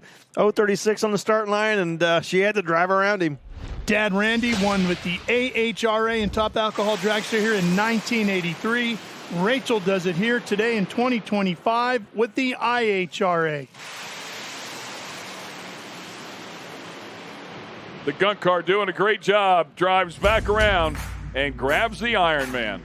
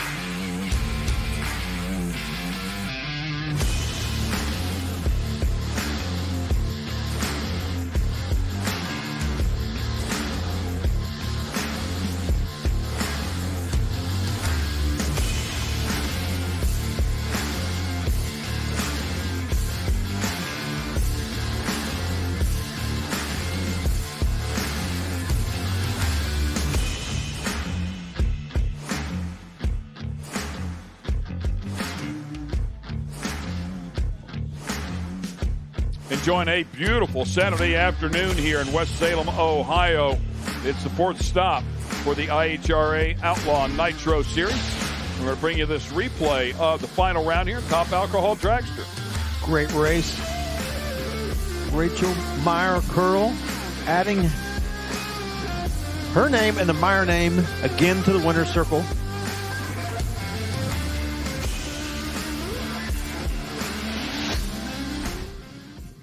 Now, I remember the very first race you told me that your husband had an Ironman, but you didn't, and you won in one. You just got your first one. How does it feel? It feels awesome. You know, honestly, I owe this all to my dad and my crew guys. They did amazing this weekend. My kids are out here, so they made it really easy for me, like between rounds, to just hang out with my family and de-stress while they took care of everything. And my dad won here in 83, and it feels good to finally get him his first Ironman at the same track he won at all those years ago.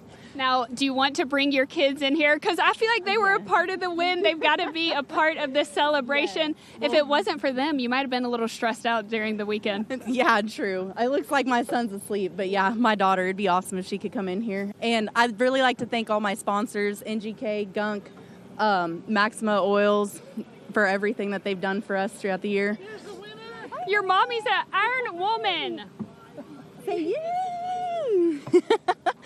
Thank you. Congratulations, Rachel Meyer. You're Ironman for the Top Alcohol Dragster. That's awesome. That's fantastic. I was going to do my hair just like that this morning. Realized I didn't have enough. You were talking about that earlier, growing up as a family at the racetrack. Yeah. That's a picture-perfect example right there. Isn't it?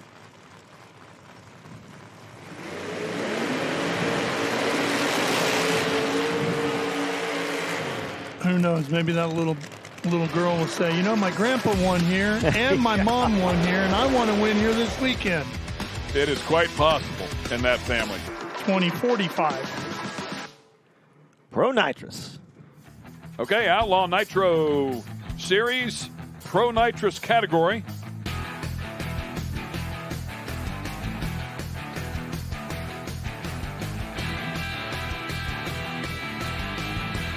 Jackie Sloan Jr. and Brian Tiff will square off here. Sloan Jr. able to get around the number 2 qualifier, Dennis Hagedorn, in round number 1. And Tiff around Jimmy Widener. Both of these cars were the lower qualified cars, and getting around the better qualified cars in the first round. A couple upset cars matching off here in the second round. I mean, pretty close together, so I don't know how big of an upset you can call them, but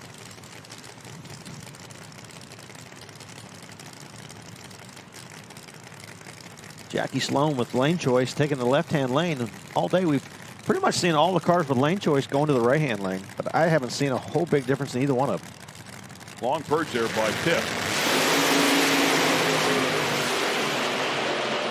Boy, great battle. I saw a puff out of Sloan's car, but he's going to hang on for the win. 0.42 light to an 0.39. So Tiff with a small advantage at the starting line. Then a 3.77, just a tick quicker than the 3.78 for Jackie Sloan Jr. Just enough to grab the win by 7 thousandths of a second. Great battle. Yeah, you couldn't ask for a better race than that to start off this round of Pro Nitrous. I mean, both cars almost dead even off the start line. Carrying the front end out there. Jackie Sloan Jr. just a tick better.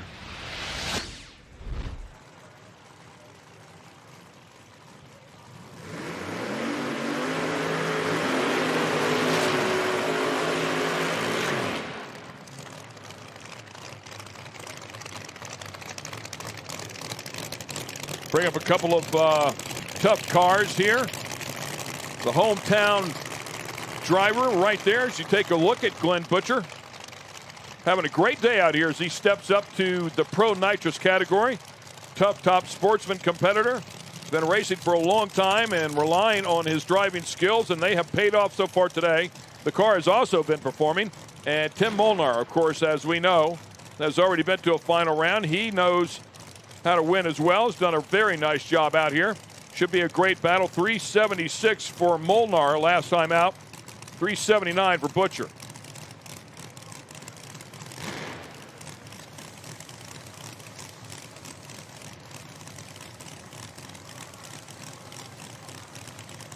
Past 2 or 3 races, Tim Molnar's car has been one of the cars to beat. And here you have Glenn Butcher in his first Pro Nitrous race coming from the top sportsman ranks. A pretty impressive debut in the category. I agree, 100%. Helps you're at your home track. You're in a car that you run in top sportsman and very comfortable and in all of his surroundings. It's really just another race, right? It's almost the same as what he's been doing for a long, long time with a lot of success.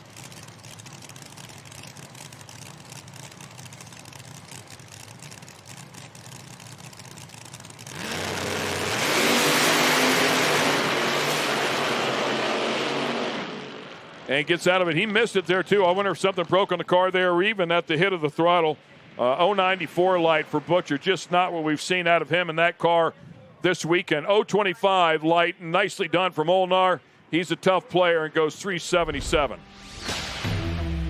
That was rinse and repeat for Tim Molnar. Just cars going down the racetrack every time. He's hitting a tree every time. And for Glenn Butcher, it left nice, and the 60-foots were very close, but there, oh, look at the tire shake. What an awesome shot. Oh, that was a killer good shot. That explains Jackie Sloan, a great battle right there with Brian. Now you're moving on to technically that was kind of your semis. You have a competition by next round. Will you take that, and what kind of data are you trying to get from it? Yeah, I probably will. It depends on what time of day it is, but, how the weather. But, yeah, I will make a run to try to get a little closer to Ricky. Yes. What are you still? You said you're still chasing something. What is it you're still chasing? Setups. Really, it's just a setup. We just got power out of it in the middle of the track. Seems to be a little bit tricky, so we're just kind of tiptoeing our way into it. All right. Well, thank you so much, Jackie Sloan, and we'll see you in the finals. Thank you. Thank you.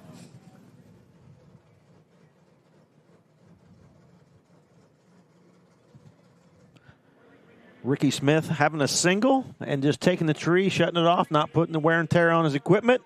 going to push him back, and we'll see him the next round. Tommy, we talked about our drag racing family, a part of our drag racing family. Well, this incredible shot right here by our cameraman, that's Jason Bowie down there who took that shot. He grew up in a drag racing family that is still a competitive drag racing family to this day. And he and his sister are a big part of our family here on IHRA TV. Man, that was an incredible shot. You could see the air under those tires. That's what everybody's, what's tire shake? That is tire shake, and that was bad tire shake.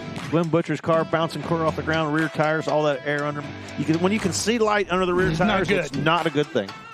When you see the outside edges of the tire and daylight in the middle, I mean, they are wadded up. That's a recipe for Tylenol right there. Yee. Should be a great battle there as we get down to that next round for the Pro Nitrous category.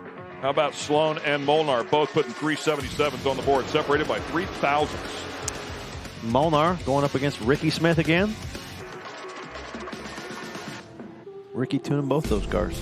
Yeah, we'll see if, obviously, the only way Molnar and Sloan would meet would be in the final. Yeah, he's got to get past Ricky Smith, and Ricky Smith giving that round up just like he said he was going to do. So we'll see how it works out for him in just a little bit. Okay, let's go upstairs. Tim Molnar, you're going to meet Ricky Smith in the semis. What's it going to take to get that blue car in the finals?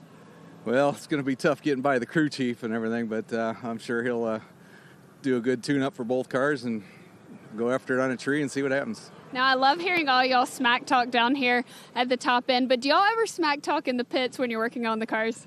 Just a little bit here and there, but he got me last time, so I definitely owe him one this time, so we'll see what happens. So it sounds like Ricky has it coming for him. That's Tim Molnar. We will see him in the semis against Ricky Smith. Thank you. Thank you.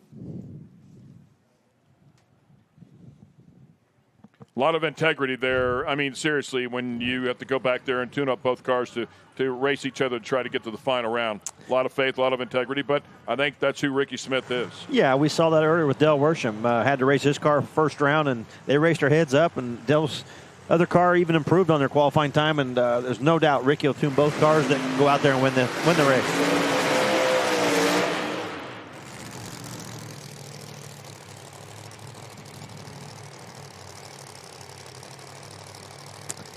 Bubba Stanton, Pat Moore, Outlaw Pro Mod.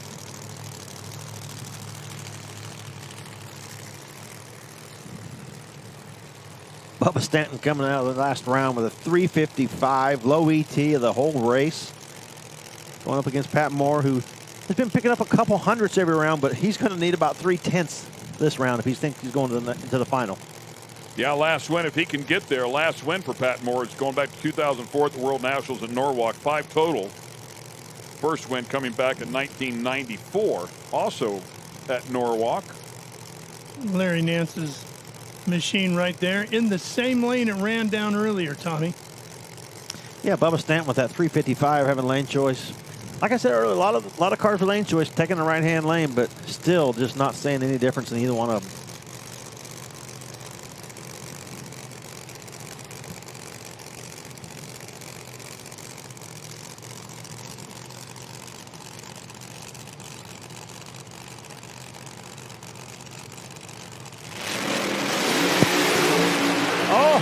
Upset. Something happened to Bubba Stanton's car. Didn't even leave the starting line, and Pat Moore going to the final round. How about that? 389. He's consistent, but it's take a little lady luck. Every day you'll take a little lady luck. There's Larry Nance right there, fired up. High fives all around. Larry's happy.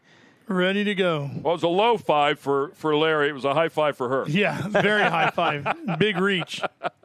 Larry, 6'8". He's got to be happy, man. Good for those guys. Man, we've seen some upsets out here today. We've seen some wild things going on. A lot of good cars having issues, and guys having a few things go their way, need a break or two, and they're getting them. How about a 009 light? Take that one all day long. Yeah. Some with Bubba's car, he just never left starting line, never moved. Something going away. That car has been so good all weekend. Couple of horses out here as well, and one of those is Hollywood Hank Stubbs. He's been killing it for sure. Couple of passes in the 50s.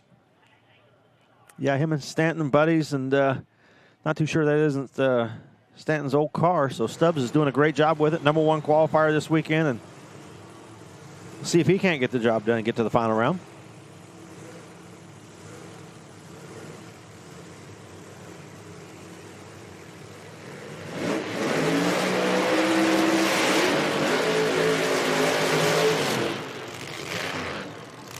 You know, I watched Stanton do the burnout, and it was, again, another car, almost like the tire was dried up, and it struggled in the burnout.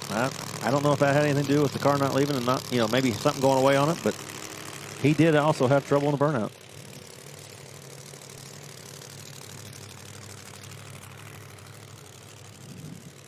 Backing him up there, Hank Stubbs in the near lane. Sullivan's way out of the groove. Is that car broke? Yes, he is. I think he might be broke. I think you might be right. It's looking that way. Last time out went a 369, and yeah, it looks like he tried to steer that one to get it out of the groove just in case.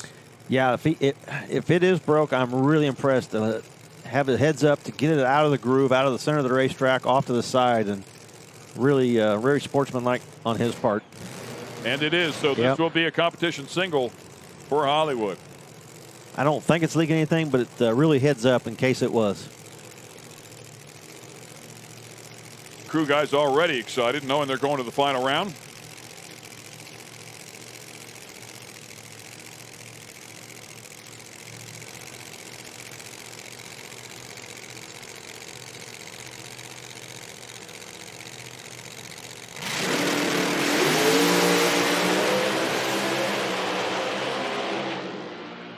Whew. 356. Nice pass. Nice hit. Stubbs with a 357, a 359, a 356. Pretty clear what Pat Moore's going to have to run. Yeah. About 3/10 quicker. Yeah. It's pretty much all laid out in front of you. But just like we saw in the prior pair, I mean, Moore did his job, went down the racetrack. The other competitor had problems, so Stubbs has still got to go down the racetrack. I'm here with Pat Moore. Now, Pat, you knew going into that round you were the underdog, but you said, I like a hot track. What does that mean? Well, our car is an older car, and it's a soft chassis, and it doesn't do as good on a really tight track. But the track here is getting really hot because the temperature is the hottest we've had for a while. And the track moves to our car, whereas these other really fast cars have trouble on a hot track. So the track coming to us, these guys are struggling, so we're doing good. Now, your car owner, Larry Nance, was super excited down there that you got the win. Now, what's it like driving for a great team that's behind you and always supports you? Oh, it's great. My team's really good. Well, congratulations, Pat Moore. We're going to go down to Sarah Daly. Sarah? Staging lanes with Disco Dean, and once again we get to speak and touch base. A lot of things going your way. You've been talking about how you want to keep improving in every pass. That's what's happening for you guys. Like I said, I got Jeff on the keyboards. He keeps chipping away at the car. It ain't going no faster, but I'm chipping away at the trans brake button. So we went from 19 to 2 on the tree. I picked up a bunch there. Jeff's doing everything he can, but this whole heap, I don't know what's wrong with her. You can take it. We took a half a gallon out of the motor right there, and it didn't make a lick of difference. It went the same exact ET. So now I told him, I said, chip away even harder, see what we can do. I mean, we won that last one by just the tip, literally. The pink penetrator, just the tip, got us by 4/10,000 of a second. So we have got to find some ET before this next round. I'm doing everything I can on the tree, as you can see. I'm going to try to maintain, as a driver, to be in that spot between 2 and 11 if I can, and see what this guy has to offer us. Everybody here has we're the slowest car in the field right now. So nobody's fault but our own, but, I mean, what are we going to do? We got to turn on wind lights, so I'm doing everything I can. Clearly excitement, but I have to ask, you've got just a matter of seconds before you go off the tree and cross the line. What goes through your mind as soon as you realize it's yours? The wind light? When the wind light comes, what do we got to do the next round? How fast did it go? Like, no sooner you're going through the finish line, you look at that, 78, how did it go that slow again? All the stuff we did, and you're like, why? What is going on? So you're radioing the crew, all right, everything's good. And you just don't understand when you make a huge change in these cars, something that should make 4 or 5 hundredths of a second difference, and it goes out there and repeats like a bracket car. You just scratching your head. So I know Jeff scratches his head as much as I am, so I'm just going to keep trying to do my job, best of my ability. I got 100% faith in Jeff tuning it, and we'll see what this next round brings us. All right, we'll see what the next rounds. Thank you. Thank you. Guys, back to you. Thanks, John. Thanks a lot there. Yeah, nicely done, and we'll see if he can continue on, man. He has been driving his butt off out here today. If they can find some performance in that car and he keeps doing what he's doing, who knows, man? Anything is possible. Okay, once again, just a little bit of track prep, and we'll go racing when we come back.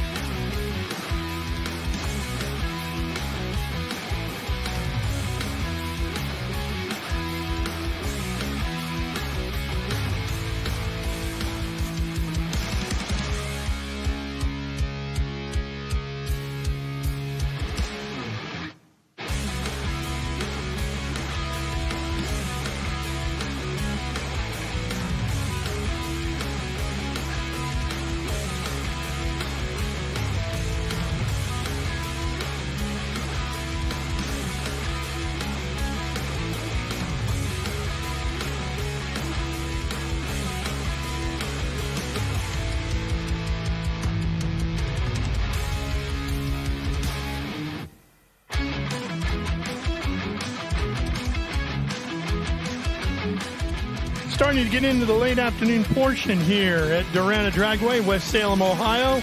About an hour and a half outside of Columbus, about an hour from Cleveland, right in between the two. We are here for the IHRA Outlaw Nitro Series. 5:30 in the afternoon here in the east. So that means that sun is starting to drift down to the horizon in the west. Track is cooling down. Temperatures are cooling down, and so should the speeds be going up. Should be a lot of fun. Kayla Zadell has another behind the track feature for us. Each week on Speed Sport 1, get the very best in grassroots racing with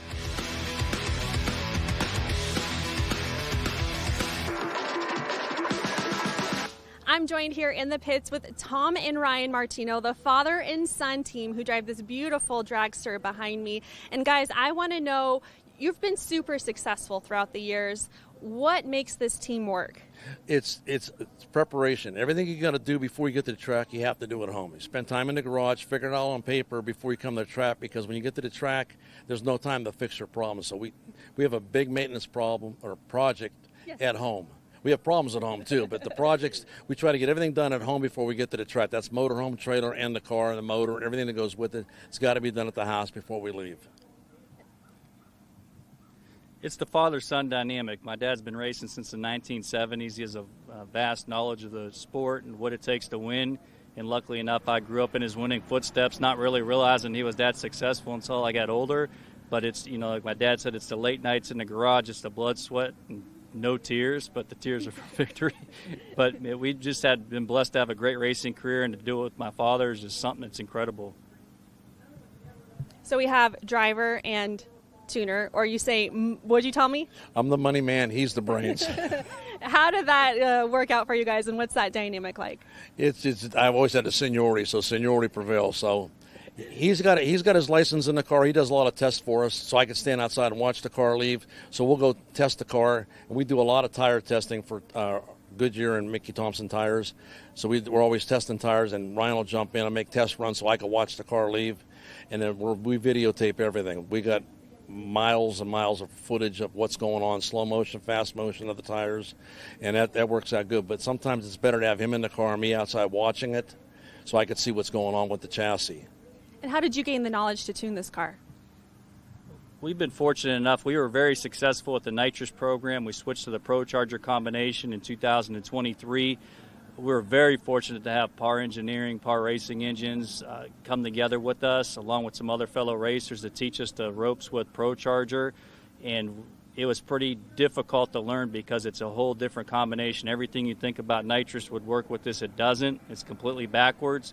So we spent long nights and hours with these folks at ProCharger, FTI Converters, fellow racers, and Scott Duggins at Par Racing Engines. Learn the parameters, and then it's pretty much every car is its own personality, so we had to just cater that to what we do, and we've been successful from day one. The third or fourth race out, we were successful at the PDRA Pro Stars, got a victory there, and from there it's been win lights. Now, this isn't your first go-around with the IHRA. You've raced with the IHRA before. Yeah, back in the day, I ran an 890 quick rod car, and I ran a modified production 4-cylinder injected altered, and we set the world record numerous times in IHRA, and we were very successful in the old IHRA. And when Bill Bader ran the IHRA back in the day, personal best friends. So we've had a long run with the IHRA. But a real quick story: the first race we went to, we had a Dodge Dart, and being down south from up in Ohio, we go down there and a guy goes, "You got a NASCAR."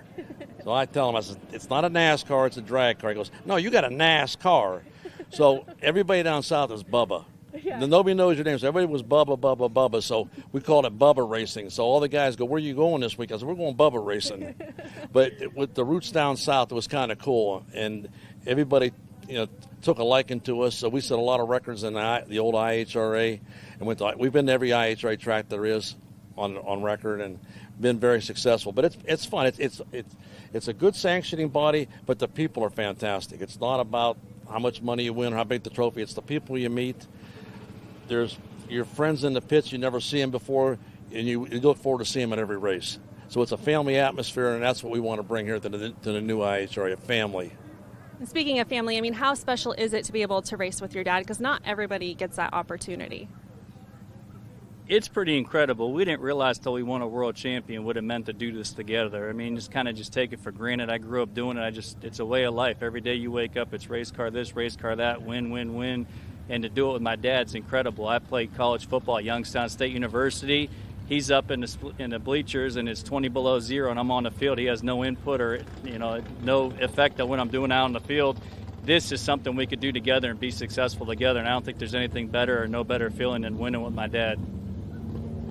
It's a very special dynamic that you two have, and you actually wear a helmet that's a little bit of an ode to your son here. Let's see it. Do you want to tell us about it? Yeah, this is a duplicate copy of Ryan's game helmet at YSU, and the artwork is fantastic. They put every sticker, every decal is on it, the face mask, and everybody looks at it and they think you're wearing an actual football helmet in a car. But the artwork's fantastic. It's just a tribute to Youngstown State, since that's our hometown. He played there, and the coaching staff still follows us, and they'll give us hits on Facebook and Instagram. Nice job with the YSU logo. It's kind of cool. And whose idea was it to put this on the helmet? Yours. It was a collaborative effort. We've always had some wild design helmets by R&R Auto Body, but this was something we had to truly do. We recently received the key to the city right before this helmet was designed, and we figured what better tribute to the city of Youngstown than this awesome helmet. There's not too much. Our city has, famed boxers, world champion athletes in NFL, MLB baseball, but they got one world champion drag racing team, and that's us, and they take great pride in us as well. Well, guys, I appreciate your time. Thank you so much for sitting down with me. Hey, anytime you guys need anything, just stop by. We're always available, and everybody get to an IHRA race. It's fun. You'll have the time of your life, and there's no restrictions. Once you get paid to get in the gate, you go anywhere you want to go. There's no pit passes, and you can talk to all the drivers. It's total access racing. And if you can't make it to the track, you better watch it on Speed Sport 1 and 2. All right, guys, he might be looking for a job, or he might be finding a job here soon. Anyways, this is the Martino family here. I'm Kayla Zadell, and this is Beyond the Track.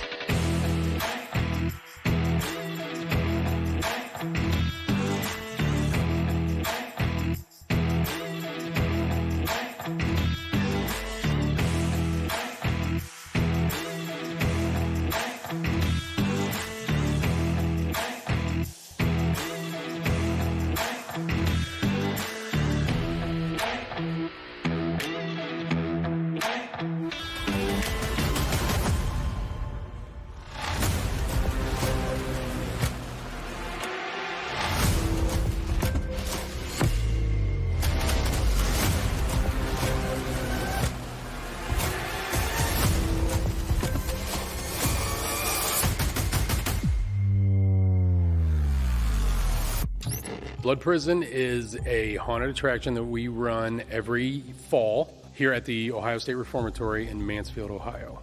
Coming to Blood Prison, you'll see everything you would expect to see during Halloween. You're going to see big scary monsters, you're going to see pumpkins, you're going to see a lot of jail cells here, a lot of inmates running around and guards because we are a prison, so we try to keep things prison themed with a Halloween flair. It's just beautiful. It looks like Dracula's castle. It's massive and it's just fun. I mean, it's just so much fun to go around and scare people and build the cool sets that we build because we go really elaborate on our set building. It's a good time. It's almost not a job. There's nowhere that's going to have this facade of the Ohio State Reformatory, the Shawshank Prison. I mean, who would not want to do a Halloween event here? It's kind of in our blood. For tickets, you go to bloodprison.com. We sell all our tickets there. They are online only and they're time ticketing. So you buy a time slot and come at that time.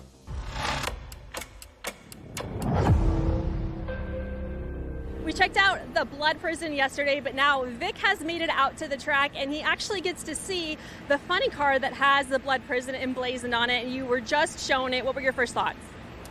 I was honestly kind of blown away. It was just cool to see Blood Prison on the side of a Nitro funny car. It's just crazy to think about. How did this all come together? I got reached out to by John, and he kind of just told me what was involved, and I'm like, it sounds like a great idea. Let's look into it, and it worked out. Okay, and now we have Joe Morrison over here, who's actually going to be driving the funny car with the Blood Prison on it. What were your first thoughts when they told you you're going to have this on the side of the car? I love it. It's thinking outside the box. I mean, it's an amazing haunted house. They do just an incredible job. So to be a part of it's really cool. I love bringing new things into drag racing, and to be a part of that what John put together here with the Hirschhauser Racing team, it's just cool to be a part of it. So I'm psyched. I love it. Have you been out to the haunted house yet? I have seen pictures. I got to get out. So I want to try to get out there Sunday before I drive home after race day. Okay, guys, you heard it. You're going to see it here on the track, but don't forget to check out the Blood Prison. It is the opening weekend this weekend, and tickets can be found at bloodprison.com.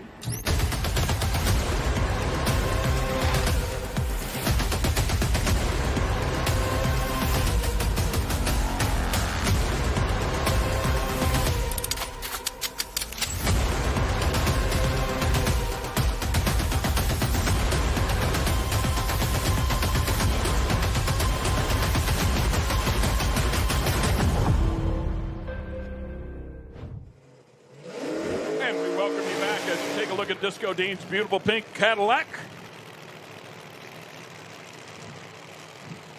Famous song there by Aretha Franklin.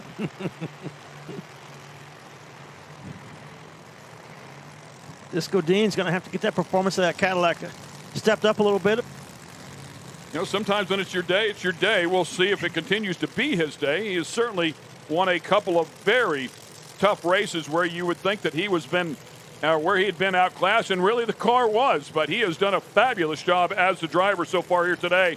002 light last time around to get past a tough Sackman, and now he'll have Mike DiDomenico.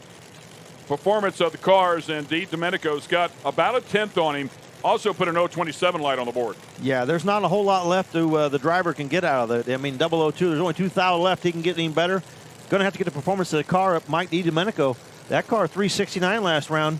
Went quicker, went 70 first round, 69. So, Dean, 78-78. Yeah, and they're throwing everything at it they can to try and get that car to pick up. 002 light, don't want to mention it, but he's risking it all right there. He's right on the edge, man. That's about all there is. DiDomenico in the far lane, Disco Dean in the near lane. Top bulbs on. Here we go. Who's going to the semifinals?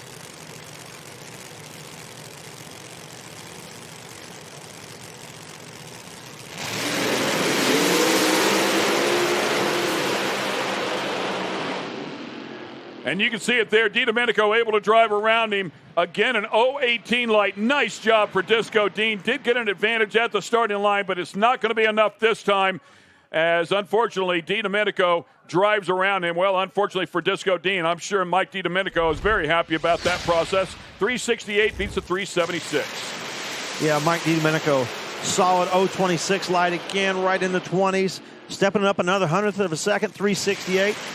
Dean got a couple hun out of it. 018 light, good. Did all he could, but Mike DiDomenico, solid pass for that team going to the semifinal round. And the good thing is, he's going to the final round because he has a single in the semifinal.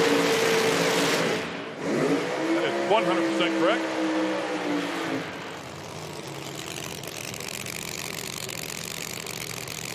Wes Estefano completes the burnout here, and will line up alongside Tom Blinko. Blinko 0-12 last time. Wes was 0-29. Went at 371 to Blinko's 368. I mean, this is when we start getting down to the meat of the sandwich, if you will, because these guys are tight. They're good on the tree. There's just not much room between them. No, Wes, he went 366, but then slowed down second round to a 71. Blinko, he went 69-68, and that car's been in the 60s all but one run this weekend.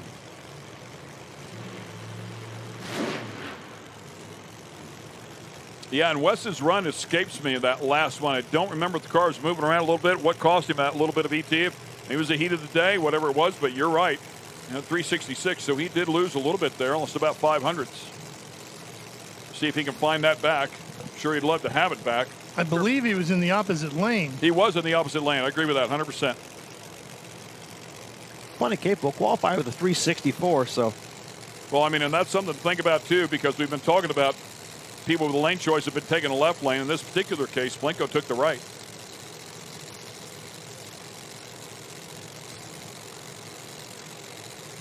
The one with the W down there is the one to take. Which one's that, bud? Left lane. Yeah. Sir, you got to do that before the tree is activated. 366, and how about that, man? He gets it right back, puts that car right back where it was. 366 with a 7, a 007 light. Unfortunately for Tom, he left too early there by 33 thousandths, but man, Wes on his game. And that's the deal with this class. They're so tight in competition. The cars are so close. You've got to push the tree every round, and every now and then they step over the edge. But Wes, 366, 007 light, killer good. Okay. Mike DiDomenico, now you showed frustration with this car, but a 368 on a hot track, I think you got it figured out. Yeah, we're figuring this Larry Jeffers car out, let me tell you.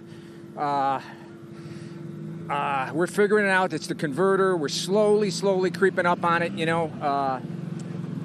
One of my sponsors, John McGill Motorsports, he said for every round I get $1,000. I do believe, John, that's $3,000 so far, babe. Okay. Hey, does that mean you get $1,000 in that competition buy? I hope so.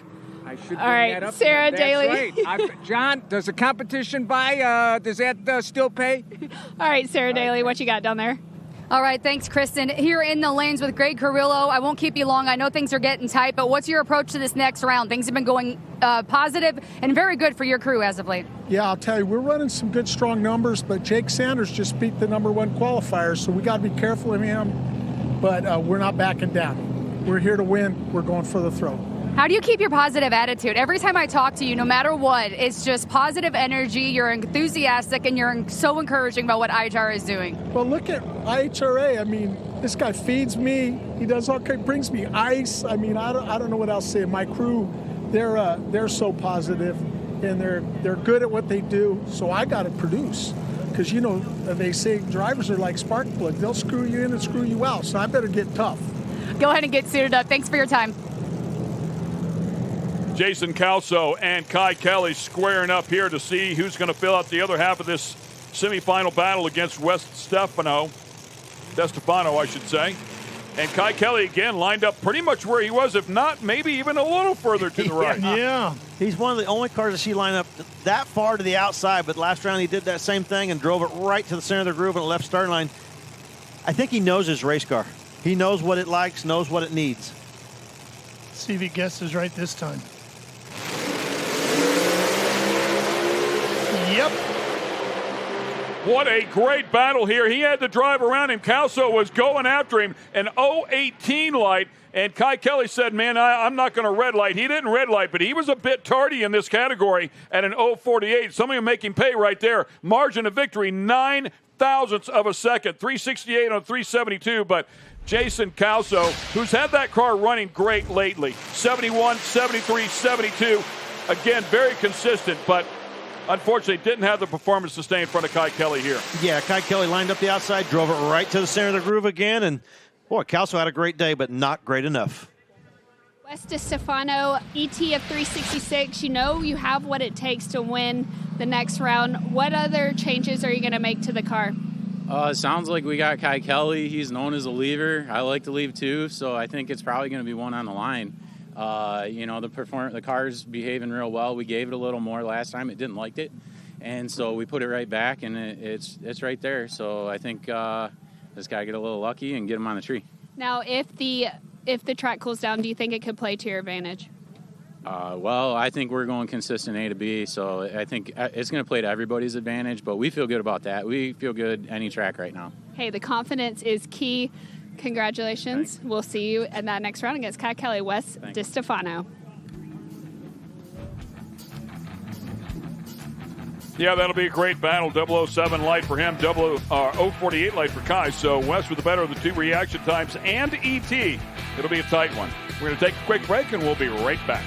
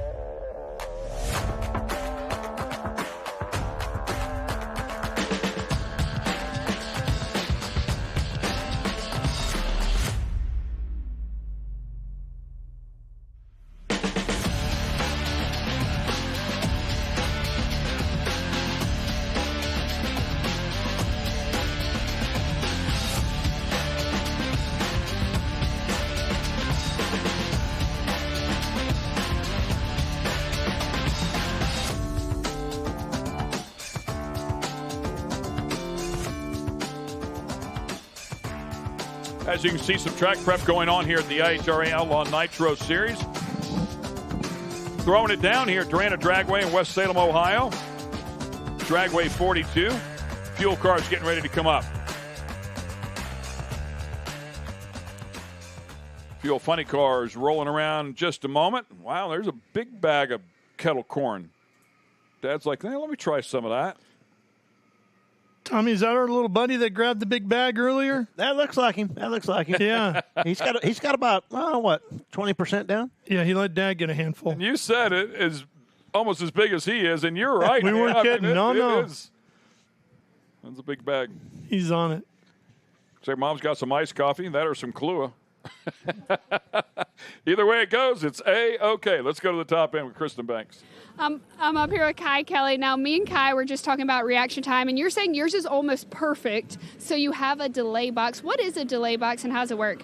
Delay box is pretty much something that's built into my fuel tech, and it delays the time when you let go of the button to the time the transmission gets the signal to haul ass. So that time I had a 048 light. I had 045 delay in the box, so that would have been a 003 light if I wouldn't have had the delay, which would have been great. But as y'all see in my whole career, I've went red more than anybody in the world. And I hate that I got a good reaction time, but we got a fix for it now, and we got a delay box in there, and it is what it is. So as long as we're going rounds, we're not going red. So we'll try to get back to the really good lights with no delay one day. All right, well, hopefully in the semis against Wes, you will not red light it, and that is Kai Kelly. We'll see him next round against Wes DiStefano. Interesting. Yeah, I'd noticed that, earlier. He'd had some red lights, a lot of them, and that's a good racer right there, recognizing your weakness and making some adjustments to make that better. And there's a reason why Kai Kelly wins a lot of races. Smart racer.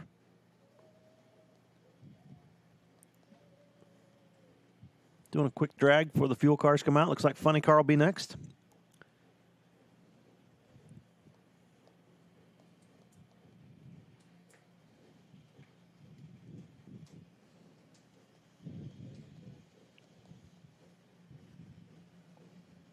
And the rotators are coming back up through here. Did you say a guest director? Ah, that's pretty cool. What's the guest director's name?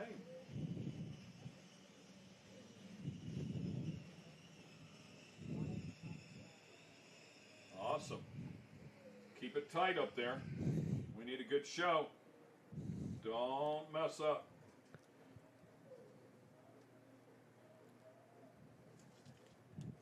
Here, and we have a guest director in the truck. Yeah. No telling what we might see. No telling what they might hear from us. Yes, that's true, too. Hope our mics. Everybody feels that way. Yeah, right. Hope the mics are still Welcome working. to the club. Yeah. Hey, guess what? Flashing Hey, lights. I like it. It's the best sight I see all weekend with them flashing lights on those tractors. That means one more lap, and we're going racing. I like it. They're communicating with us. First time anybody's ever said flashing lights. That's what I like to see. Look at that little hot mess down there. She's having a bottle of water, been out in the sun, it looks like, all day long, having a blast. Really great to see a lot of the families out here enjoying the racing. And everybody, I mean, it's such a neat thing seeing all these people sitting on the hill, the side of the hills and the grass, and just enjoying themselves and seeing some really great racing. Drag race here, don't care. Guys are out there checking out the track from Top Fuel Harley, it looks like, and let's go to Sarah. All right, thank you very much. And we're standing here with Bob Malloy, so we're heading to the next round. And A, what are your thoughts on the track and how things went last round? And B, what have you modified to make sure the bike can take it up to the next level? Well, I've been struggling a little bit all weekend. Hopefully we got it straightened out last round. The track's wonderful, smooth as glass. So if we can repeat, we'll be fine. And any modifications to the bike, any changes? Not this round. So you're going to ride it out. What are your thoughts when you get up to the line? The bike's a bit different setup, right? Not a car, not protected. You're out there. So what go through your head? I don't even think about it. I've been doing it for a long time. I've never even been down the track in a car, ever, once. And I run two different bikes right now, a supercharged bike and the Harley. And the supercharged bike is faster, but the Harley's actually harder to ride because it's shorter and it's violent. So it's a big contrast. So I was on the other bike last weekend, so it took me a couple runs to get used to this one again. But we should be all right. So let's take it back quite a bit, actually, since you just said you've been doing this a long time. How did you initially get into racing bikes? So in high school, a friend of mine had a bike, and I had a car. And I had twice as much money in my car than he had in his bike, and his bike was 2 seconds faster. I was like, I'm getting rid of my car, and I'm getting a bike. And I never even got my car to the racetrack. I just sold it and bought a bike. Well, there you go. So that's why you didn't get a car down the track. You just went straight to the I bike. have never been down the track in a car. Is there anyone out there you'd like to thank? I'd like to thank everybody. My brother, Billy Jack, that's here helping me. Rob Bonifani, Lenny Lotting from ITI Trailers. Everybody that helps me along the way, I'm so appreciative of. All right. Well, good luck out there. Thank you. Guys, back to you. Nicely done. You know, when you're at a racetrack, you got to keep your eyes wide open. And wow, how about those? Wow, what a face! You talking to me? Some piercing eyes, if I've ever seen them, and chewing on somebody's foot. By the way, that's somebody's foot right there that he was just chewing on. The looks of those eyes, he chew on whatever he wants. Might be her. It is a her. That's with right. the pink, based on the pink Yeah, color. I was going to say she's a pretty girl.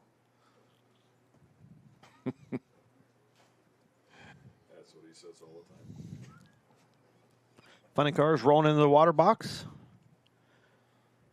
Dale Worsham and Joe Morrison. How about that? Lots of seasoned eyes there inside of that one. Seen a lot of stuff. Jake Slater got the fire suit off now and back to work on Dale's car. Dale said, had enough fun. Back to work. Getting ready to fire him up here. If you weren't here for the last one, it was pretty exciting. Joe Morrison and Jody Austin put on quite a show here. It was a vicious pedal fest, and Joe Morrison was the winner of that particular round, his first round win. Congratulations. Couldn't have been more excited. Guess what? Next round, Dale Worsham. He'd be real excited if he wins this one.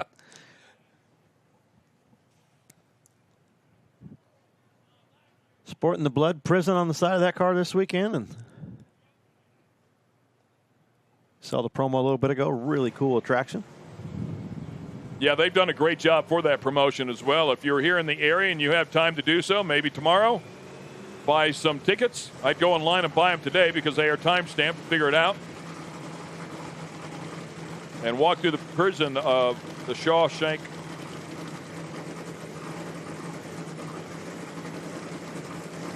That movie there, and they are bringing that body back down. Yeah, something hung up there, isn't it? Not happy with something. Want to reach back in there and readjust something. Yeah, I'm not sure. Jimbo wasn't happy with something. Hey, back up. There we go. Oh, got it. Oh, boy. Let's go forward. There we go. Better direction.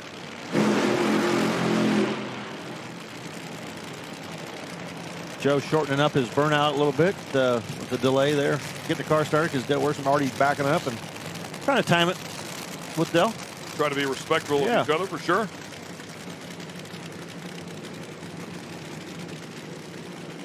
Well, as we saw before a couple of times, you never know what's going to happen here.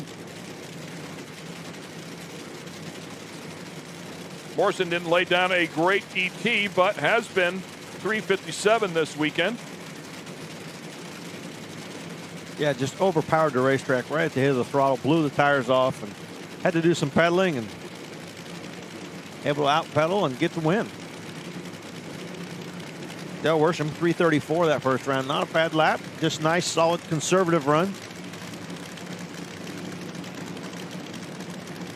Right there with his qualifying time, so I would say didn't change too much at all.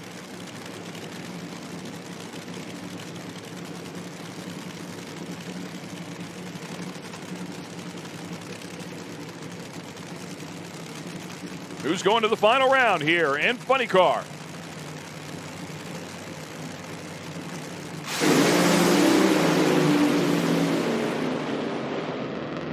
Man, it is going to be Dale Worsham, but I'm going to tell you something. Joe Morrison hanging right there. If Worsham did anything wrong, any sort of mistake, Morrison was right there. Margin of victory, 0.06 of a second. It was a good, tight race.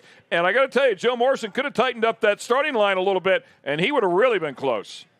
Yeah, Dale had the advantage, 85 light to a 118. But, yeah, Joe Morris doing a good job at keeping it pretty close, 339 to a 342. And wasn't a huge margin of victory, about a car length.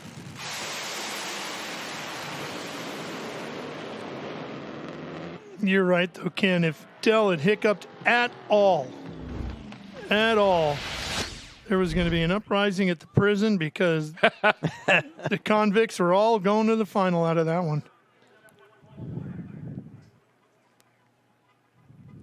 You're ready to fire up this next one. And, of course, these two guys have been battling forever, it seems like. Terry Haddock and Dale Creasy. They raced each other at the last event. Creasy lost because he tagged the wall. Yeah. How about Viper, our drone pilot, over there with the fans, and then over here on the starting line? Just chatting with Viper at breakfast this morning. He's getting some shots that we've not seen. In drag racing history, we don't get these shots, and the drones are bringing out a really new element. It's really cool. Super creative. Record between the two is 5-3, and the 5 goes to Dale Creasy Jr. over Haddock. course, one of those three going to the Haddock was courtesy of Creasy tagging that wall. Sure would love to get that one back. He's going to have an opportunity right here. Well, first round, Dale Creasy laid down a 323, low ET of the event. I mean, he's there now. They got it figured out. So really good job by Creasy first round. And yeah, ET and mile per hour record in that pass. 323 with 3:275.7. Oh, no doubt got that thing sorted back out. And then, of course, lined up alongside Terry Haddock, qualified number 2 with a 39. Went a 59 there. I'm sorry, 59 I think it was in round 1.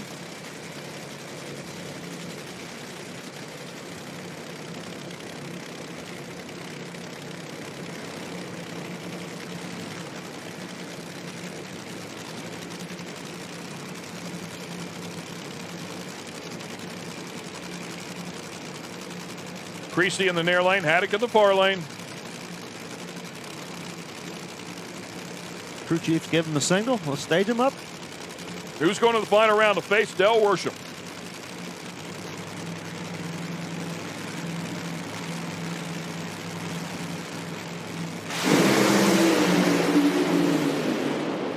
Battle, good battle too, side by side. Unfortunately, right there at the end, we saw Dale Creasy's car give it up. 334 to Terry Haddock, and it'll get a little bit closer. How about that? It is now. Haddock's going to have lane choice for the final against Del Worsham. 5 and 4 against each other, almost identical when it comes to wins against each other. Good pairing. Dale Creasy had this round 1 out there pulling away from Terry Haddock, and then something going away in that race car, and Haddock able to drive right around him right towards the end of the racetrack. Cylinder out on Terry's car. I'm up here with Del Worsham now, .064 margin of victory. Probably a little too close for comfort. It definitely was. It wasn't one of our better runs. It almost sounded like it was a misfire and had a cylinder out, or it was fighting itself pretty bad. But got down there, we got the win for the Hedingers, for the Hedinger equipment people. You know, they're sponsoring us and helping us out these races, and I really appreciate what they do for us. And Toyota Mobile One, my entire team. I feel bad for Gary, dude. Gary Pritchard, he made some great runs this weekend, and he didn't get anything for it. You know, he didn't get a win out of it, but he definitely represented well, and had fun with Jake. So it's been a good weekend, but there's still one more thing to do. Yeah, you're the last one standing. You got to do it for your team. You got to take home another Ironman for the team because you guys did a great job this weekend. I appreciate it. We're definitely going to try. Thank you. Del Worsham. Not many rounds this year in the IHRA competition that Del hasn't had lane choice for that round, so a little something different. Terry Haddock going out there and taking lane choice away from Del for the final round. Now, I don't think it makes a difference, but it's nice to have. Preference. You guys all have preferences for whatever reason. I told you I wanted the one with the W. There you go.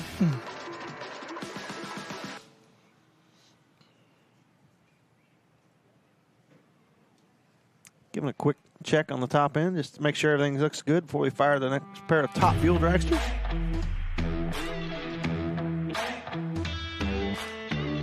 That's how we got here.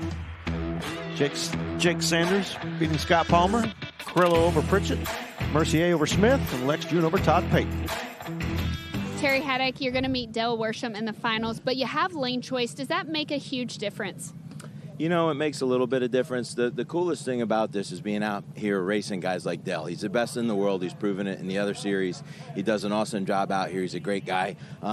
Just want to say thank you to all these sponsors, all these people. I know all these interviews probably sound boring and old, but we got to keep saying thank you to the people that pay the bills. T&D Express, Circle Racing Wheels, CSI, Concho Supply. Thank you to my wife, my kids, my family, everybody that lets me do this. Love God. Hey, so we try to keep the interviews interesting. Let's take a look real quick at his car. Oh, it's about to go down. You got a little bit of an oil leak right here. Is that something that'll be fixable before the finals? We'll definitely fix it, but it's hard to say what it is. When you're trying to get down a slippery racetrack, sometimes you got to handicap the car a little bit, so it kind of beats itself up. So I don't know if it threw the rods out or if that's just pan pressure, but we'll fix it. All right, well, you better go because your car's going to leave you just like they left your son. We'll see you in the finals. Terry Haddock. Could also see the name Charlie Kirk on the side of Terry Haddock's car as well. Certainly has affected everybody here, really around the world. So a number of players showing their support. Getting ready to go here. The top fuel car is getting ready to pull around. Terry Haddock and crew up there. What I see in the background pull that is one back. Yeah, what I see in the background is both cars having little issues here. The water hose was over there at Creasy's car as well. Beating them two up to try to get to the final round.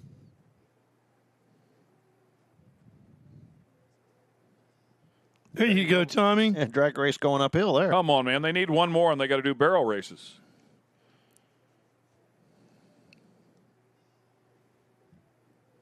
Used to be so easy when you were a kid.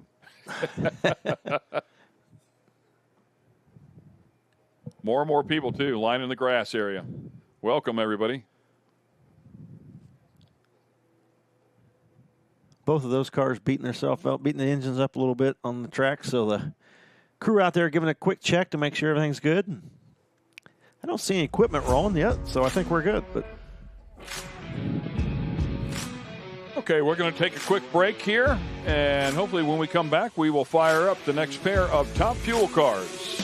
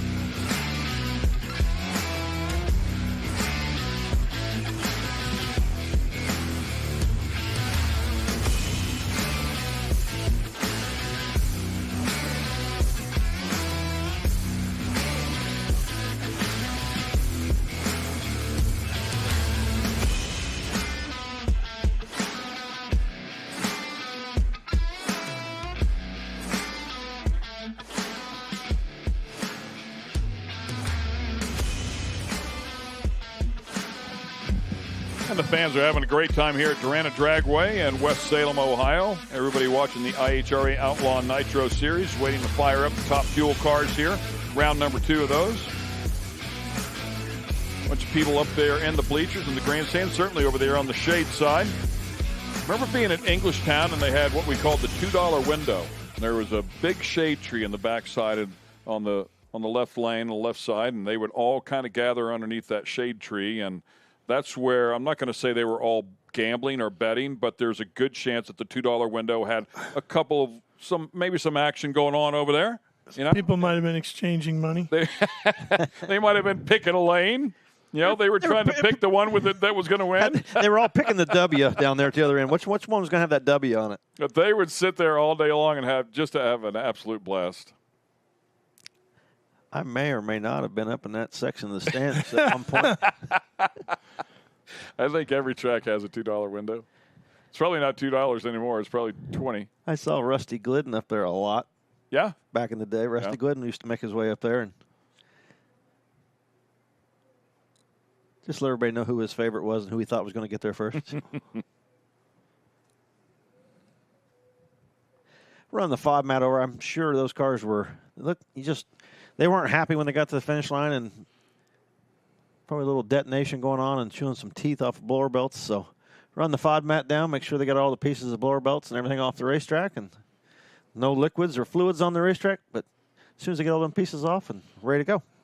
I did a quick sort because I had them sorted differently. I think I had them sorted by total wins in Mountain Motor Pro Stock that John Montecalvo was talking about. So I went in and did a different sort. I did it by total final rounds. I thought he was third. He's actually fourth.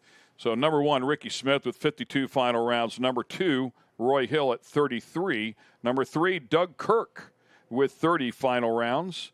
And then John Montecalvo with 29, followed up by Bob Glidden at 28. Then Ronnie Socks at 25. So talk about the name. Man. Wait a minute.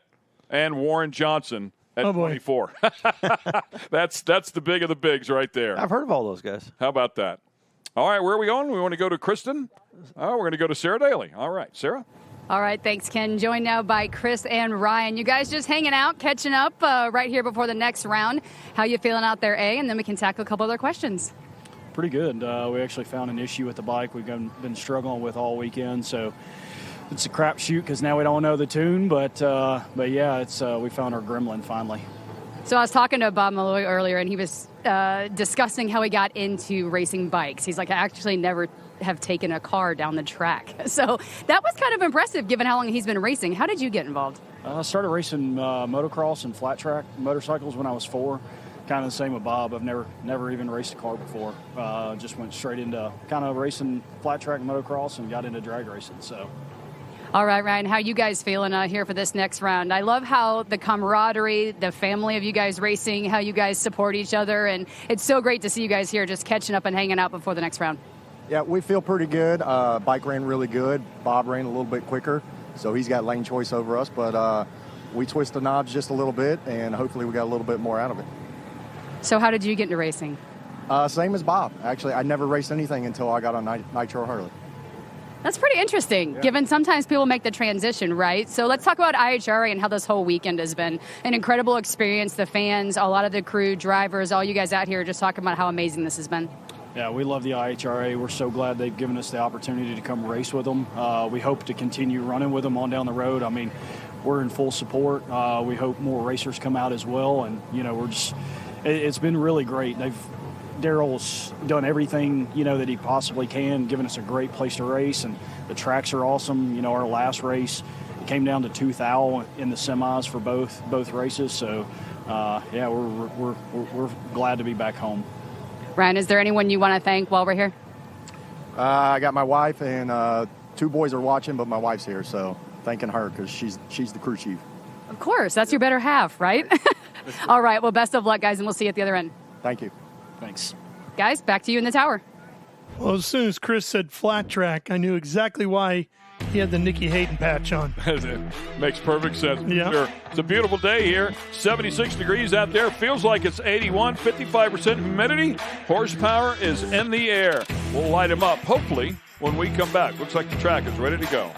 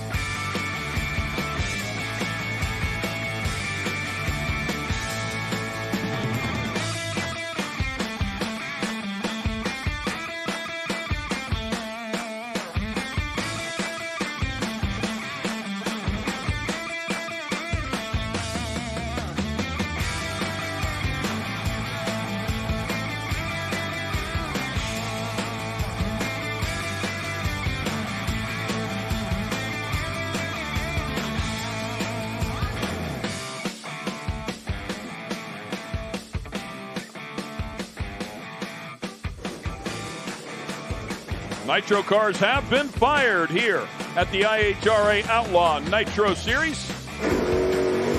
Carrillo with issues, it looks like. Yeah, he's struggling. There it goes. Idling a little high. He was waving at the crew guy to.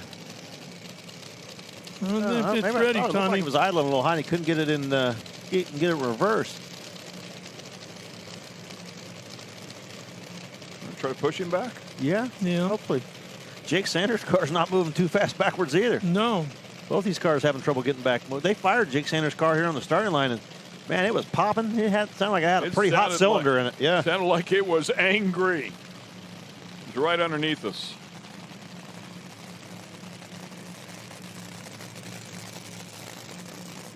It's kind of strange. Carrillo's car actually started moving back, and then it stopped, and I'm not sure what the issue is with it.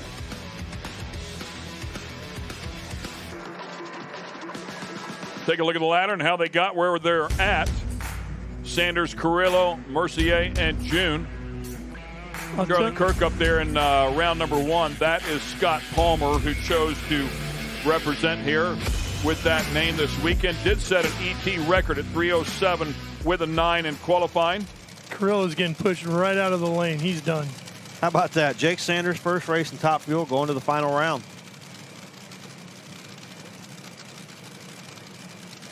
It still sounds pretty hot.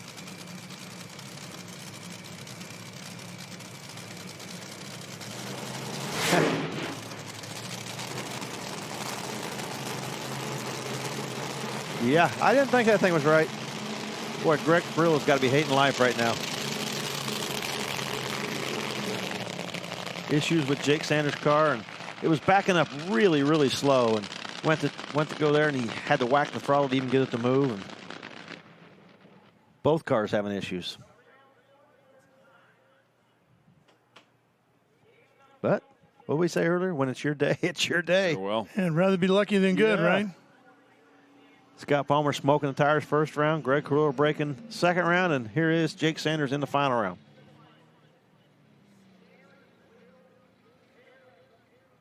That thing just, from the moment they started, it didn't sound right. Really popping. Sounded like it had a really hot cylinders. And hot cylinder is not going to cause it to do that on the start line, but I think there was other issues as well.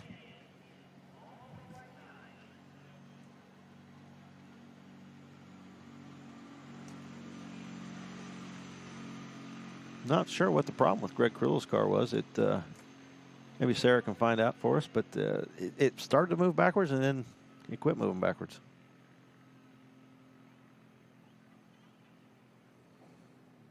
Get the pusher up there to help him clear the top end and should be able to fire up the next pair. We'll feature Lex June and Dan Mercier. Both of them came out here and ran some great numbers. 3:10 with a 7 for June, 283.38, which was the record at the time to the 8th mile. Only to be followed up by Mercier, who put a 3:08 with a 2 on the board at 285.53 and took it away. 3 out of the 4 cars in the first round with 309, 308, and 310. Yeah.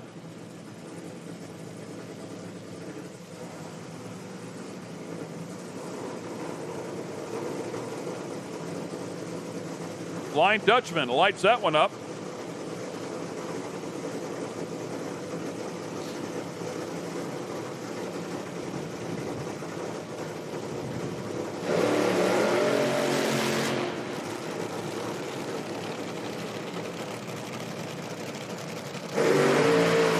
And let's get it down to Sarah Daly. All right, guys, just touching base with Greg Carrillo there as they are back in the dragster off the line. He said he wants to put it in reverse and the fuel lever's stuck. He said, I can't believe that just happened. He said, look, I took a look at it while he's still in the dragster. It's not moving. It's just stuck there on the left-hand side. So that's what they're dealing with now and trying to get the dragster out of the way so they can move on with the races. But unfortunate break there for Greg Carrillo and his team. Nicely done, Sarah. Thank you very much. That's tough. Craziest little things, man. You like to smell a nitro, Ken? And man, those cars were putting out some fuel when they fired them up. They There's sure such are. a big cloud in front of the tower, I could barely see the car. Yeah. And they still are. Yeah. But I'm loving it. Lex's wife there, Gerda, standing alongside.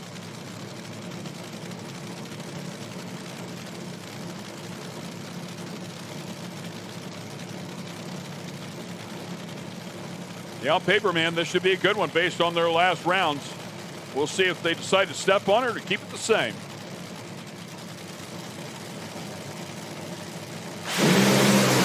Oh. Lex heard that one early on, so it will be all Mercier. Woo-hoo! Mercier 3:02 with a 9, 289.2. That's both ends here of the 8th mile record. Nicely done.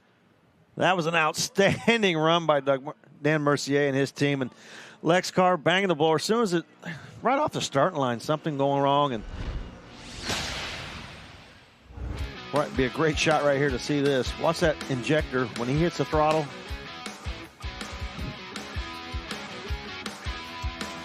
Boom, right there. Unfortunate for Lex, but man, 3:02 by Dan Mercier was going to be really tough to beat. He's having a really fun time this weekend. He sure is. No doubt. Yeah, great solid pass. 289, almost 290. And how long till we get to 299? Times the sun go down? Yeah, that's right.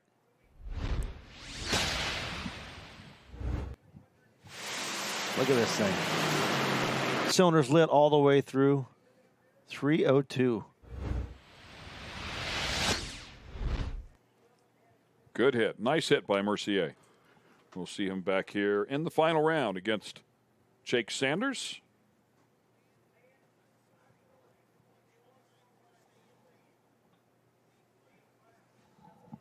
Super impressed with that car this weekend. The sleds are Top Fuel Harleys. Yeah, Top Fuel Harleys coming out. Saw the sleds over there as well, or at least one of the trailers for the sleds, but looks like the Top Fuel Harleys are next. Get Lex off the racetrack, and we'll fire the Top Fuel Harleys up. There's your ladder. After the first round results, Jay Turner, Christopher Smith, Bob Malloy, Ryan Perry. Period. Yep. Period. He bought a vowel. You think he just goes, yeah, Perry, whatever. He doesn't. Yeah. He does not. I know. I know. It is not Perry. Well, then why didn't you read those?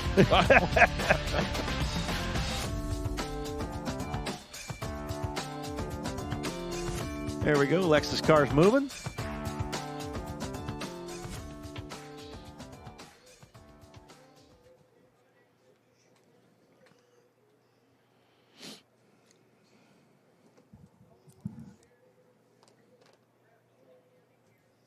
Turner 441 in that previous round. Struck the tire on that, spun the tire a bit as we take a look at Lex that they are pushing off. In the meantime, we're going to go upstairs to Kristen Banks. I'm down here with Dan Mercier, ET of 3:02 with the 9 man you're flying. That's going to be tough to beat in the finals. Yeah, so I'm very happy. The team worked very, very hard all day and all year in the garage. So I'm very happy. So thanks a lot for my team. All my support, friend of Canada, Quebec. So I'm very happy. Thanks for IHRA. So we are ready for the final round now. What's the game plan going into the finals? A safe one. It's hard for me because I always push too much. So maybe I will receive a couple text messages for Dan. Take it easy. Thank you. Take it easy. Thanks, Dan Mercier. Got a good day going, no doubt. Yeah, that popped into my mind as well. Might be a good time to just not touch it, right? I mean, it popped in my mind when I saw that. I'm like, okay, it's going to get dark. It's going to get cool out here. The track's going to get better. Conditions are better. Can we get that 299? No, let's win the race. Right. You know? Exactly. Why would you try to go 299? Rather pull back a racehorse than try to get it to go, but that's the way you guys are wired. But probably the smart move here today. Starting to talk about Jay Turner last time they were out here, and of course the Bulldog came out and he went 423 in qualifying, but went a 441 there in that first round, and you could see him just spin the tire at the starting line and got up to the top in interview and said that. So we'll see if he can get it hooked up here in this semifinal round as he'll line up alongside Chris Smith. Smith in the left lane went a 465 just did not have a good run and was talking about the fuel management system. So hopefully they got things sorted there. We'll see if, in fact, that's the case.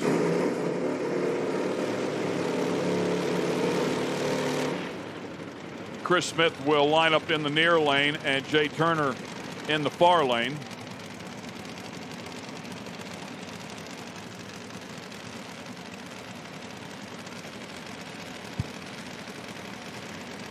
That graphic right there is backwards. Pretty sure. The Jay Turner shirts there in the far lane.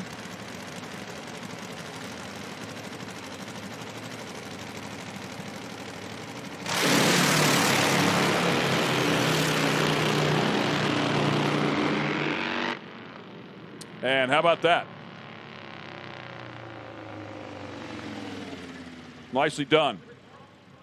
So I believe that is Chris Smith. We will confirm here in just a moment. There. Oh, maybe that is Chris Smith there. That is Chris Smith, yep, pushing that bike back. So Jay Turner will grab this win here. Another final round. 434, 168 miles an hour. As again, I mean, he just hangs right in that area. 420s, 430s, 440s.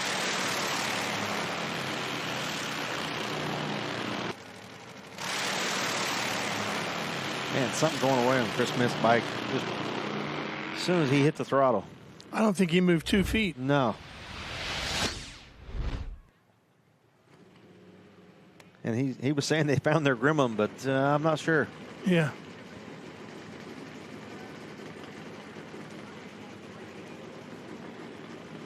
And we'll go up to the top with Kristen Banks. I'm here with Lex June. An unfortunate situation in those semis right now. You said you know what happened, but you don't know why. Can you just tell everyone what just happened?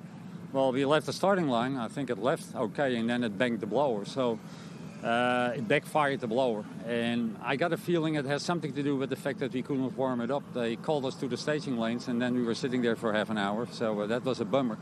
But might be there was some air in the system, so we basically did not have enough fuel to get into the motor, and then it will backfire. So that might be the reason. I don't know. We need to check it. But yeah, we were loaded for beer. We were ready to make a run, and I know the 302 is hard to beat, but we run a 310 and we put a lot more in it, and it was do or die. But you know what? If it's not where we are, and one thing we know for sure, we will have a new winner again. So that's cool for IHRA.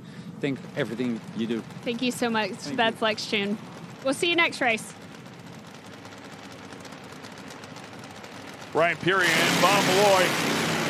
Peary on his game right here. He's going to bring it to Bob Malloy. They go side by side through there. And 421 for Ryan Peary is going to get it done, 180 miles an hour. 419 for Bob Malloy. So wins that one on a hole shot. Man. You could tell as soon as the lights come on, Peary was gone. He did what he had to do, didn't he? Nice job. 037 light to a 108. Huge starting line advantage, and Malloy could not drive back around him. All right, guys, joined in the staging lanes now by Chris Smith. Not exactly what you wanted to go your way out there in the line. So what happened? Popped the motor, unfortunately, but teammate Jay won, so can't be too upset. Had a good weekend, made it all the way to semis. We'll get her fixed up, and we'll be ready for the lot. On a positive note, it's good to see your action there, supporting your friend out there. Yeah. I'd love to see Ryan just get that whole shot win. That's my buddy, so super happy for him. All right, sorry about the unfortunate luck. All good. Thank you. Thanks, guys. And yeah, you can see the Jay Turner shirts around him, helping him out as they are all teammates there. Definitely threw me off seeing the Jay Turner shirts lined up on the left-hand side there with Chris Smith. But nonetheless, the Bulldog will get the win and come back, and he and Peary will square off for the final in Top Fuel Harley as we go to AA Fuel Altered.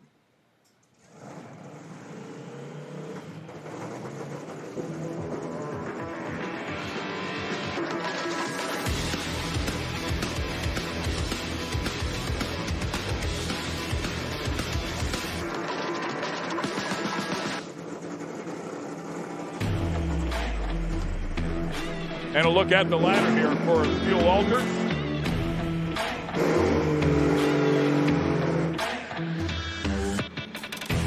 Ryan Hill's been on a mission here today. Great running car. Qualified number 1 with a 3:46. His wife once again backing him up, and yes, a different outfit, consistent with what she said. Every single pass.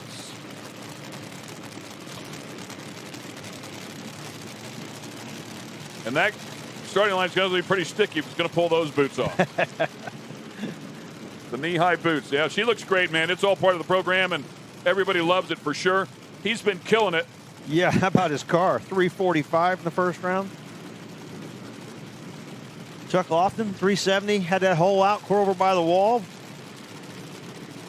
Lofton's going to have to find some performance. Keep up with Hill.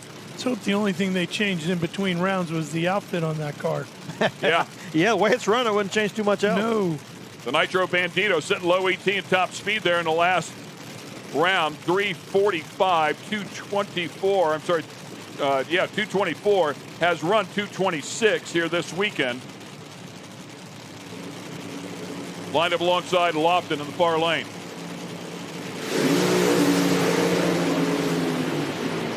Oh, man. Oh, hang on. Woo! He drove it, and we need another outfit. And that's why I need another outfit. Yeah. That's why everybody loves Fuel Altered right there. Woo! Man, oh, man. That's why we all love him, right? And what do you do? Go quicker. 343. Watch this thing. Totally miss ET. All over so the busy place. watching that thing. Yeah. Chuck Lofton with the cylinder out again on the left-hand side. Just couldn't get that fuel system right all weekend, but look at that thing. Bouncing around. Woo, man, he touched about every inch of that lane. Wasn't that bad now. The replay, that wasn't too bad, guys. Yeah. You look at it slow down, it doesn't look bad at all. Jay Turner, you just told me your 4th final of the year in IHRA. Do you treat any of them differently going into it? No, all finals are the same. They're serious. You just do the best you can, try to make the right decisions, and hope the luck's on their side. Any big changes you need to make to your bike before then? Yeah, we need to do something right. We heard the motor before the first round, and we came out and it was too aggressive. And then for that round, we took too much of it out, and then we waited a little while and then it got some shade on the racetrack, and it wasn't what we were looking for. But the final's the final, and we're gonna come out swinging. All right. Well, we look forward to it. Jay Turner, we'll see you in the finals.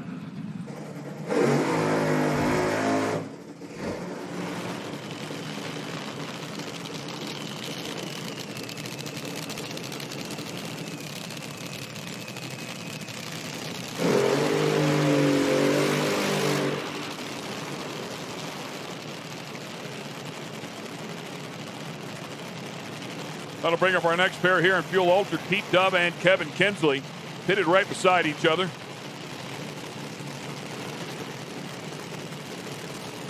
Fired up Kevin Kinsley's car and must have had a little fuel in the pipes or something. Boy, it did a big bang and sure did. Got my attention. I thought it was the popcorn there going off.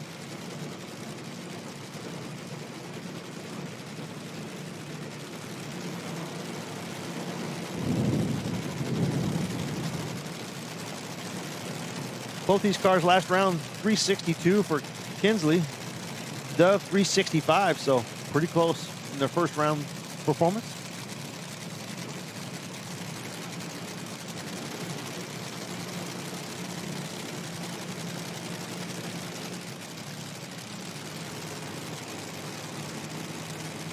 Dove in the far lane, Kinsley in the near lane. Here we go. Oh boy. Kinsley hits the tires right off the bat. It's going to be all Pete Dove, 351. Oh, look at that. That's the fire bottles. He's tripped the fire bottles on the thing. I don't think that was on purpose. I think maybe he got them by accident when he reached up to grab the brake lever because there was nothing wrong with the run. You could see the fire bottle extinguishers going off. Found some performance there in the car, too. Yeah, 351, too. 351. Hey. Closing in on Hill. Yeah, 224 miles an hour. Hill's been running right around 225, 226. Nice straight pass as well. Oh, it did threw the belt off. Yeah, threw the belt off. And it'll be interesting to see if we can see right here. Throws the belt off of it. You saw a little haze, but then you seen the fireballs going off, so that's what that was.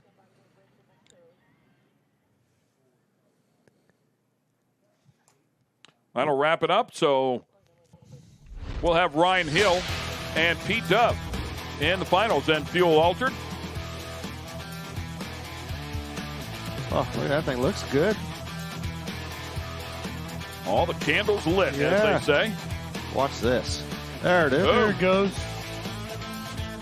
What a wild ride. We'll be right back.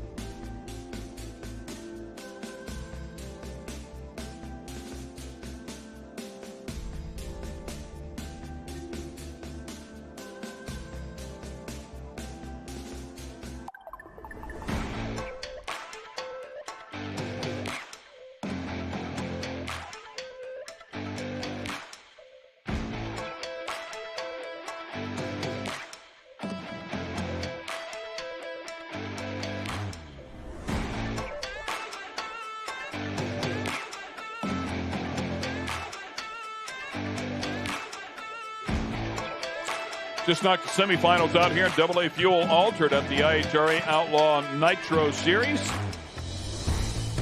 Beautiful day here. We are working our way through the categories for sure. Getting close. We're down to the final round in a couple of categories. Looks like the sleds are pulling around here. In the meantime, we're going to go upstairs to Kristen Banks.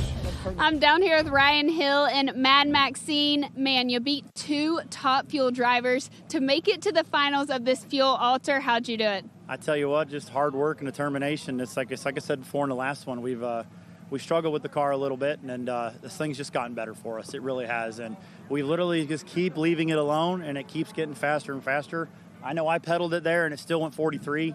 So, I mean, it's a monster, you know, and all the guys, everybody comes to the shop every week, puts in help. You know, everybody's got a key to my shop, and they come over and we work really well as a team. She keeps us fed and all that, you know, keeps the group morale going. So it's been good.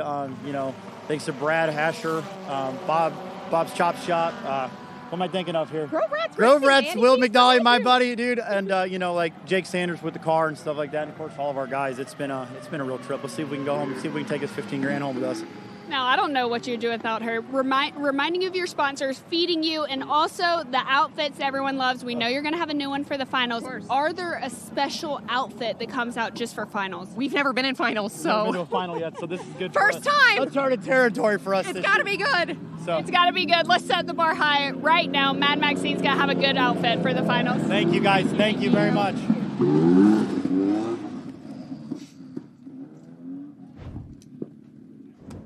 Good time in the alley. He made it to the final round. See if he can bring home the money. Of course, big money up for grabs. Funny car and Top Fuel, $50,000 on the line as we take a look at some of the sleds. And we'll get through this single here. I think we're going to send it over to Brent Carver, our house PA. Let him call the Pro-Ams. They're about to work their way around. Ralph is going downstairs. Yeah, no worries.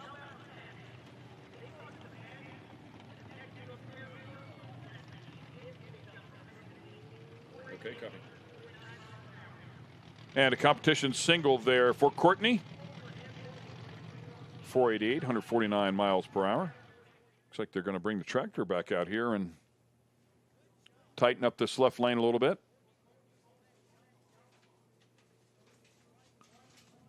Sun setting off to the west here. The shadows are getting long. We'll start cooling off pretty quickly at this point. We're going to take a quick break. And when we come back, we'll bring out some of our Pro-Am categories and get them a little bit closer to their final round as well. Stay with us. We'll be right back.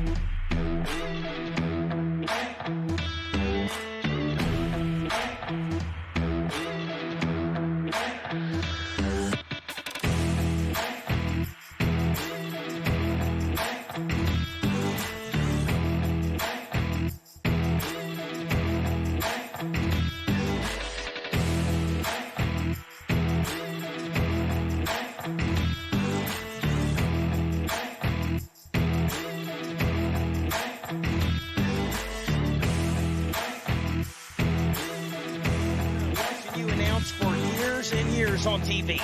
Well, thank you. So you've done a few of these over the day. Yeah, I will call you an icon in the announcing world. So thank you for joining us down here on the PA. I know you've been up there on the TV all day. Yeah, it has been a long day, but you know what? We're all teammates here. We're all having a great time. We get to talk more drag racing. I'm all about it. Yes, sir. Well, we appreciate you coming down, doing a little track prep, a little cleanup here after our snowmobiles or outlaw sleds, depending on what you want to call them. Definitely no snow. Yeah. No snow here this weekend, thank goodness. So we're going to go into our semifinals in our sportsman classes, and we got 4 of them sitting up here. We've got hot rod, we've got stock, we've got quick rod, and we've got super rod. Are you familiar with those classes? Fairly. All right, good. Yeah.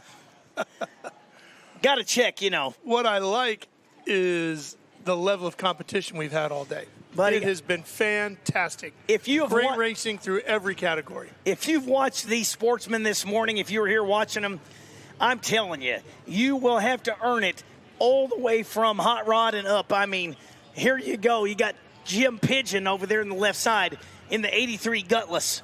And that is out of Mechanicstown, Ohio. There's Mechanicsville, right? Pennsylvania. And there's Mechanicsburg, Pennsylvania. Oh, boy. That's where Williams Grove is at. All right, then. Steve Yannickus, right side, the 74 Camaro, Rising Sun, Ohio. We're in hot rod. It's a 5/10 Pro Tree. It's a heads-up 7.0 index, 8th mile with breakouts in effect. And by the way, the Pigeon Machine double O's almost every time on the tree. That's why I said you really got to earn it in this. All Sportsman semifinals to the lanes. If I've not already called you, all Sportsman semifinals to the lanes. That's Top Sportsman, Top Dragster, Super Stock, and I think that's the rest of you. So come on. All right, so we got Oldsmobile left side, Camaro right side, 7 flat. 11 gold and a 14, just 3,000 separated on the starting line. Wind, light, shines. Looky there. 701.1, 701.9. Talk about side by side. You don't get any closer than that. Margin of victory, 11 thousandths of a second. And that's what we're talking about when we talk about the great competition we've seen here all day. In every single one of the categories, they've just been dialing it up. No doubt. Joe Susek on the left side in the Nova. Should I say in one of the Novas. The right side, the 75 Nova of Thomas Coonley, all the way down from New York. I did it, Doug Foley Jr. I did it. They're all called. All Sportsman classes, semifinals. If I haven't called you, I have now. Look at it, 14 bulb on the right side for Thomas Coonley. Goes 702.0, and Susek breaks out trying to get there. He was just a little behind on the starting line, was 42 up front to Coonley's 014. Look, I said we're about the same age, but right now, by this time of the day, I sound like a 13-year-old going through puberty. Buddy, I've been there. We've all been there. If you're an announcer in this game, you've been down that road. So the finals are set in Hot Rod with Coonley and Pigeon. This is stock semifinals. Left side, Zach Ross, the 2010 Challenger out of Belmont, Ohio. That is the F stock, the factory stock D machine. Dialed 618 on the left side. One of the best out there to do it on the right side. Brent Durock, the Catfish Camaro 94 model, 671 for Durock. Going to leave a half a second ahead of Ross and see if Ross can chase him down. Like the look of that Mopar. It's a beautiful car. The Rosses, they have several cars here that run in these categories. Yes, Durock gets his money's worth out of the wheelie bars on that car, but goes home on a, what is that? That's a breakout. That was a almost double breakout. No, Ross goes 619.9 on the 618, and Durock goes 668 on the 671. Took a bunch of stripe and didn't need to. Looks like maybe Ross dumped him on his head down there. So with the single to the finals, the 71 Demon on the left side of Mike Hours, Jex Performance Paint Machine. They're out of Xenia, Ohio. Dialed 715, goes 714.2. And that will wrap up semifinals in stock. We're going to blow right through these things, Ralph. I like it. Let's keep them coming. So, finals are set in stock with Ross versus Hours. Rolling into, what are we going to say is next? Let me see if I can look down there. Oh, that's Quick Rod. Quick Rod 8th mile is 570. 890 quarter mile, 570 8th mile. 4/10 Pro Tree heads up 570 index. Dragsters, door cars, altereds, left-hand steer roadsters. It doesn't matter. Anybody can play in Quick Rod. So of all these sportsman categories here, what's your favorite? Well, it's kind of hard to say, but I have a car to run Hot Rod in.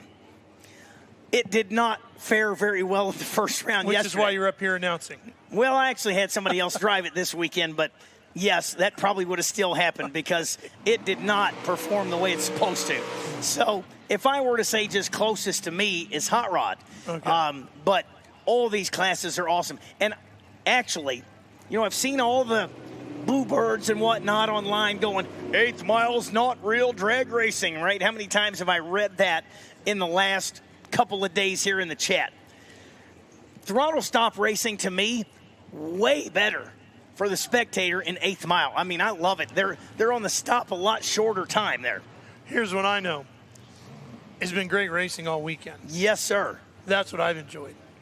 You know, and that's why I said earlier, you know, when we watched Top Fuel and Funny Car, you got a lot of folks online that still are going, well, never watch 8th Mile. This has been some of the best racing you will watch anywhere in the country this weekend. Oh, yeah. And what a facility to do it at. Yes, sir. Jamie Elrod, 13 on the tree. Got a single here. Out of Lima, Ohio, goes 5.71.0 and 13 up front for Jamie.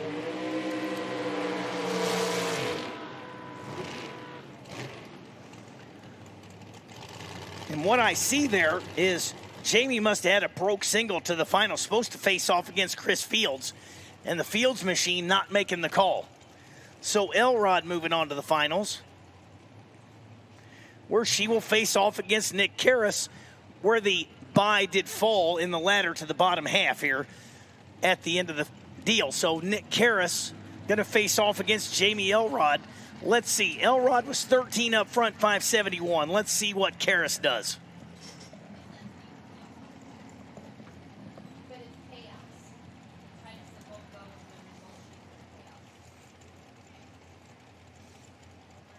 There we go.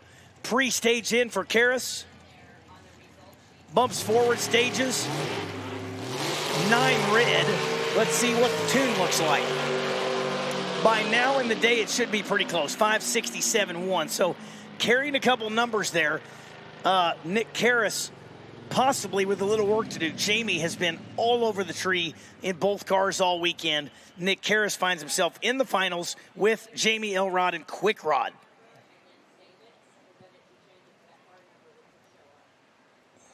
I know why they sent you down here. Why is that? They wanted to improve the ratings coming out of here. Is that what it is? Yes, we sir. are on TV, you know. Oh, we are? Yeah, see? Heck I bring yeah. gifts with me. There you go. Bring you a TV gig. I like it. I noticed the camera's not here, though. They say I have a face for radio. No, we are live on Speed Sport 1 right now. Awesome.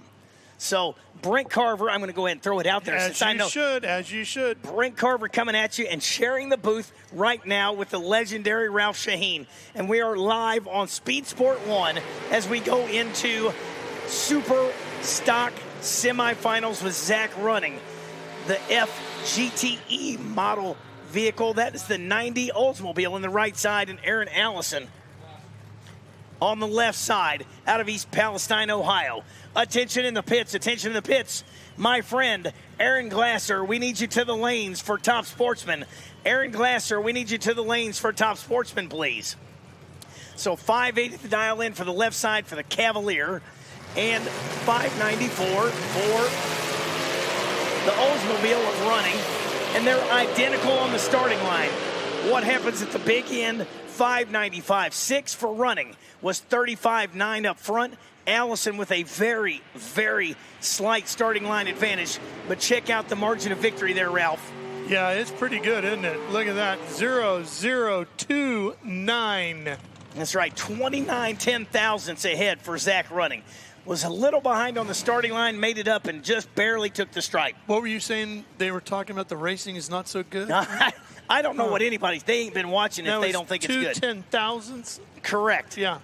I'll take it. I'll take this. 100%. Chris Lozon going to be the other half of the Super Stock final. 92 Oldsmobile Achieva out of Chatham, Ontario. 630. The dial in there for the Achieva goes 24 on the tree. Going to go almost dead on 635.3. So maybe lifted a little bit. Going to save a touch for the finals. Maybe doesn't want to show everything quite yet. You got to keep a card in there. It happens. All right, looky there. You don't even have time to look away either. We are blowing through these semifinals, and this is Super Rod. This would normally be your 990 category. It is now your 640 category, 8th Mile Super Rod. And semifinal actions is Jake Elrod and Charlie Flanagan. Elrod on the right side, Flanagan over on the left side in the 81 Camaro. Well, I'm a vet fan, so I'm liking this black one here. Jake is one of the best to do it. Although I say Jake Elrod, it's Jacob, but I think we need to get him a black fedora. Oh, yeah. You know what I'm referring to now. That's right. Got a half a tank of gas. That's right. Give me some lovin'. Jake Elrod going to hope for some lovin' right here on the Christmas tree. Charlie Flanagan has been a killer in that Camaro over there, so tough matchup here in the semifinals of Super Rod. Elrod might be a little bit in trouble there, and that's a fact. Charlie Flanagan, like I said, been a killer. 003 up front, 641.5. Elrod was 20 behind on the starting line. Yes. Welcome back here to the pits. I am joined now by Don Garlich, and you have a setup here that we're going to go through. So explain to us what's going on here. We have the grandfather of Top Fuel Racing here at IHRA. Well, we're trying to give the young lady a thrill here. You know, this is a 3,000 horsepower nitro fuel motor. Nothing like they have out there, you know, but it would be like in the 70s, which is pretty strong. This car would run probably 250 miles an hour. He's not afraid to drive it that fast, but, you know, it doesn't have the right kind of equipment on it for today's standards. But it'll be a fun thing. It's noisy, and she'll be able to feel the 3,000 horsepower through the frame rails. She'll know it's powerful. Have you explained to her what this is going to be like and what to expect, essentially? Maybe you'd like to get it the next time. I have no problem with that. That'd be quite entertaining. So let's go ahead and fire it up, and then we'll talk a little bit afterwards. Anyway, I have a lot of fun doing this because, you know, it brings back memories. This particular car now was put into service for this in 2007 when Chrysler had me build this Stage 3 fuel motor. They were going to do some dyno testing, but I advised them against that, and then they put it in the car. We get a television commercial, and that's kind of the history of the car. But before then, this car was my car that I ran in the California Series in 1968, the 3-month series in California. It was a very poor performing car. The wheelbase was too short. Every time we went in a race, we'd get out of control. So I come back home and built a nice long wheelbase, and that was good. I won a lot of championships with that. What is it like for you to come out to the IHRA and see what this is like for this whole new setup? I tell you, I was up there watching them this afternoon. Now it makes me want to get my fuel car out of storage and come out here and race a little. I tell you, it's addictive. There's no doubt about it. They say once you run nitro fuel, you're never cured. Yeah, that's an absolute truth here to see you here doing this. So let's go ahead and get this fired up. This might inspire her to try to get a driver's license and drive Top Fuel. She may like that, yeah. There you go. I think you have a new career. It feels the power, you know, and it's running. Maybe that's what I want to do. I love your excitement I love your excitement just talking about it. Stranger things have happened, yeah. All right, well, let's give it a whirl. Thank you so much. Go ahead.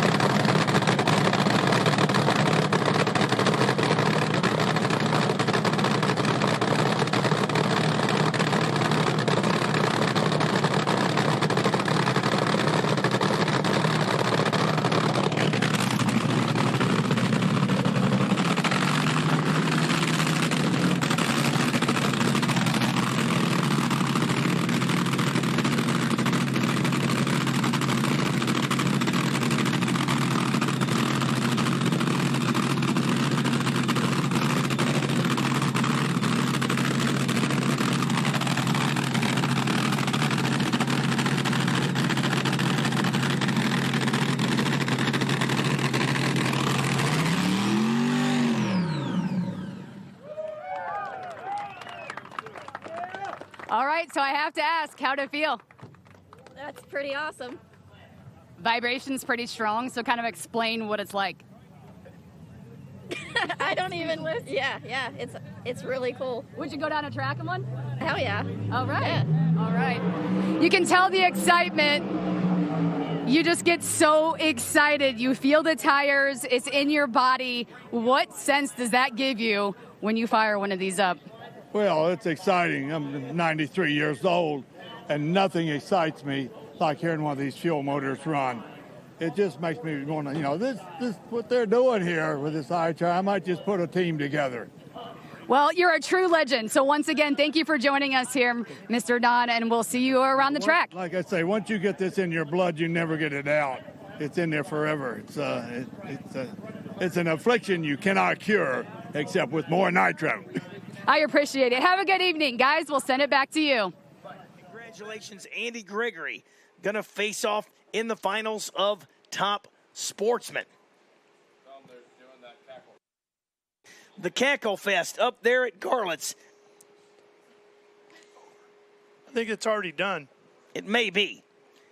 I see interviews going on up there, whether it's happened before or after. Don't forget. Yeah, that's our Sarah Daly up there, and I was watching it. He already had the Swamp Rat lit. All right, then. I'm just following, what I say. I don't write the news. I just report the news. That's right. So, okay, you know what we got to do here real quick before the next pair comes up? We're going to do a little TV thing. We need to take a break right now, but we'll be right back for more action live from Darana Dragway here on Speed Sport 1. Stay with us.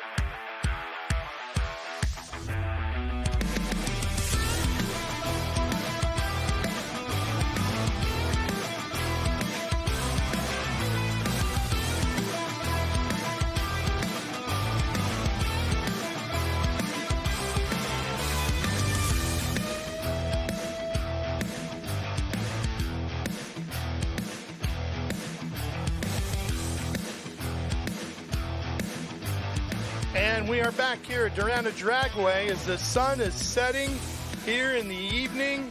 It is going to be a beautiful night out here. And Brent, we are ready to go, bud. It is gorgeous, and we're going right here into our semifinals of Top Dragster. First pair up here, Bud, Frank the Tank Brink. On the left side, going to be dialed 452. And David Warner, going to be dialed 453. Just 1/100th apart on the dial in for these pair. Half of the semifinals, Brink versus Warner. And it is absolutely just beautiful out here right now. The temperature's dropping back down to where it's just super nice. Sun setting, the sky is gorgeous. All right, so Brink going to be on the left side, Warner going to be on the right side and dialed almost heads up, 1/100th apart. So you won't even see it on the starting line. they should really be looking at each other the whole way down. Let's see. Here we go. Heading towards the starting line, right side, Warner. Who's going to light the first bulb? There it is. Warner, pre-staged. Brink, pre-staged. Tree drops. Here we go, top sportsman. Almost identical reaction times. 19 on the tree for Brink. 13 on the tree for Warner. And David Warner moving on, goes by 8 thousandths of a second. Dave Warner moving on to half of the finals for top dragster. Goes 451.0 on the 453. And Frank Brink going home here at the semis. Remember what I was talking about? Goebel. Yeah. Also has the K car. Yeah. And here he is, left side on the top dragster side. And he was perfect last pass. He was trip zip, dead zero on his last pass out. So there is John Biaggi. Fantastic. And look at there, dialed 398 for Biaggi on the right side. But he's going to have to put something really together to get inside that Goebel machine.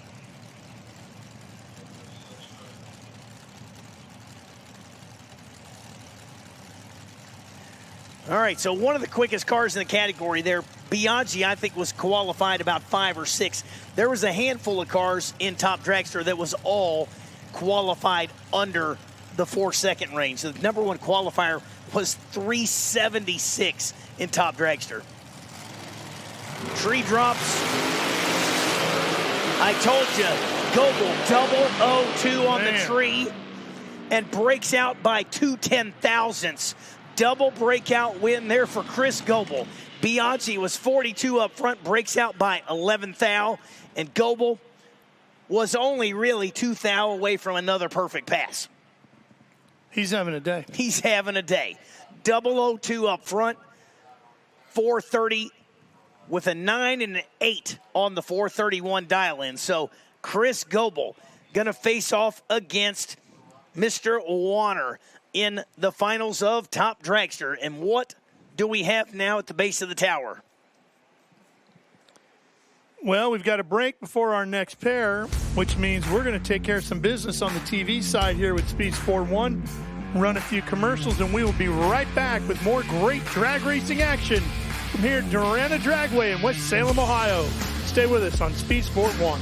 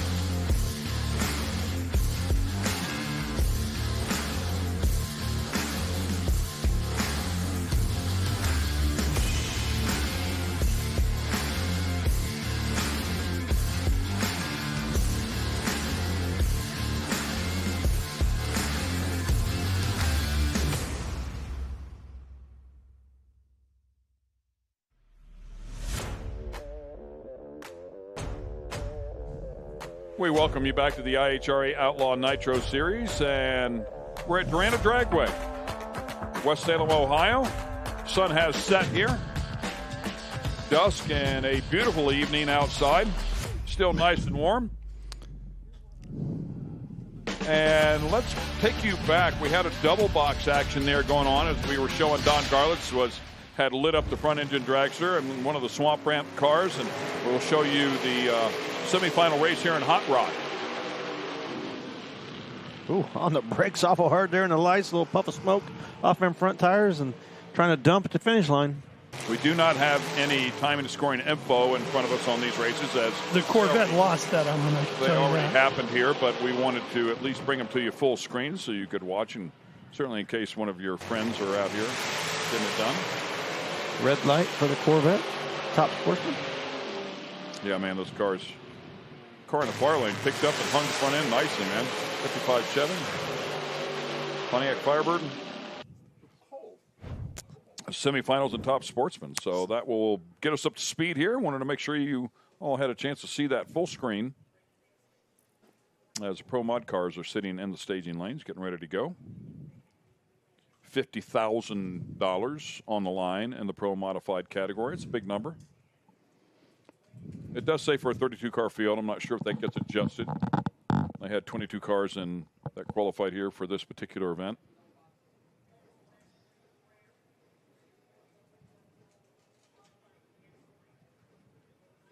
It's nice outside, fellas. The weather's beautiful. Yeah, it really is. And I'll tell you, if you think this place has been spectacular during the daytime. Yeah, it's going to get good here, huh? Oh, buddy. Almost time to turn the lights out on the tower. Yeah, I'm good with that. I'm ready.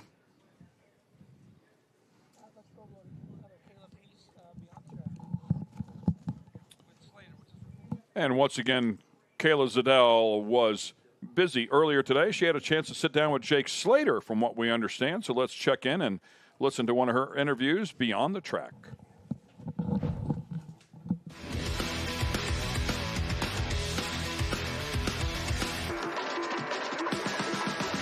Jake Slater is joining me here in the pits, who made his IHRA Nitro Funny Car debut. And Jake, I want us to tell you what the experience has been like. Well, it's kind of just a little bit of a dream come true. You know, I've raced with cars, nitro cars, since 2011, whether it was nostalgia cars, and then I started working with Dell in 2019. And I've always wanted my own. I have my own nostalgia alcohol car, but it really doesn't compare. And you've always wanted to drive a nitro car when you get into it, and the needle goes in your arm for nitro, and you just want to do it. And a lot of people don't get the opportunity. And working for Dell over the last 6-7 years has really just been a blessing for me, and he's done a lot for me, and I try to do a lot for him, and this just speaks volumes on his character, and I can't thank him enough for letting me do this. And my guys, my good friend Steve Tomozik brought his truck and trailer out here to make it easier on us, and he brought all his guys, and Tony, Chuck Drath, and his kid Donovan, and they're all out here making it happen for us. So it's just a lot of fun, kind of a dream come true, really. What are some of your goals with driving the Nitro Funny Car? Not to screw up. That's goal number one. Q2 there, put a hole out at the hit, and I really don't have enough experience and to really tell what the difference in the sound is when it put the hole out. So I drove it the whole way with the hole out, and if it was the big car, that could be kind of catastrophic, but thankfully this thing doesn't really have enough power to eat itself up like that, even with the hole out. So it didn't hurt anything. We pulled it apart and checked the rack and checked the heads, and everything's all good, and it's all going to go back together and be ready for round one against Dell. Now, this isn't your first go-around racing with the IHRA. Tell us about your history there. So the first car I ever worked on was a nostalgia nitro funny car called Poverty Stricken.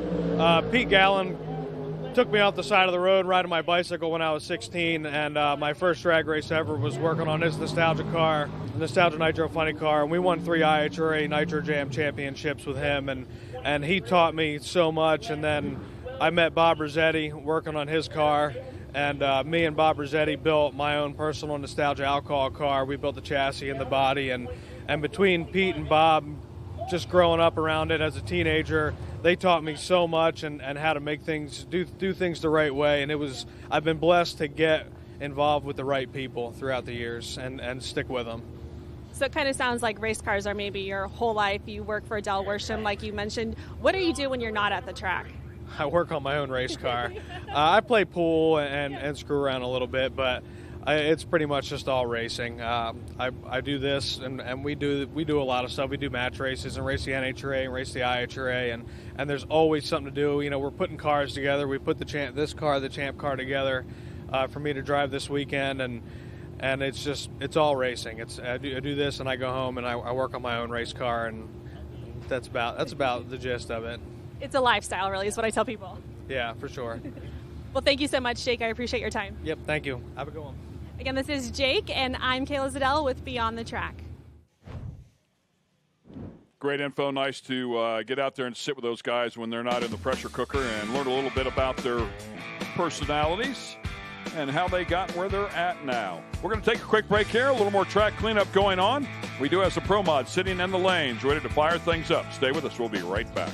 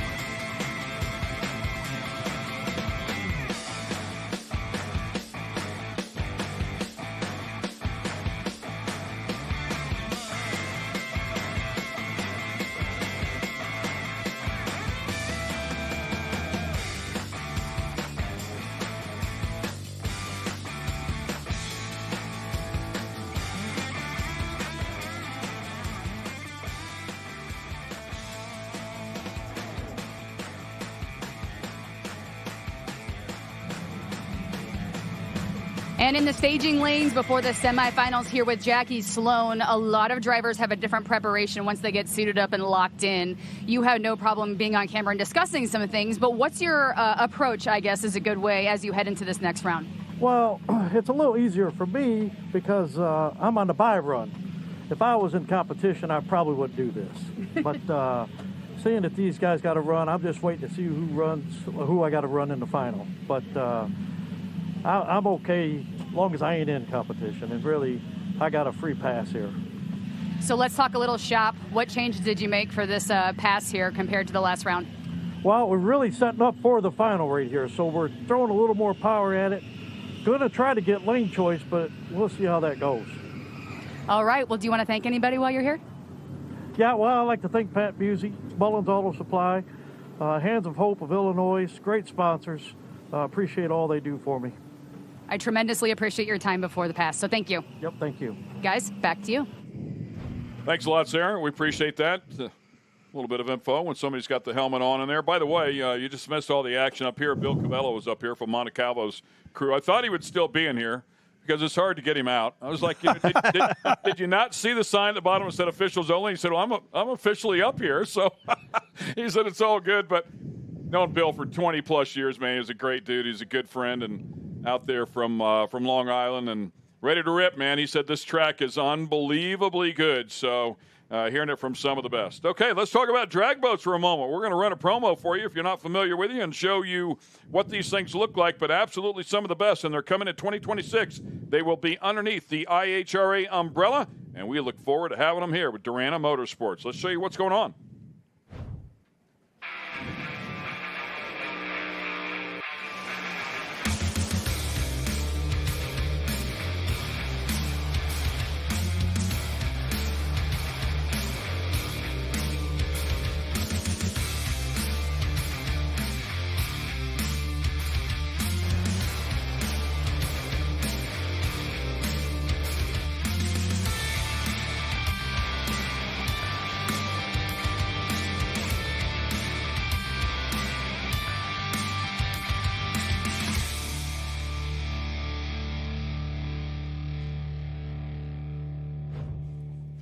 Tommy, that is going to be a ton of fun coming in 2026. Yeah, I love watching the drag boats. I've watched them several times. Had a cousin that used to drag boat race and familiar with it. Never seen him in person. My dad used to go to them, watch my cousin race, and I never was available to go. I was actually off probably doing my own racing, so never went to them, but looking forward to it next year. Yeah, I think we're going to be able to change that in your I'd love to. bucket list book. Hey, if it burns nitro and I don't care if it's on land, water, where it's at, let's go watch it. You know, Tyler Spear, speaking of burning nitro, they haven't really run fuel boats too much in the last few years, really, since the Lucas Oil Drag Boat Racing Series went away. But they have SDBA and Kentucky Drag Boat Association, some regional stuff. And one of the guys that competes, Tyler Spear, who has a fuel boat, matter of fact, record holder, but he also competes in top alcohol hydro and decided to run a nitro-injected boat. They started that program a couple of years ago, and finally, I mean, it took them a little while because going to test, you know, it's not like you just go down to your local track to test, you know, so they had to pick away at that, pick away, and they just set an ET record with that thing. Really nice job. I think they went 420 with it, so nicely done right there. Really, really good job. So congratulations to those, Tyler Spear and the boys. We'll see them next year.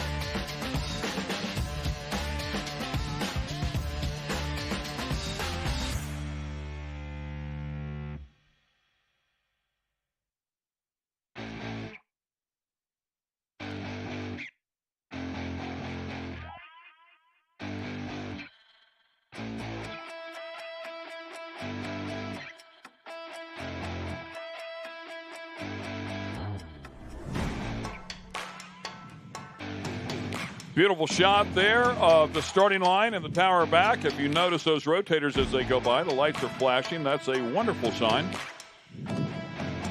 That means they're done. It's like a white flag lap. Yeah. How about our cameraman Mike down there?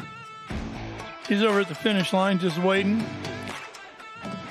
Planning ahead, it looks like. Yeah. And his cocoon.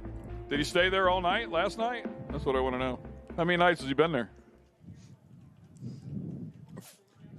I was just going to say, he's the last one here and first one here. I mean, that's perfect. I'm ready to go, guys. Let me know when you were ready to send cars. We're on the Pro Nitrous around to the water box.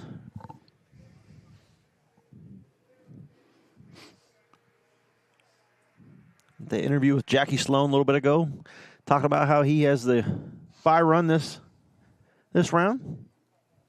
Ricky Smith, Tim Molnar be our pair in the water box, fired up.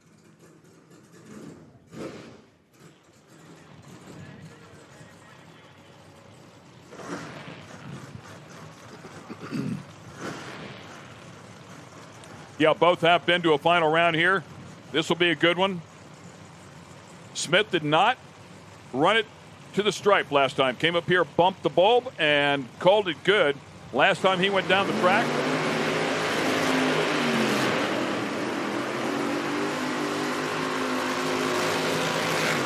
Last time he went down the track, conditions were significantly different than they are right now. I mean, I would say they're still a good bit different even for Molnar, but Molnar has been part of the progression as it has changed a little bit. Ricky Smith considerably different. Last time out did go a 374. Last time around for Molnar, 377. A couple of hours ago. Ricky Smith, a number of hours ago. Yeah, these two cars ran the final round at Columbus just a few weeks ago, and Tim Molnar's car left the starting line, went left towards the center line, had to shut it off, and Ricky Smith got the win. Yeah, Molnar has he's been to 2 final rounds this year. He won at Milan, as you talked about, was runner-up there at Columbus. Said he hates racing the boss or the tuner, and I don't blame him in this particular case. I don't either. But I'm sure Ricky gave him a great car. A lot of integrity there. Does it look like Molnar's car's aimed to the right just a little bit, or is that me? Might just be the angle. Oh, yeah, I think it is. Looking at it online from our camera shot, it looks dead straight. Here we go, $20,000 on the line, ladies and gentlemen. Tim Molnar in the far lane. Ricky Smith in the near lane. Who's going to go to the final round here?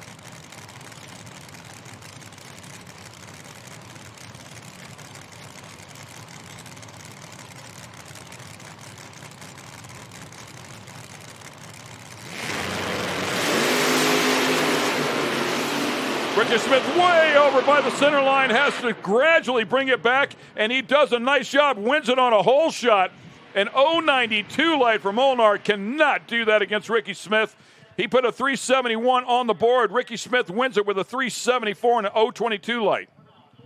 Yeah, Ricky Smith, he gave him the power to win the drag race. Just Tim a little late on the starting line. Ricky 022. Tricky Ricky, always on time, almost all the time. And 374, getting the round win, going to the final round. Yeah, Ricky's in the clear, man. When you look at them, wow, man, look at that thing pick up that front end. And wow. it was moving over towards that center line. Ricky doing a nice job to get it down to the stripe.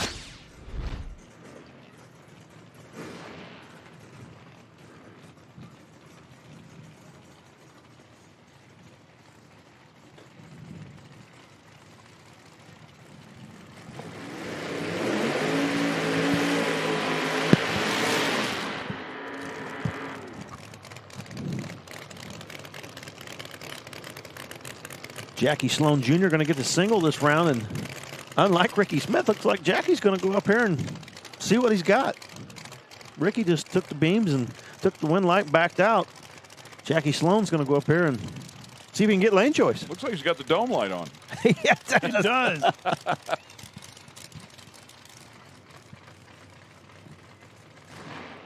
Maybe he's got a camera in the car and just wants some good lighting on himself. There's some sort of light in there. You can see a number of the cars out here. Speed Tech and Pat Musey combination. Pat Musey, incredibly talented engine builder out of New Jersey. Been in the game a long, long time.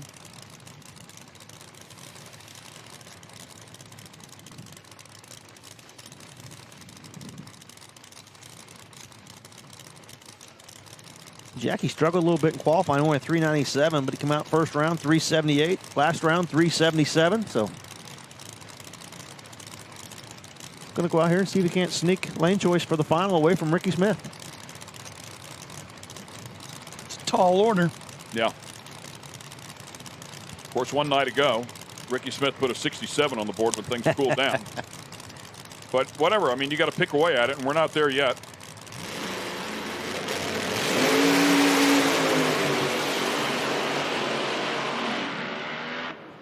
Sounded great. Boys, he just took lane choice away from Ricky Smith. How about that? Like I said, it's going to be easy. Tall order and tall order handled. 371 with a 5. Nice run by Jackie Sloan Jr. That crew is happy. They're excited about that number.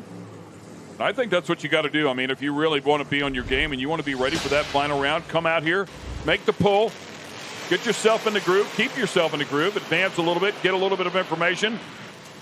Because we all know Ricky Smith is not an easy one to beat. Look at that. Beautiful pass. Ricky Smith, walk me through your pass. We're going to see you in the finals with Jackie Sloan. Yeah, I don't know what happened there. I mean, I made a good run. I can't believe it run 74, and they both outrun me like that. But I'm sure there's something wrong. We just got to get back and see if we can fix it. If not, we hurt the motor last night. So all we can do is go give them a good race and hope we don't tire this motor up. Now, does it change your mindset when you're going into the finals knowing that you don't have lane choice? No, both lanes here are really good. I can't see any difference in lanes, you know. Reason I slowed down, it wasn't because of the lane. Something happened in the car. All right, well, good luck in that next round. That's Ricky Smith. Good luck. He'll go to work.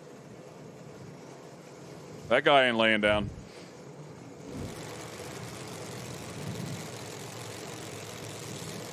Great battle here. Here we go. Kai Kelly in the near lane. Wes Estefano in the far lane.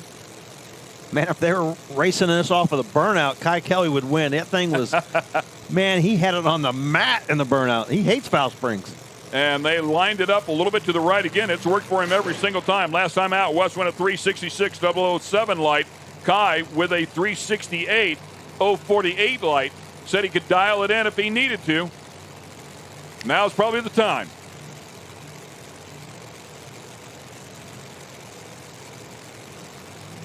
Like 8 minutes ago. Wait. That's a drag race right there, man. That's what it's all about. How about a pair of 366s? That's what it's all about. An 018 light to an 020 light. Wes putting one on him by just a couple of thou there. Then a 366 with a 1 to a 366 with an 8. I mean, just marginally better at both ends of the track. How much better? 0.08 of a second. That is an awesome drag race. Man, that's what you like to see right there. You get down to those late rounds and 2 cars, 2 great lights, 2 great runs, really close. Wow, Wes did a great job. Just enough to get around Kai. Both of them. 018, 020. Man. Woo. 2th out the starting line and 7th out at the finish line.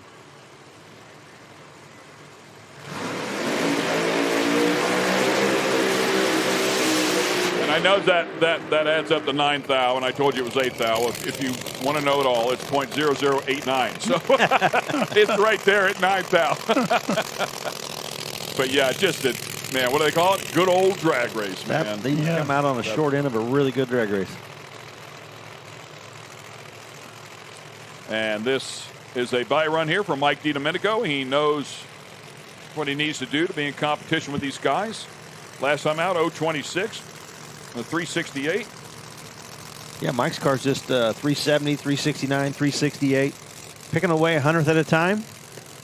Going to need to pick up a couple hundreds if he wants to have lane choice for the final, because Wes went 366 with a 1. Yeah, and I would say the weather's come back to him here. Probably pick it up nicely. I would think he'd pick up a couple. Oh, not good. They're looking underneath the car. Looks like there's fluid. This isn't good. He needs to take the tree and they just to advance, and they just shut him off. Oh, boy. Not good.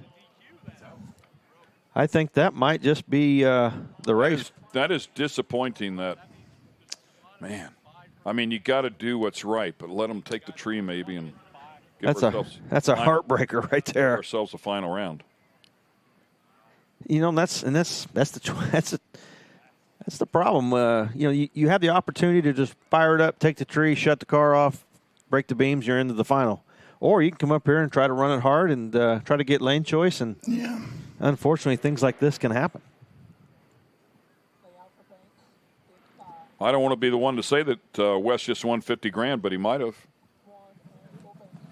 I'm up here with Jackie Sloan. Now, Jackie, you had a competition bye. Did it go through your head that you could potentially get lane choice? Is that kind of what you were going through making that run? For sure. That's exactly what we was going for. We've been behind 8 Ball a little bit the first couple qualifying runs, and then we finally got a hold of it first round and slowly pecking away at it. What's it going to take for Jackie Sloan to take home an Ironman? I believe I got to go. I'm going to have to go in the 60s to beat him because I'm figuring he'll go 68 or 7 on me. Well, we're excited for that final. Jackie Sloan and Ricky Smith. It's going to be a good one. Thank you. Thank you. It will be a good one, and yeah, he's going to make Ricky earn it, and Ricky has no problem with that. He'll go back and dig, but yeah, he's looking back. He's like, man, I thought my car ran good enough. They run a couple of 71s here. Like, I got to get after it.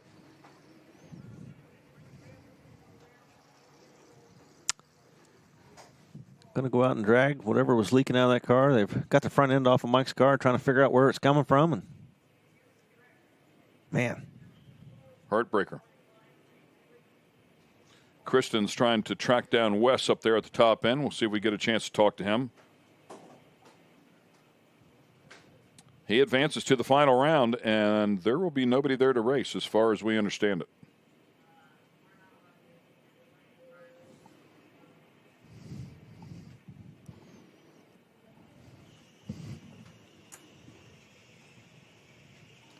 What I don't understand is why they're working on it there. Yeah, it's kind of what I'm wondering, too. And let's go up to Kristen. She has Wes. Up here with Wes, and we actually have a guest appearance. He might pop in later. Now, Wes, going into this semis, you had confidence and you knew you could take on Kai Kelly. Where does that mindset come from? I don't know. There's a few sayings I have. More balls and brains is one of them, and I always say I'm too dumb to be scared, so I'm always confident in most things I go forward with. Now, Kai Kelly, anything you got to say about that? I mean, it's just simple as this. Sometimes you're the bug, and sometimes you're the windshield. Today I was a bug. It's a bad dude. I drew him. I knew how to give everything I got. 18 to a 20 light, 366 to a 366. You don't get no better than that. I ain't mad at it, and I hope he wins. It was a great race, but I got to say, I'm your pappy. Right. Until next time. I think the margin of victory was like .0089. What a race you guys put on, and we'll see you in the finals. Sarah Daly, we're going to go down to you. All right, for an update on Mike here, talking to some of the crew guys. They're still looking into what it was, but it appears there were some nuts loose on the valve pipe, and so some fuel was leaking. So they're trying to figure out exactly what was going on. I couldn't really talk to Mike at this point as the crew's thrashing, trying to locate exactly what was pinpointing the issue, but that's the update that I have at this point. Tommy, you and I have been around sprint car racing a bunch over the years. You as well, Ken. In sprint car racing, there's what's known as a work area. And you can pull off into the work area and go to work on your car and return to the race. Is that what I'm seeing here? I'm not used to seeing that at any drag race I've ever been at, but... You and me either. I've never seen that ever either. We're being told 5 minutes. They're giving them 5 minutes, yeah. A work area. Good thing you didn't give the $50,000 away just yet. I wouldn't do that. No, I would disagree with that. You came to the line. You got to be ready when you get up here. And, hey, they weren't ready. I don't know. Something new all the time, right? Yeah. It's a new world. I don't know if it's a final round rule, 5 minutes in a final round maybe, but I mean, we saw a couple of cars that got turned away and pushed up the return road during qualifying that I'm sure would have loved to have had an opportunity to fix and come back out here. Yeah, this is something I've never seen in drag racing in my entire career. Making a little history here tonight. Well, we don't make the rules. We just report on them. Yeah. Good call there, Ralph. We're going to take a quick break here. These guys are going to continue working frantically to see if they can get this thing fixed up and possibly make their run.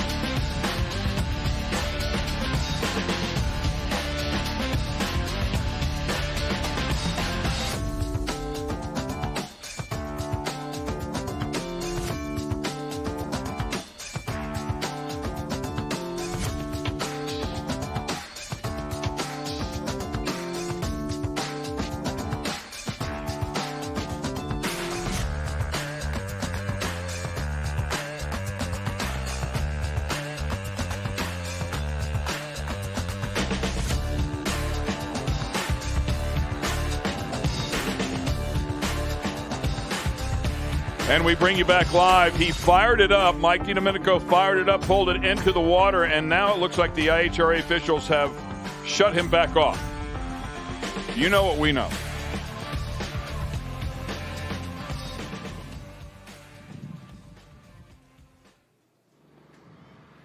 Yeah, watching this all unfold. We were just discussing this whole thing with Day-to Dave up here, and he pointed out the only time any of us have ever seen anything like this would be if both cars couldn't run the final. Then you would give them a little time to see if they get the cars ready to have a final round. Mike looks like he is not happy about the situation inside of the car there. For a variety of reasons, I'm sure. A lot of emotion, Yeah, man. yeah. A lot of adrenaline, a lot of emotion. Yeah, he's had that car running really well and opportunity to go to the final round and just really turn things around. And, man, not a good semifinal round. We saw earlier this year he got to the final and had parts damage and was not able to run the final round. And just he's had a frustrating year.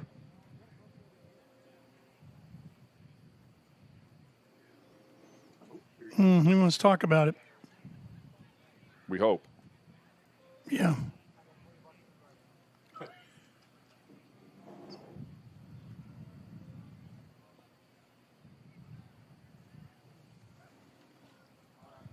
We need a cameraman with a mic right there on it.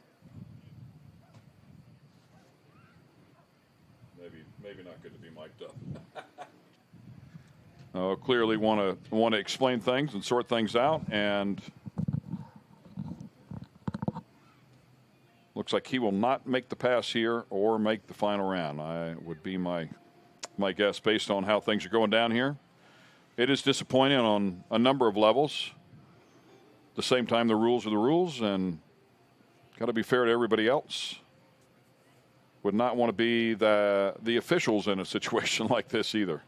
Yeah, it's unfortunate. They have to make a call, you know, and like we said, we've never seen that before ever, to be able to, on a single, be able to fix something and come back up and try it again. Because, you know, if there was somebody in the other lane, they would have took the tree by now. You know, they've been gone. So that's kind of how the rules are laid out.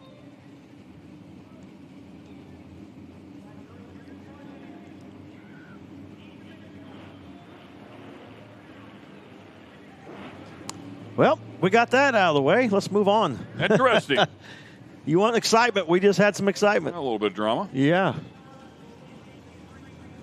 Hate it for everybody involved, but would much rather just see a final. Oh, yeah. You'd love to see a side-by-side final between the two guys and have them race it was it out. setting up to be a great one. Oh, absolutely. Looks like we're going to go back into a Pro-Am. I believe that was one of our hot rod cars, if I'm not mistaken.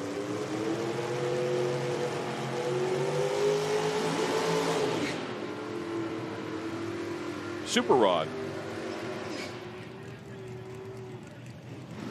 Final here, and Charlie Flanagan coming up. He's on the far lane, lined up alongside Chris Goebel.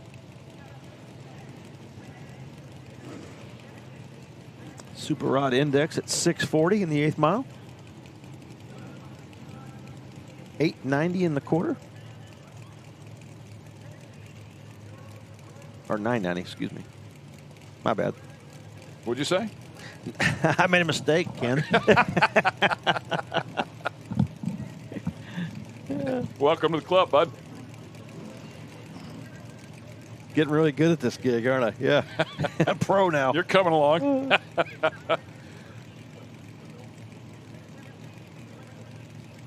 Boy, both of them taking their time rolling them up there. That? Right lane pre-stage, left lane pre-stage.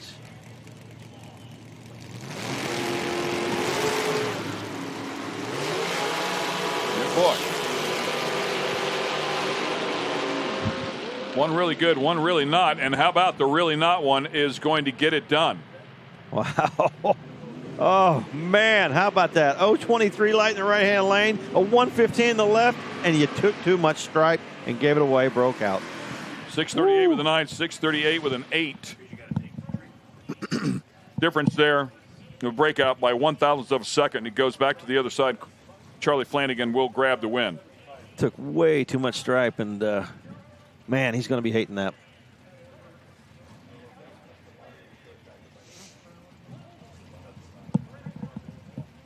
We go into hot rod. Index will change here just a bit. 7 flat.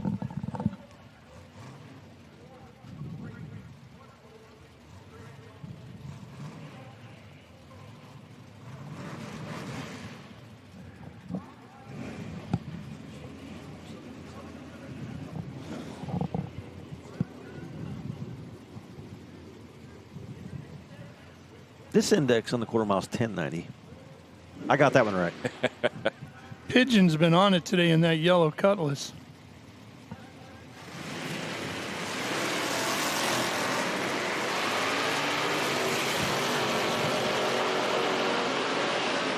Conley in the far lane, and he's going to get the win here, too. Oh, man. As he gets it done. Pigeon with a better light here, 0.13 light to an 0.32. You just saw both sides of it. One took the stripe by too much. The other one, not enough. You saw him blipping the throttle down there and gave it back to him. Yeah, dead on there for Conley, and wins it by 2 thou.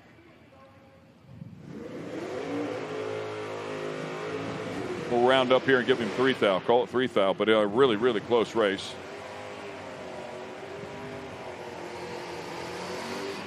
Dial in 6:18 to a 7:13. Mike Hours here in the near lane with the 7:13 dial in, and Zach Ross in the far lane.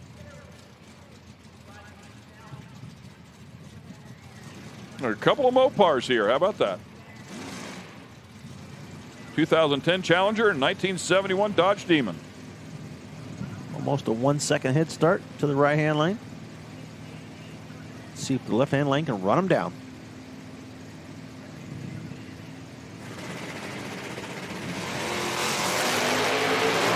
Stalker's yanking up the front end, man. Love this category. Love these cars.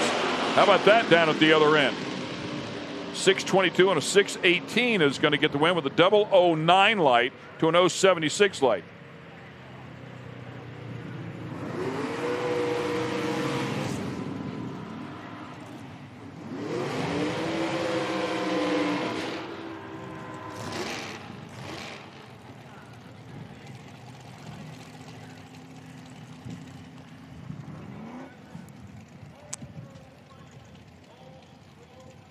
Here comes a quick rod final.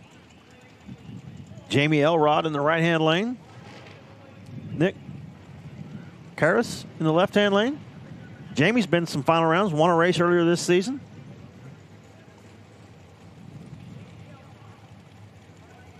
And we will follow up here with a rules explanation here in just a moment as well on what happened there at Pro Mod. So give us a moment as we cover these final rounds here. 570 dial in for the quick rod category. Another brutal class here. Jamie Elrod once again. Nick Karras. I think it's the third final round for Jamie this year. Yeah, she's had a great year. 1-1, lost one. We'll see if this is a tiebreaker.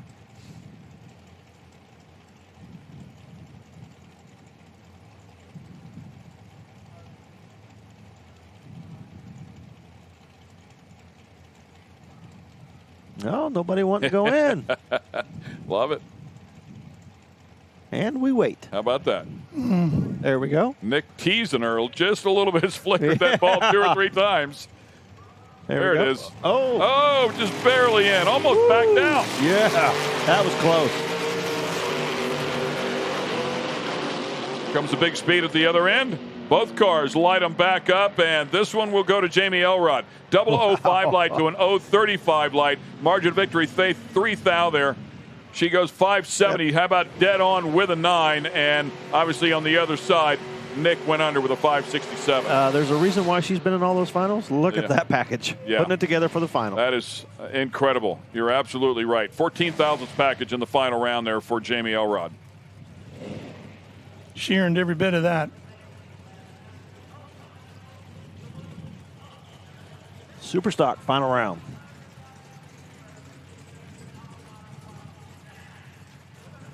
Zach running, a name I've heard a lot for a lot of years. GTFA car right there you're looking at.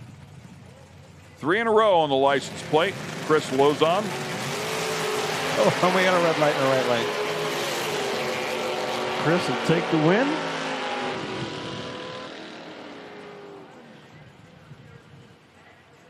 Good-looking Oldsmobile.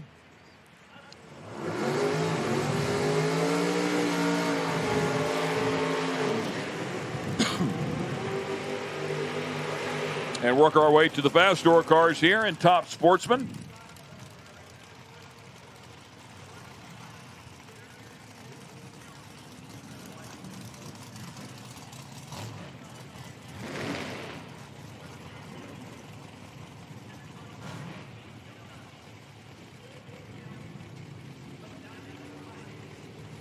Dial-in's pretty close here, 440 in the near lane.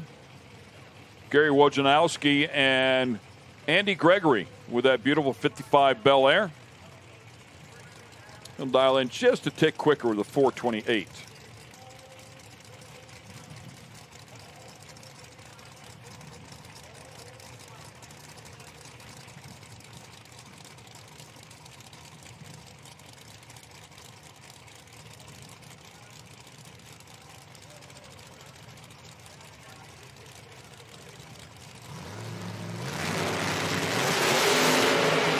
Another red light. Like 2 fouls. Pressure getting to him. Nice win for Andy. At 55. Good, great looking car. Oh, yeah. Beautiful car. Saw that car first time in Mile, and I just, whew, what a good looking race car.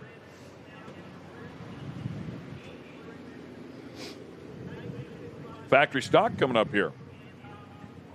Overtonic will be in the far lane. Matt behind the wheel. The wired up electric service backed 2016 Cobra Jet. And then Kevin Skinner out of Grove City, Ohio.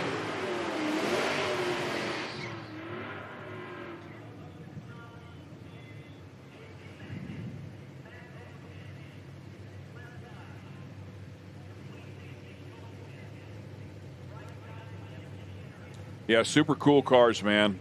These things are, they're wicked.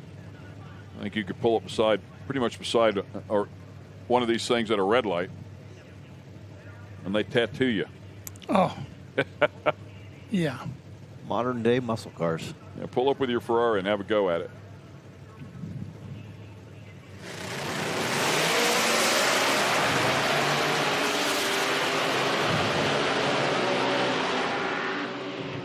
Big starting line advantage for the left lane Matt, but not able to hold on for the win. Kevin Skinner able to drive around him, 521, beats a 568. 022 light to a 129, still just not enough to hold off Kevin Skinner.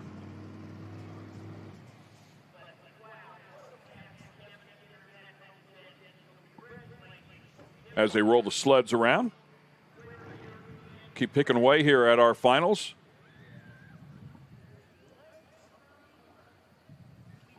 Yeah, let's go over the ruling here. We told you we'd clear that up. So here's the ruling from the IHRA. Mike DiDomenico was leaking fuel. IHRA backed him up, and that meant he was done, period.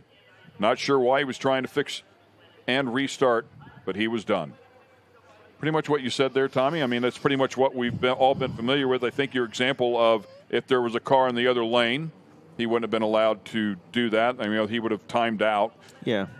So that makes perfect sense. I think it is a great example. Yeah, it's just unfortunate. You know, I mean, everybody wanted to see a final round with both cars, and unfortunate that we're not going to get to. But, man, it's a bummer. But ultimately, Tommy, like you said, the only fair thing to do is play by the rules the way they're written. Yeah, that's it. That's it. Unfortunately, somebody left something loose and it was leaking. You know, that's what it boils down to. Yeah.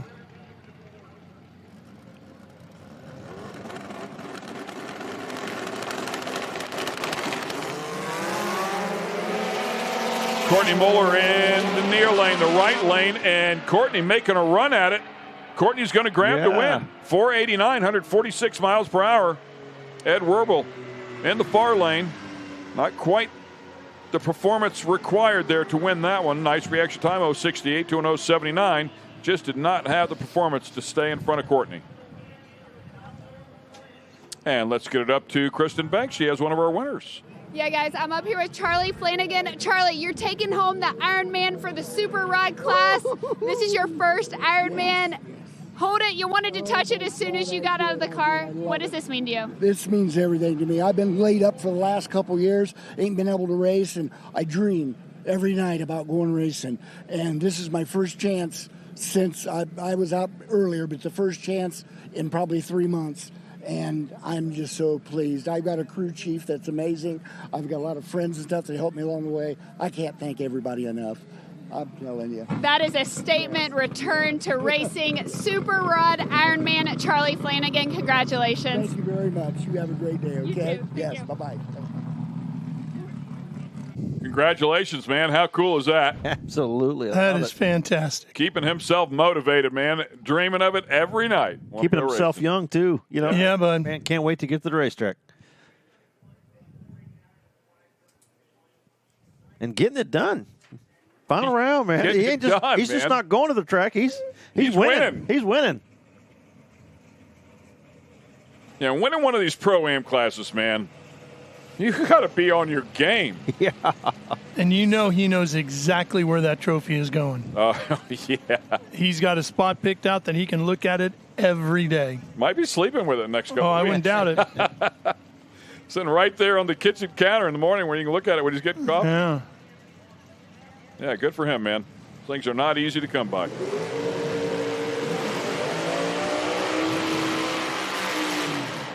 Top dragster, here we go. Chris Goebel. Saw Goebel here in previous final round as well, so the Goebel's having a good day. And David Warner.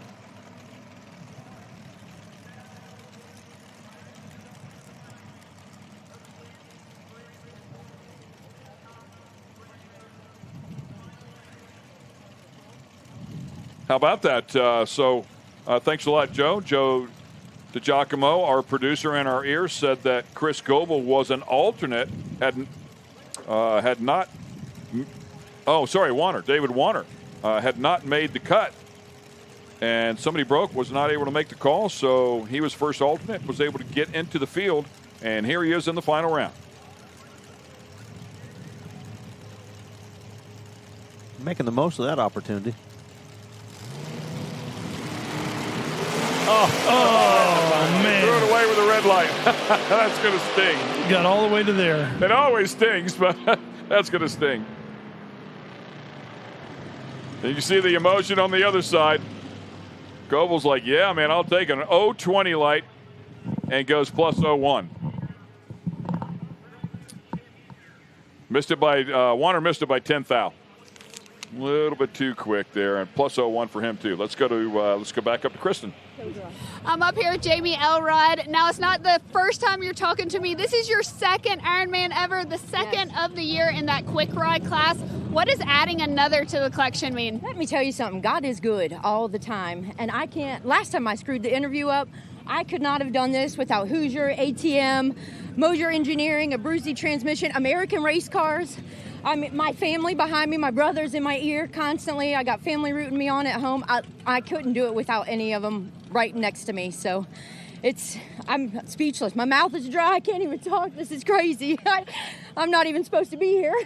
Well, congratulations. You deserve it. You're supposed to be here, and you're taking home that Ironman in the quick ride class. That's Jamie Elrod. Oh, thank you. I'm not even supposed to be here. Where else would you be? Come on. You're good at what you do. Yeah. We've said it before, that Elrod family, man. Woo. Yeah. They're tough. She got runner-up at the top bulb, 64-car top bulb shootout in Milan as well. So having a really good year. Was that against another another female? Another female. Yeah. Absolutely. The girls were ruling that night. Yes, they were. And as Kristen just said, her second win of the year. So congrats to her.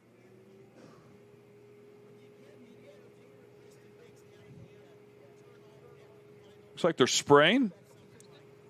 And while they're doing that, let's go back up to Kristen. I'm here with Tom Cooley, who's the winner of the Hot Rod Ironman. Man, you had to have been consistent all weekend to walk away with this Ironman right here. The car was, thank God. I was driving terribly, but car bailed me out. I was good when I had to be, but it was a lot of luck. Hey, if you were driving terribly, you still got it done. I wonder what you're like on a good day. Not much better. Well, congratulations on this hot rod Ironman. Thank you. Your team's excited. You better go celebrate with them. Oh, yeah, absolutely. Thank you. Congratulations, Tom Cooley. Oh, that is great. Not much better. He was good enough today. That's all that matters. Yeah, I don't know if Tom gets too excited about much. You know, he's pretty calm there. Yeah, that was cool. That's cool. Some of Monte Carlo's guys out here checking out the starting line.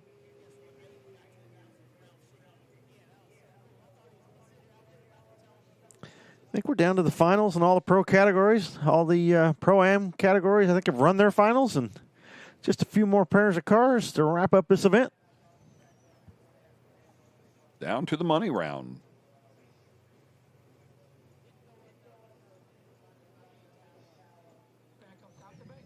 And one more time, let's go back up to KB. Up here again with another Ironman winner, Andy Gregory. What does it feel like holding this thing? It's not light, is it? It feels awesome. My whole family's here.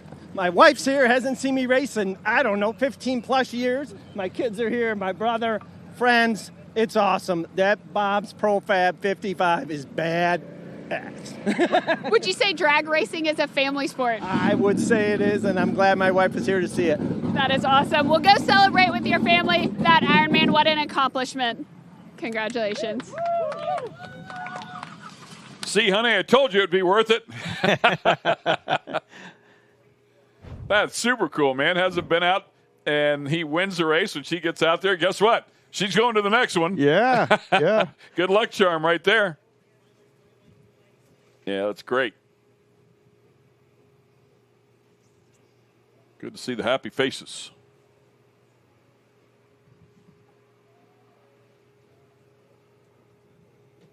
That racetrack just looks good. Yeah, looking good, ready to go. Give the guys a few minutes to get things turned around and get them back up here in the lanes. Makes you want to take the rental car out there. And let's go up to Kristen. Yeah, it's been pretty good. I'm up here with Zach Ross, taking home that stock Ironman. How's your weekend going? It's been a really productive weekend. Car's been really consistent. Track's been really good. Couldn't ask for a better weekend. Was this your ideal final? Did you want something a little more? Did you get out of the car what you wanted? Completely got what I wanted. Car had a good reaction time, 009 on the tree, and got to get out of it in the top end. So, yeah. Well, congratulations. You're taking home an Ironman. That is Zach Ross taking home that stock class Ironman. Thank you. Nicely done. So congrats to our Pro-Am winners. Just FYI, the lights are out here, so we just got to give us a heads up and turn everything on. We saw them spray the track, so they'll run the rotators down there, grind it in just a little bit, make a couple laps, and then we should be bringing our pros around here pretty quickly. And we have Kristen Banks at the top with another winner. I'm getting my workout down here lifting these things because they're not light, but top dragster Ironman goes to Chris Gullible. Chris, you got it done. It probably wasn't easy. How are you feeling now? Are the nerves gone? You feeling relaxed? You're taking home the Ironman? No, I'm not at all. I'm still pumped. So many people to thank. Advanced product design, level performance. My wife putting up with this insanity. It's been a long time coming. I've worked my butt off for this, and it's finally came. It's been a great year. Daryl Cuddle, you are the man. We love you out here. Thank you. Well, you deserved it. How are you going to celebrate? I'm going to relax. It's been a long weekend. I just run it up in Super Rod. Well, you better go celebrate with your family. Thank you. Congratulations, Chris Gullible. Yeah, and I thought I saw that last name in a previous final round, so he was in 2 final rounds out here today. That is a heck of a weekend. Glad he got one. He's going to celebrate, that's for sure. That was a good weekend. And he called it right. He said, this insanity. Thank my wife for this, putting up with me in this insanity. Yeah, 2 classes. I'm sure it did get pretty crazy. And Kristen has our Outlaw Snowmobile winner. Okay. Courtney Miller taking home the Ironman in that Outlaw Snowmobile. How did you get it done this weekend? We struggled a lot this weekend, but we just stayed determined and we got it done. And my husband worked so hard at getting my sled ready to go between rounds. Thank you to IHRA for doing this. And the biggest thing that helped us this weekend was the Apex Turbo that has major power. So proud to represent them. Now, how proud are you right now? I am ecstatic. I race too, but it's just as much fun watching her win as it is winning myself. Well, you guys need to go celebrate. That is Courtney Miller with the Outlaw Snowmobile. Sweet. Good weekend. Great weekend, yeah. And I think that a full field, too. I think they had 8 sleds. Yeah, oh, yeah. Yeah. Kristen's going to switch hands up there on top end. She's going to get an even workout.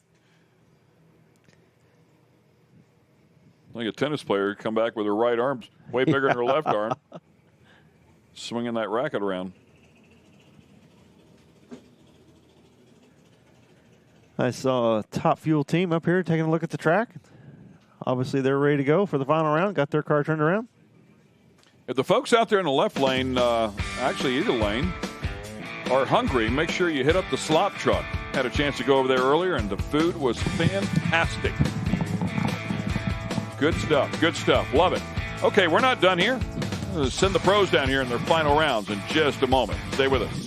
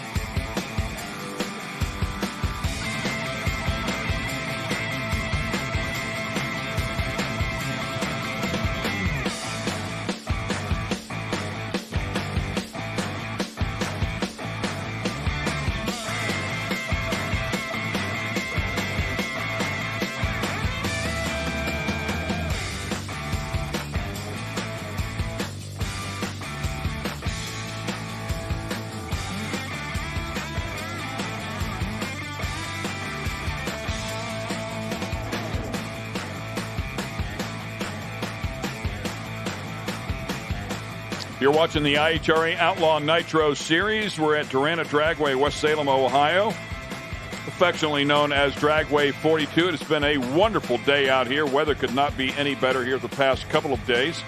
Just some final prep here going on the track. In the meantime, let's go back up to Kristen. I feel like Oprah up here. You get an Ironman, you get an Ironman, and we have one more Ironman. No, we have 2 more Ironmans. Kevin Skinner, factory stock, you get an Ironman. You said this weekend has been hard, but you pushed through. How did you get it done? Yeah, we just had a rough weekend. We put a new motor in the car and came up here to test, and we're testing torque converters, and nothing we tried was right, so we ended up going back to the original one we ran at the beginning of the season, and it pulled us through, and I think we were last in the qualifying sheet and went all the way to the final, so can't beat that. We were talking about earlier how sometimes in drag racing you can go from the hero to zero, but sir, you went 0 to the hero this weekend, and you're taking home the Ironman. Congratulations, Kevin Skinner, on that factory stock class. All right, thank you. Thank you.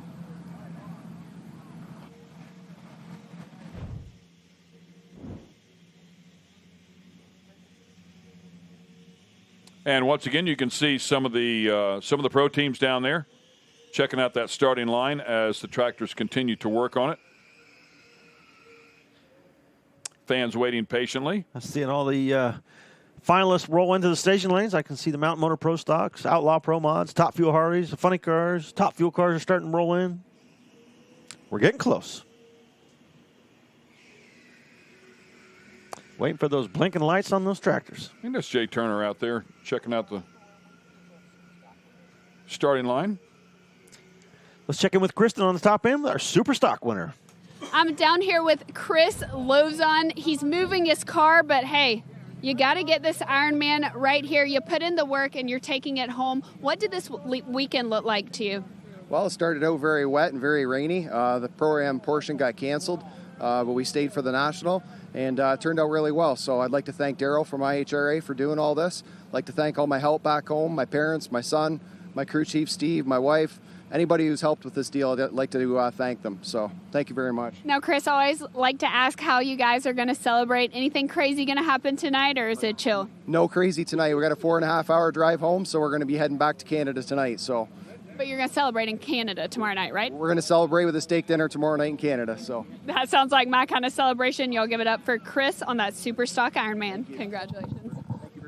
How about we celebrate with a steak dinner in Worcester after this? That sounds like a plan. He's going to Canada. We're going to Worcester.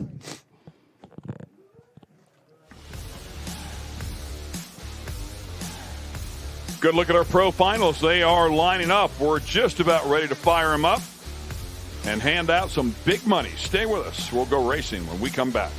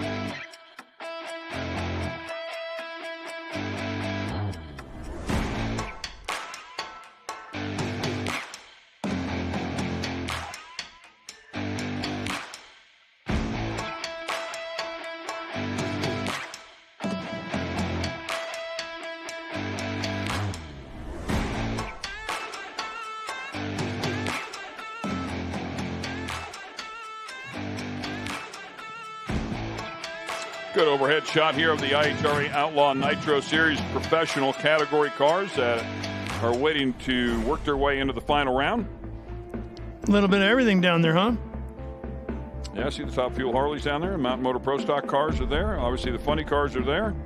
See a lot of the ProAm winners over there on the far side waiting to make their pictures. Nothing better than that. Holding up that trophy and snapping a few winner circle pictures.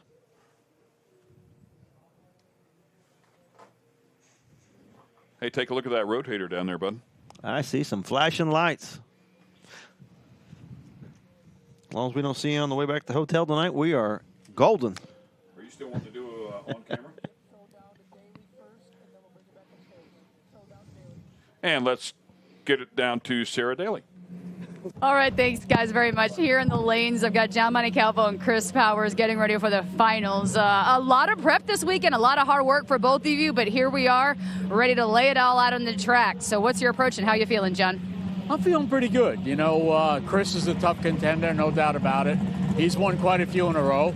Somebody's got to stop him. Got to be up to me, I guess.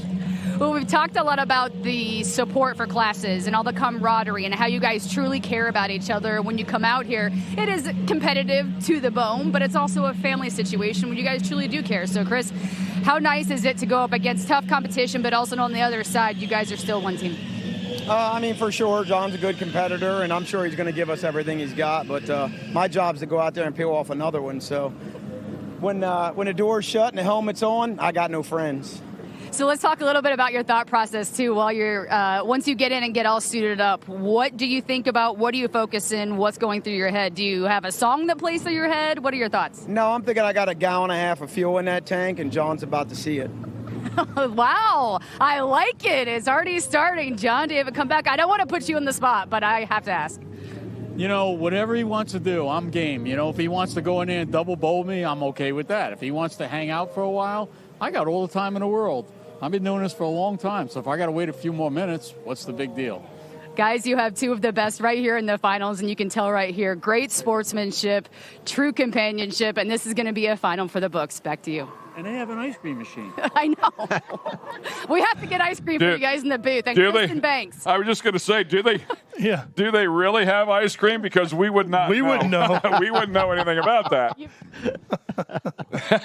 Obviously, catching us here a little bit by surprise. I didn't know they were coming right there that quickly. But we love that, man. We love that banner between two of the absolute best. You've been in the middle of that. I mean, there's really nothing better as a racer to have that camaraderie, but to also have that viciousness of competition. Yeah, they have total respect for each other, but yet they want to rip each other's throats out as well. You know, and it's that's what makes it racing fun. You want to go out there and beat the guy, but this is a small community. You know, these racers, we all stick together because there's not a lot of us. You know, everybody loves this sport, and they all stick together, and they all want to win. So you'll give them a hard time, but he'll really give them a hard time whoever gets the win down there. Yeah, it's going to be a great battle. Ken Stout, Ralph Shaheen, Tommy Johnson Jr., if you're not familiar with us. And it's been a great day, man, and it's time now for the money rounds and some big money to be handed out. That banner is kind of like us during a commercial break, right? Yeah, it really is. Yeah. It can get pretty vicious in here. It can.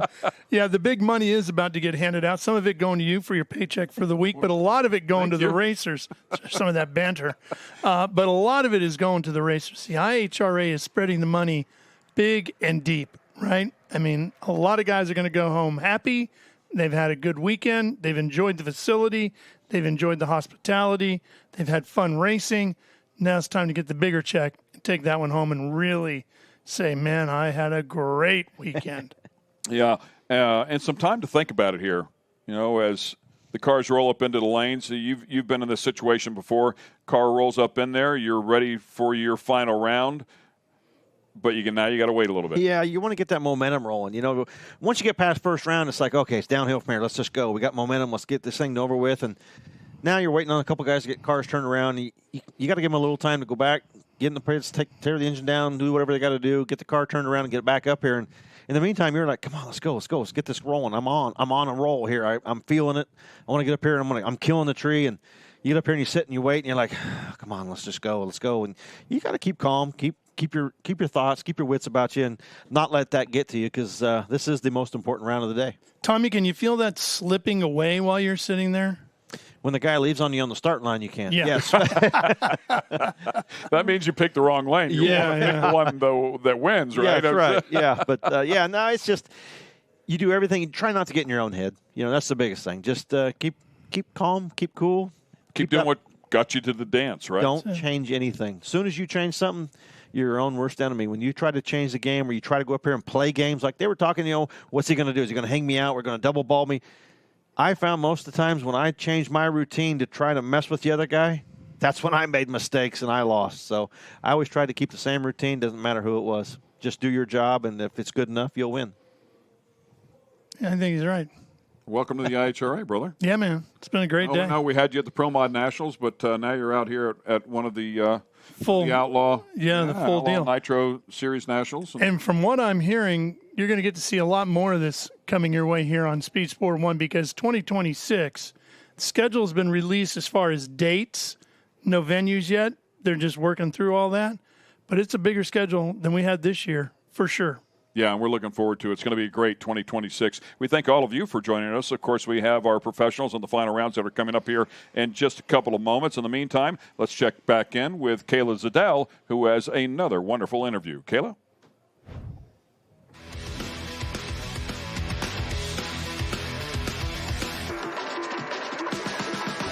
Mike Sheehan is joining me here in the pits for another installment of Beyond the Track, and Mike drives the Milk Money Mustang behind us. And you got to tell me, where does Milk Money come from? So I've been in the ag business and dairy business for 33 years, and so when we went to Colorado and bought this car and brought it home, we said, okay, we're going to race, but what else are we going to do with it? So we decided on Milk Money Racing, and so we're spreading the word about dairy and agriculture while we're racing, So we race and we go to promotional events and we spread the word about dairy and agriculture, So we try to be good stewards and try to give people good information about dairy and agriculture, and everybody needs that, right? Everybody likes to eat, So we all of us need dairy and agriculture in our lives, so that's what we're doing, And then I kind of spread the word about that with some of my customers and some of the businesses that I deal with, and they've come on board. My goodness, it's been fantastic. We have 11 dairy farms on board, 6 different ag businesses, 11 dairy farms on board, helping us with this whole program. So it's fun, and it's been fun. Coming with IHRA this year, that's been a blast. IHRA treats us so well, and so we've really enjoyed that. And my driving hasn't been great, but it'll get better. But we've met a lot of such nice people, with such nice people that we've met, and it's been a blast. It's been a really, really fun time. Good. Now, not to put you on the spot here, but if there's one thing we need to know about dairy farming, what is it, and where can we go to find more information? Just go to dairy farms. If you want to, they know. And the cows are treated great. Some people think, the cows are treated wonderfly. The cow comfort is number one on these guys' minds, right? So they're treated great. So everybody out there, when it's hot, out there, they're getting sprinkled, they're getting fans on, they're getting cooled down. They're treated great. So that's people worry about that, and don't worry about that. Things are okay. Good. And now tell me one thing that you love about racing. The competitive and camaraderie. Getting those words out is hard, I guess, but the camaraderie. Everybody has treated us so well. We bought this car in 2023, so this is our 3rd year with it, and the guys just have treated us so well, and we all treat each other well. We all work on each other's cars if we're broken, then we go up there and race each other, right? So that's a lot of fun, and then. And the other part is the competitiveness, beating those guys, right? I'm going to work on your car, but then I'm going to go beat you, right? So that. They have fired up the final here in Outlaw Pro Mod, so we'll bring you the rest of that interview at a later time. In the meantime, let's focus in on the money race here. Looking forward to this one for sure. $30,000 on the line. Pat Moore in the far lane. Hank Stubbs in the near lane. Hollywood trying to get this one done. Pat Moore from Kinsman, Ohio. Stubbs an 050 light last time out. Went a 356. Went a 57, a 59, and a 56. He's got a hot rod. And we'll see if Moore can make up the difference here one more time. Tall task for Moore, but he's pulled off a couple of them already today. Top bulbs on. Final round. Outlaw Pro Mod. Here we go. Pedal job side by side, and it looks like the horsepower is going to win this one. 371.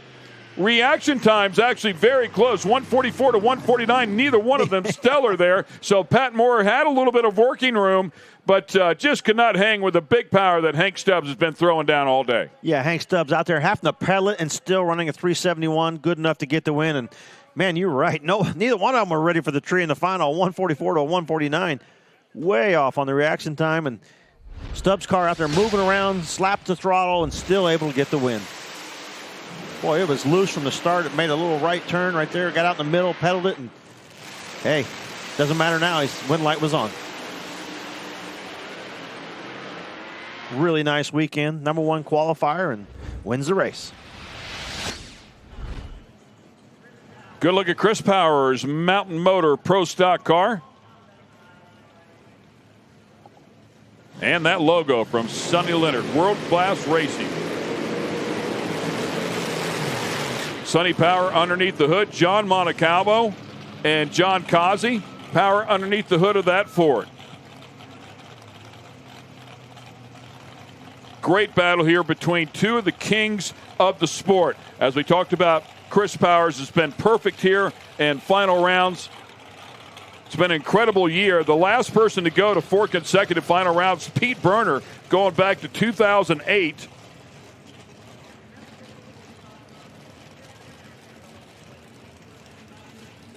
Montecalvo's 30th final round.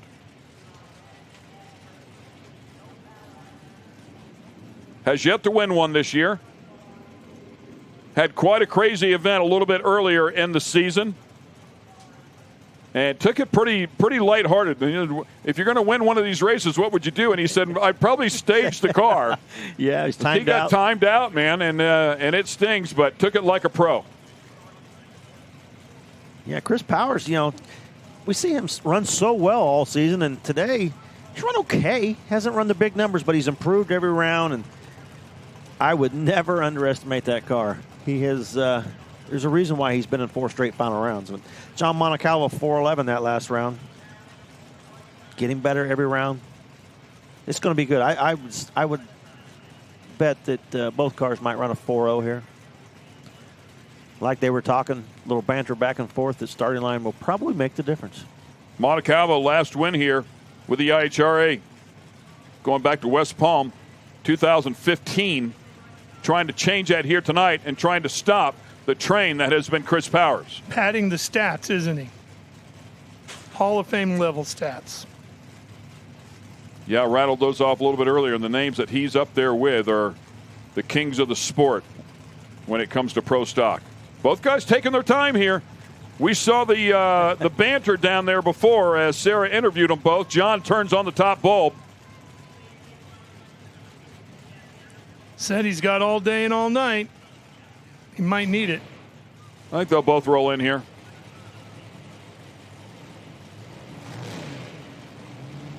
Woo, John tinkering again, man.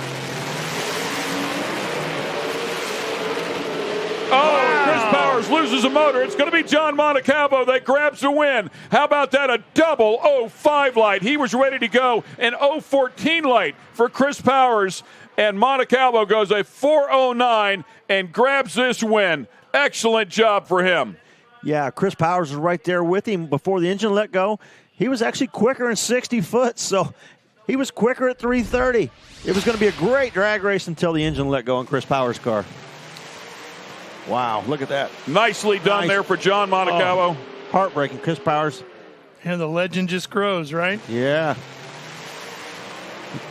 Let's see right there. The engine lets go. See some pieces bouncing. Woo. Hank Stubbs, Outlaw Pro Mod, you are the Iron Man for this weekend. You almost had a picture-perfect weekend. You had to pedal it there in the final, but you still got it done. What does this mean to you? It means so much to me. First and foremost, thank the Lord for giving me this opportunity, my Savior, Jesus Christ. He put me here. He gave me the opportunity. I've got so many people to thank. Clyde Scott, he's been helping me so much. If you need a race car, go see Quartermax Race Cars. They are the baddest dudes on the planet. He's helped me tremendously. I can't thank my buddy Bubba Stanton enough. Unfortunately, he broke after he set the record, but he's a fast team. They're good guys. They would have won this thing just as easy as we did. I want to thank my wife, Christina. I want to thank my beautiful kids that are staying at home while I go play. It's honestly a blessing. But we come out here in a personal best of a 60 flat. We turned around and backed it up with a 57. First round, we won a 59. Then we won a 56. All personal best for me. So it's been surreal. We shook in the finals. We got a little greedy. We were trying to set the record, take it away from Bubba. Well, congratulations. Hank Stubbs, you deserve that Iron Man, and go celebrate. You got the record right here at the IHRA, my friend. Great weekend. Nicely done. Oh, Bubba threw that 55, didn't he? Yeah. Yeah, that's right. Yeah, congrats to him. But I want to throw a little bit of love out there to John Montecalvo as well, because he joins Doug Kirk at 30 career final rounds, and this is his 12th win.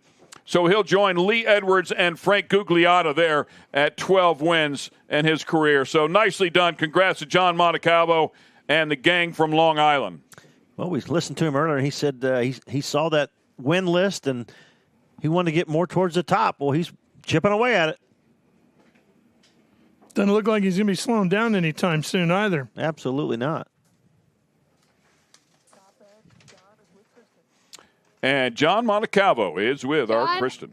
John Montecalvo, you deserve this. How long has it been since the last time you held one of these things? You know, we ran with IHRA back in 2015, and we went to Bradenton. We won that race, went down to West Palm 2 weeks later and won that one. But that was it. You know, we haven't ran with IHRA since then. So this is really means the world to me. It really does. Now tell me about down there. You're talking to Sarah, you and Chris. You are kind of bantering, but you have this calm confidence to you. What is it about your mindset right before you go? You know, Kristen, I've been doing this for a long time, so I know Chris tried to rattle me a little up there. You know, we had a little bit of battle going on, but it's all good fun. I love it. You know, actually, when there's a little bit of battle going on, it pumps me up more. You know, so I try to stay cool. I try to stay calm and, you know, do my job. Well, congratulations, John Montecalvo. You deserve that Ironman Mountain Motor Pro Stock champion, John Montecalvo. Thank you. Tommy, I'm just looking at that. Congratulations to John. Am I seeing a little dew building up on the roof? Yeah, we saw a little bit of that last night. Pretty similar conditions tonight, and doesn't look too bad yet. You know, I don't see the windows fogging up on the cars like they were last night so far, so I'm hoping that we should be okay. It was a little later last night when we started seeing that. Yeah. So I'd say we got an hour or two left, and I certainly hope we can get all these finals in that time frame. Yeah, working on that left lane where Chris Powers unfortunately grenaded that one. What a shame. Yeah, I think they're out there with the FODMAT just running it up and down. It looked like there were some parts and pieces bouncing there every now and then. So, I mean, he let one go. He let it go pretty big there. 9,000ths advantage at the starting line. I mean, it wasn't a big gap, but it was something there. And if you take a look at what Chris Powers has done all weekend, I mean, you got to think he'd be right there at a 4.0 something. It was all the makings for a clash of the Titans for sure. Just was not to be for Chris Powers here. Had a great season, though, so far, and we'll see if he can make it, keep the streak alive at all 5 of them here this year as we go to Dunn, our final event.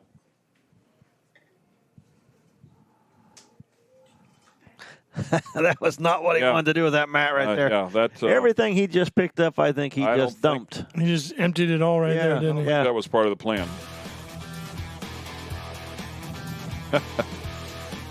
My wife's had the same reaction with me when it comes to the vacuum cleaner. Yeah. and I did the laundry one time, and I did something similar, so I don't have to do that anymore. No. All right. We'll be back in just a couple of moments.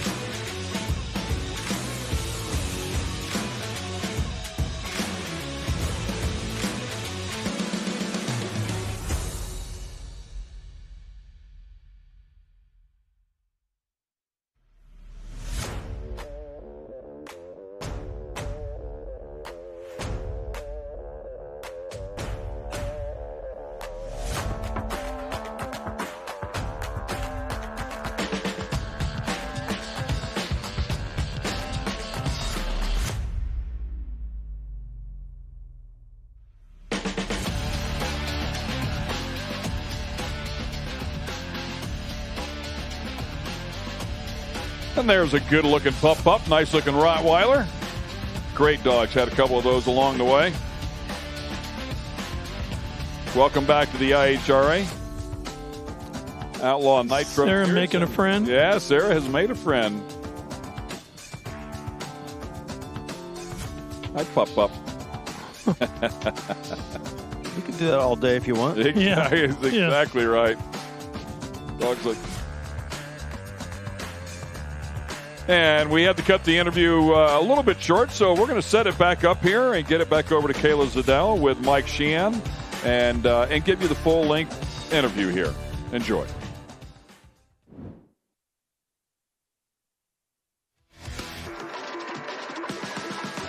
Mike Sheehan is joining me here in the pits for another installment of Beyond the Track, and Mike drives the Milk Money Mustang behind us. And you got to tell me, where does Milk Money come from?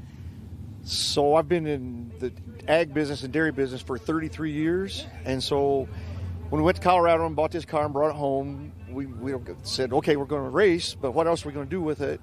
So we decided on Milk Money Racing, and so we're spreading the word about dairy and agriculture while we're racing, So we race and we go to promotional events and we spread the word about dairy and agriculture, So we try to be good stewards and try to give people good information about dairy and agriculture, and everybody needs that, right? Everybody likes to eat, So we all of us need dairy and agriculture in our lives, so that's what we're doing, And then I kind of spread the word about that with some of my customers and some of the businesses that I deal with, and they've come on board. My goodness, it's been fantastic. We have 11 dairy farms on board, 6 different ag businesses, 11 dairy farms on board, helping us with this whole program. So it's fun, and it's been fun.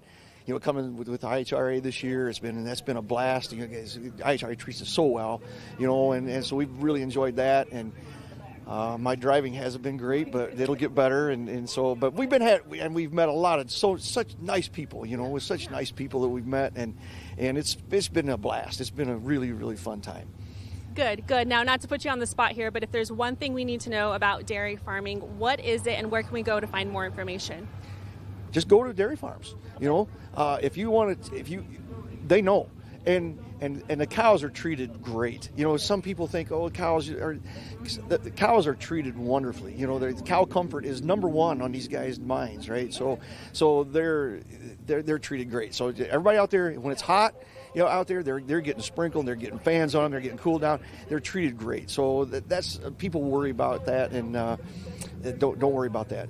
Things are okay. Good. And now tell me one thing that you love about racing. The competitive and camaraderie. Getting those words out is hard, I guess, but the camaraderie. Everybody has treated us so well. We bought this car in 2023, so this is our 3rd year with it, and the guys just have treated us so well, and we all treat each other well. We all work on each other's cars if we're broken, then we go up there and race each other, right? So that's a lot of fun, and then the other part is the competitiveness, beating those guys, right? I'm going to work on your car, but then I'm going to go beat you, right? So that part's fun too. And then, we're just a big family, and so that's a good thing. That's a lot of fun. Yeah. Speaking of family, your wife is here helping you, and she's fully on board with the cow theme. Tell me about her. She absolutely is. Michelle is man, I couldn't do it without her. When we talked about this and getting back into it, she jumped on board we jumped in with both feet, and she dresses the part, and she's really good. She's way better with the crowd and with the PR, I guess, than I am, so she gets out there and hands stuff out. She's on the starting line. She takes care of all the little things, and kind of keeps me going in the right direction. I get a little wound up about things sometimes, so she kind of keeps me calm and keeps me going in the right direction, so I couldn't do it without her. It's always awesome to have that support system, and thank you, Mike, so much for sitting down with me today and telling me about milk money and dairy farming. Oh, thank you. Thanks for coming over and talking to us and spreading the word about dairy and agriculture. We really appreciate it. All right, guys, this is Mike, and be sure to check out your local dairy farms. This is Beyond the Track, and I'm Kayla Zadell.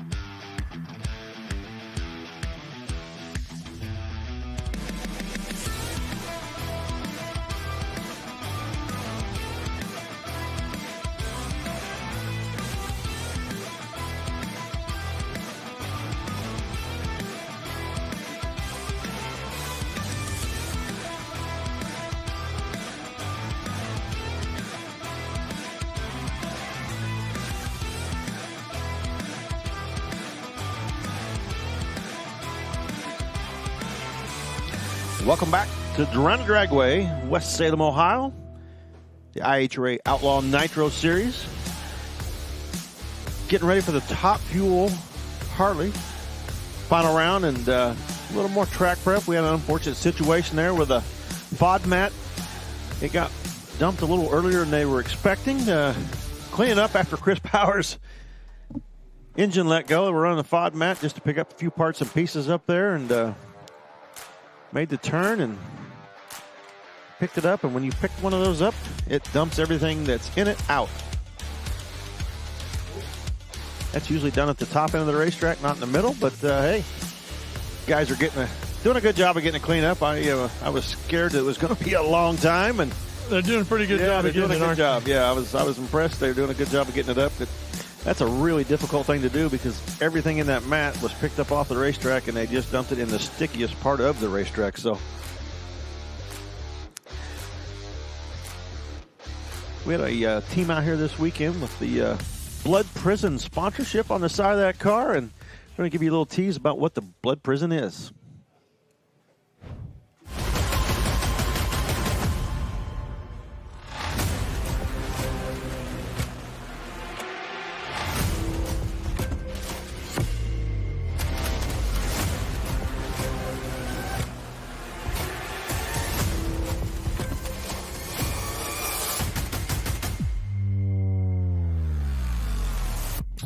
Blood Prison is a haunted attraction that we run every fall here at the Ohio State Reformatory in Mansfield, Ohio. Coming to Blood Prison, you'll see everything you would expect to see during Halloween. You're going to see big scary monsters, you're going to see pumpkins, you're going to see a lot of jail cells here, a lot of inmates running around and guards because we are a prison, so we try to keep things prison themed with a Halloween flair. It's just beautiful. It looks like Dracula's castle. It's massive, and it's just fun. I mean, it's just so much fun to go around and scare people and build the cool sets that we build because we go really elaborate on our set building. It's a good time. It's almost not a job. There's nowhere that's going to have this facade of the Ohio State Reformatory, the Shawshank Prison. I mean, who would not want to do a Halloween event here? It's kind of in our blood. For tickets, you go to bloodprison.com. We sell all our tickets there. They are online only, and they're time ticketing. So you buy a time slot and come at that time.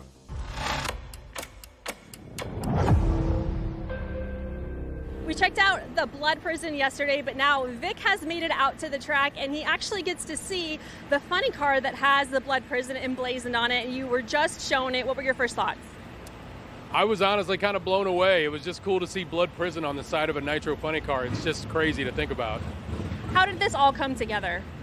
I got reached out to by John, and he kind of just told me what was involved, and I'm like, this sounds like a great idea. Let's look into it, and it worked out.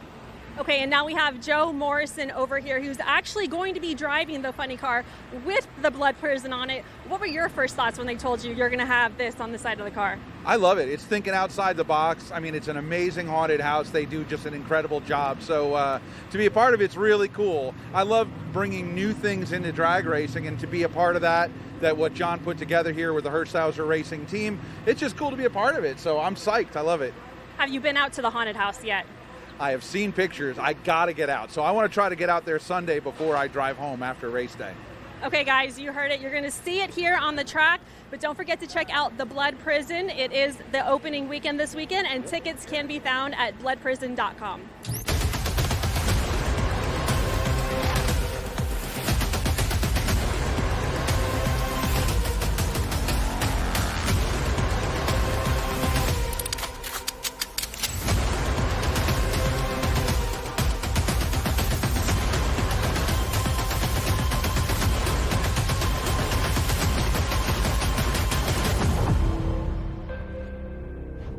So, Tommy, Halloween's right around the corner. You a candy corn guy? No, I hate that stuff. Yeah, okay. Yeah, no way. So, if you're rifling through the bag of candy, what are you picking out?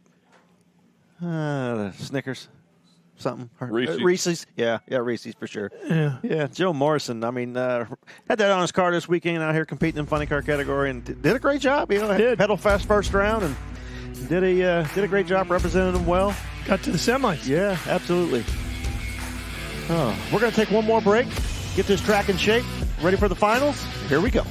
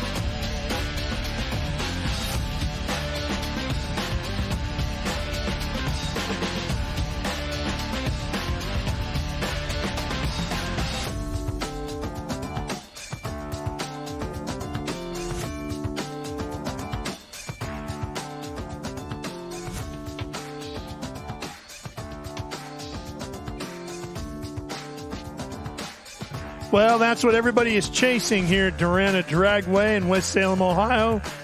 They want an Ironman. And we got one for the Top Fuel Harley coming up soon. Hey, Ken, see that? That's a schedule bug. How about that? Yeah, it's a bug. It's with a schedule on it. What they call that? Yeah. Well, a schedule bug is what they would call that. Interesting. Yeah. I've heard of bugs like the bug up in the corner. But with a schedule on it? No, I don't know if I've heard that. Do you think we've irritated our producer enough yet? Or should we go a little longer? We irritate them enough, they'll pot us down, and then we'll be done. All right, folks. We're sorry. We're just having a little fun at our producer's expense. So that is technically what they call a schedule bug. But what it's all about is that's the schedule coming in 2026. Now, write those in pencil, not just in pen yet, because they haven't announced where. And because they haven't announced where yet, there's always a chance, Ken, that some of those might move a week or two here or there. Yeah, 100%. But that is certainly the intentions moving forward for 2026. And, of course, they will also mix in there the IHRA Drag Boat Racing Series. And a few other things we're hearing about. Hey, look at We're that. about to make some noise. That's our kind of noise, too. Nitro. I like it.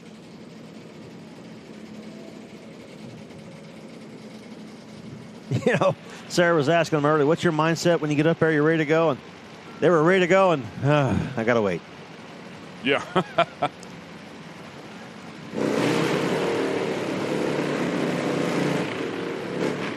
See our racers look over at each other, give each other the nod. Yeah, buddy, I'm ready to go. Let's do this.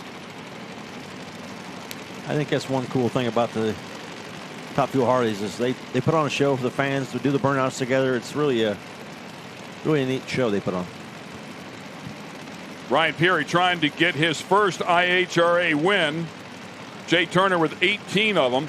Peary last time out, 421 to Turner's 434. Of course, Peary, a multi-time champion. It's not like he hasn't won one here. He is used to this pressure, as is Turner.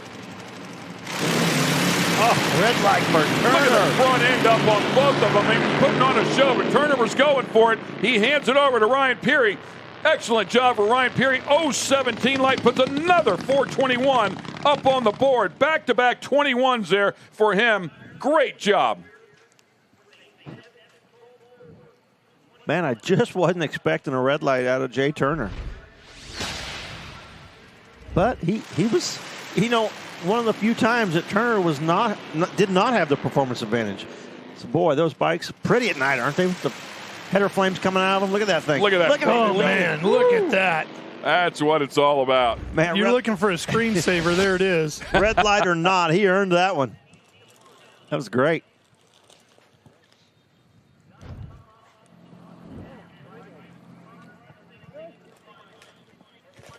Ryan's like, what? Red light. I didn't see that. Leather's coming off. Yeah, he's busy on his own side, man. Those things are monsters, but congratulations to Ryan grabbing his first IHRA Ironman. And let's go to Kristen. Ryan Peary, your first Top Fuel Harley Ironman. Does it look as good as you thought it would? Woo! Yes, it does. Yes, it does. Man, it's amazing. I can't thank all the guys. I can't thank the track crew for getting the track. I mean, a lot of work, a lot of effort went into this. And when you're running the best of the best, I mean, it takes everything. Back to back, I think 21 passes. So, long day. It's not easy. How were you able to stay calm up there at the line? It's not easy because there's a lot going on. You're all pumped up. You're ready to fire the bike up, and they tell you just got to collect yourself and just try it again and get ready. Well, congratulations. Go celebrate that Ironman. That is Ryan Peary, Top Fuel Harley.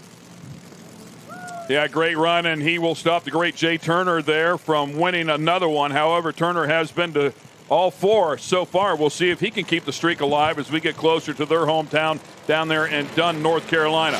All right, let's go into Pro Mod here. This will be the competition single, as unfortunately Mike DiDomenico not able to make the call here. Had mechanical issues there in the semifinals. We believe this is the first ever Oldsmobile to win in Pro Modified with the IHRA.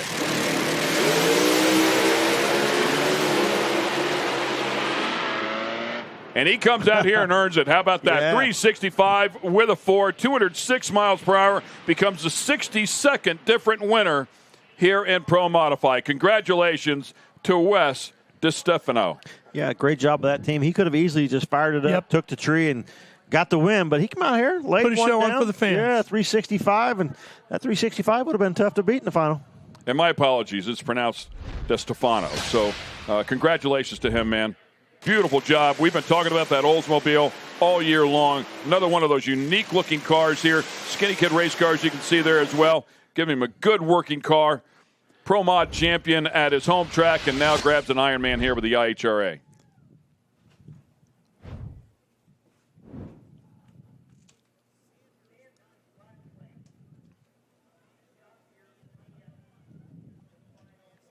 Good look at that car. His helmet comes off, and it is such a cool car to see, too.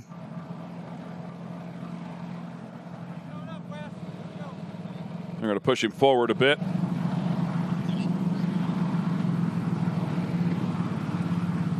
Car was solid all weekend. 360s about every lap. I think he had one round today with a 71 in the second round. And otherwise, 360s every round. We need Linda Vaughn up there with him. Yeah, that would be cool. Top Fuel cars are fired on the starting line.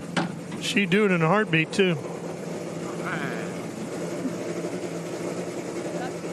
Let's go to Kristen. Wes DiStefano, you deserve that one. 365. You got an Ironman that matches your car. How's it feel? Oh, it feels great to go out and put on a good show. You know, everybody's asking us if we're going to take the stripe, and we almost never do that. So it was good to make a good run. It was a great weekend. Thanks to IHRA. Thanks to my parents, Dave and Brenda. They helped me do this.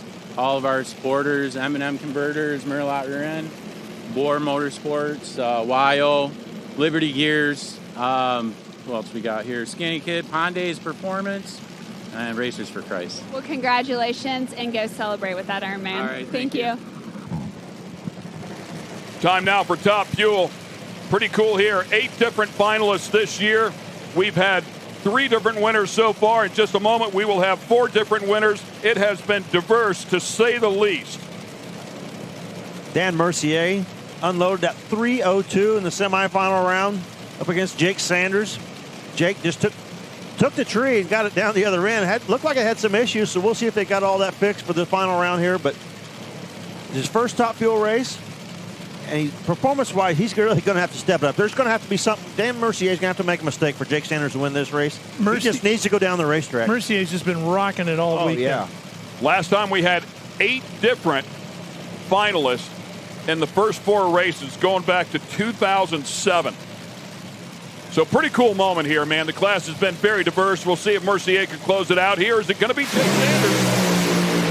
Sanders got him all in. Sanders is going to keep him honest, but it's going to be Mercier down at the end. 317, 273 miles per hour, and it will be Dan Mercier who's going to grab the win here. He will become our 4th different winner here this year. Incredible, and our 82nd different winner in the class. Boy, Jake Sanders did a really good job in that final round. He left on Dan Mercier, 0.56 to an 0.90. And 60 foot, his car was actually quicker. He was pulling away from Mercier, but by 3:30, Mercier's car started to come on. 225 to a 230. And at the top end, 317 to a 331. Sanders' car shutting off a little early. Great job by Dan Mercier and that team. Yeah, really, really good job. Great weekend. They have been rock solid.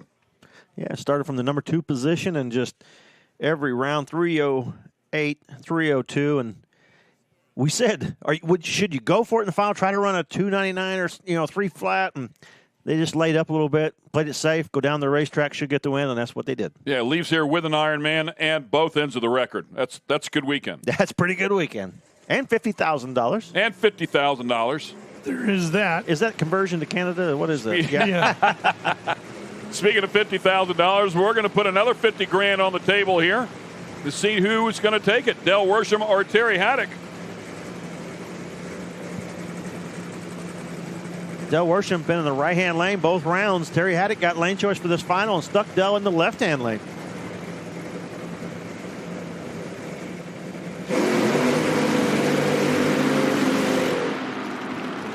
Boy, that's a good show, just like the Top Fuel Harleys.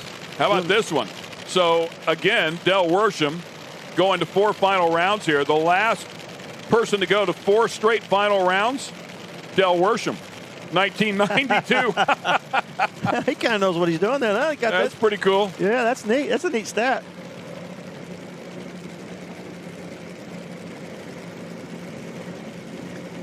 Terry Haddock's looking to ruin his day. Yeah, he is. Terry Haddock with a couple of wins, but they were both in Canada. Has not won here in the U.S. He'll have a crack at it. Number 1 and number 2 qualifiers, by the way. Yeah, last round, Del was like not sure why the car slowed down. 339, Haddock 334. I'm sure Del went back, looked at the computer, figured out what it was, and see if he can't get the best of Terry in the final, but Terry's car ran pretty good.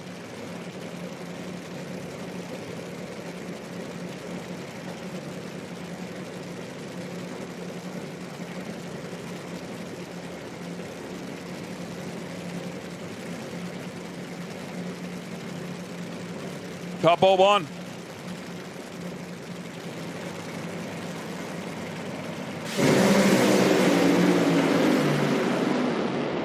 Boy, I mean, side by side they go. How exciting was that?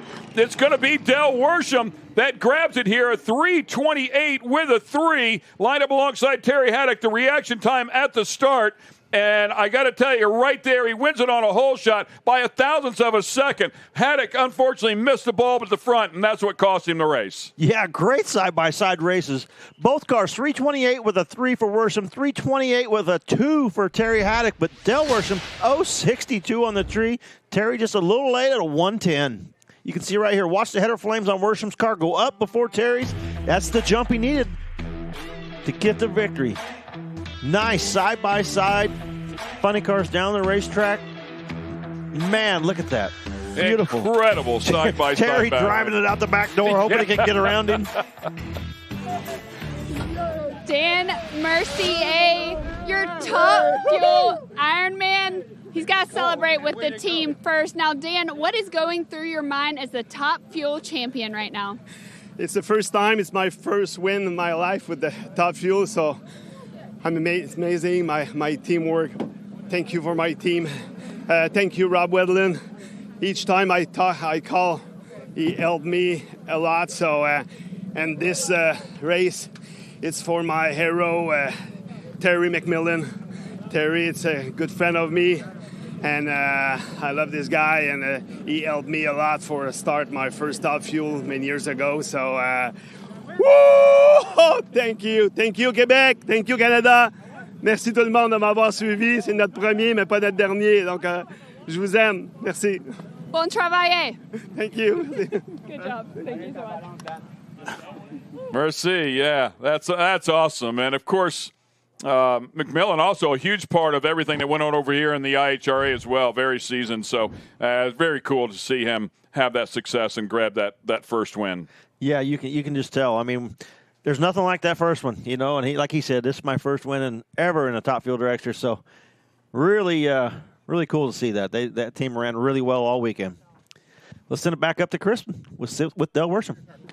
I'm up here with Dale Worsham. Now, Dale, a lot of sacrifices go behind getting an Ironman. What do the people not see? I think the amount of work that it takes preparing, especially when you bring out 3 cars like this. Bring out 3 cars like we did this weekend and to prep for that and get that going, it takes good guys, you know, like Gary Pritchett and Jake that works for me, and having to reward him, you know, and the rest of the guys with things like this are awesome. For Tim Hedinger, CP Carrillo, Toyota, Mobile One, all of our sponsors out there, Fred Spell. It was what a day. You know, out of all these races, we've closed the deal on 2 of them now. So that's half of them. We've been in all the finals. And I've had some tough competition. Every single time we go down the track, the car next to me goes to the finish line. I've yet to have the car next to me not make a full run. So that always makes it tough because there's no room for error at all, no matter how fast your car is. And my family's at home watching. Everybody in St. Louis is watching. I've got just tons of texts and calls. I'm really excited for everybody, and I'm really excited for myself and this team because a lot of hard work went into this win. Congratulations, Dale Worsham. You're taking home another Ironman.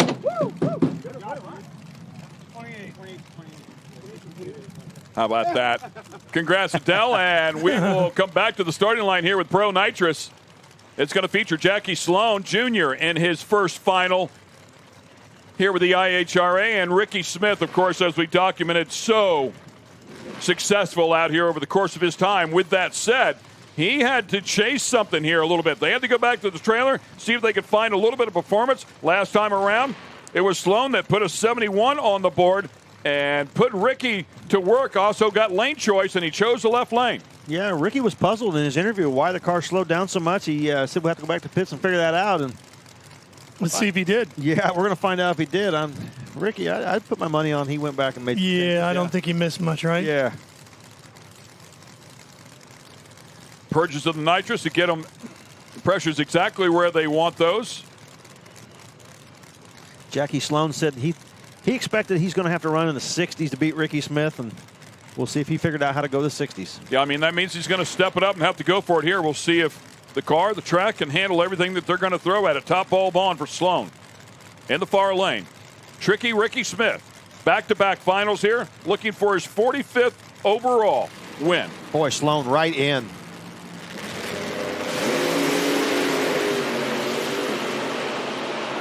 A good race. Don't ever count Tricky Ricky out. He's going for it, and he did throw a 60 on the board. He also threw a 007 at him right at the get-go. So right off the bat, man, he had the lead. Jackie Sloan, an 037 light, puts a 371 on the board. Exactly what he put on the board in the semis.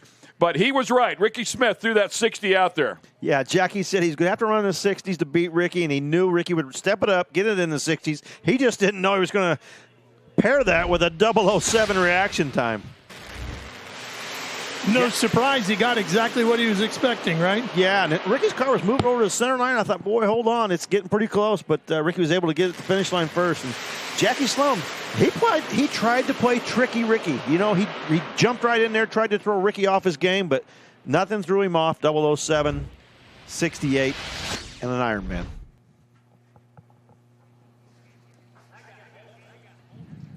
And looks like we're going to fire up the AA Fuel Altereds.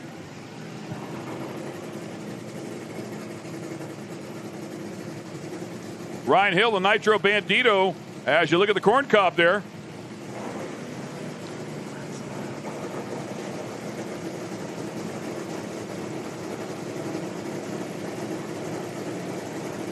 Ryan Hill has been the class of the field here today. That's a look at Pete Dove's car. The corn farmer from Shelbyville, Illinois.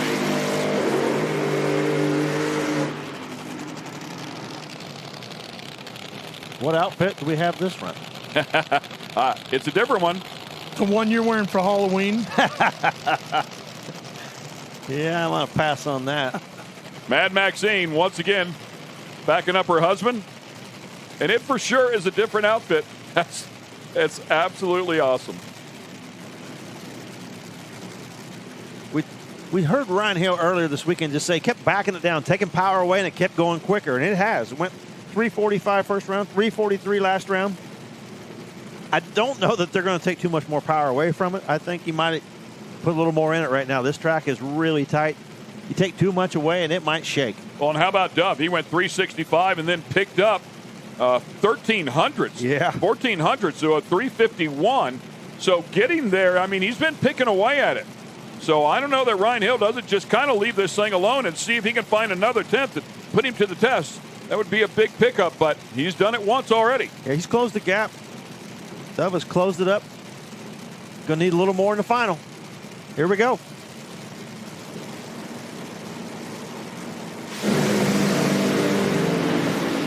They let him up. Dove in trouble. Has to get out of the throttle. It's going to hand it back over to Ryan Hill. Congratulations, man.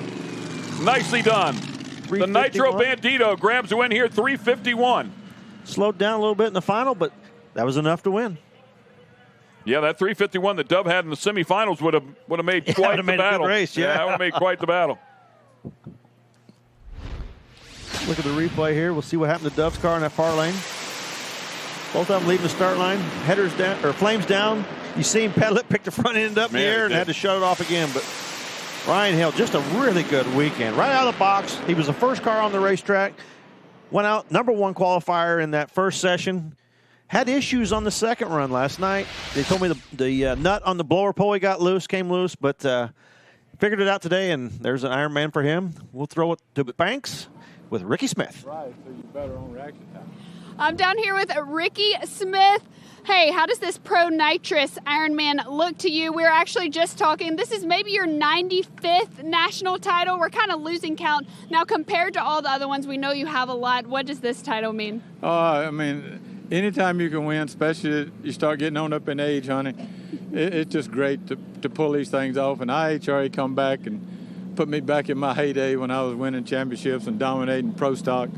This is just badass. I mean, you got Parkway Ford, Junior Michael, you got J&A Services, Jim Wiley, I got PD Fleet, Russell Miller, and I got Mark Stockset. And most of all, I got my wife with me, and I got my main man. He has been with me 15 years. He's been with me, my crew chief, Chad Hester. 15 years. He couldn't have gotten all these wins without y'all standing by his side. That is awesome. Ricky Smith, enjoy that Ironman and go celebrate. I'll enjoy it. Thank you a lot. 007. Well, I know you was going to be all over. Man, that's one of the happiest I've seen Ricky Smith in a long time. He's having fun. He is having fun. Great to see his wife here this weekend as well. Known them for a long time. Mad Maxine down there having some fun, too, on the back of the pickup truck there with the rest of that crew. And the Taco Man up there grabbing a win. Ricky Smith's son, Matt, worked for me on my Top Fuel dragster back in the day, so I know that family well. Hey, and you know what? Big tip of the visor to all the guys and gals in the Fuel Alter category that showed up this weekend. They did an outstanding job, put on a great show. Yeah, it's great to have them out here. Fun to watch those cars. Bernie Plout trying to make he's out here. He's new to the category, new in the car, and we saw him out here at our previous event, and came out here, unfortunately, did not qualify for this show, but they're going to allow him to make a test pass with this track that is as good as he's going to find anywhere. Yeah, I talked to Bernie this morning, and he said, he just needs more runs. He wants to just practice. Right. He said not many opportunities to do that. He wanted to see if they'd let him make a run today, and it was nice of him to say, yep, at the end of the day, you can come out here and take a shot. So.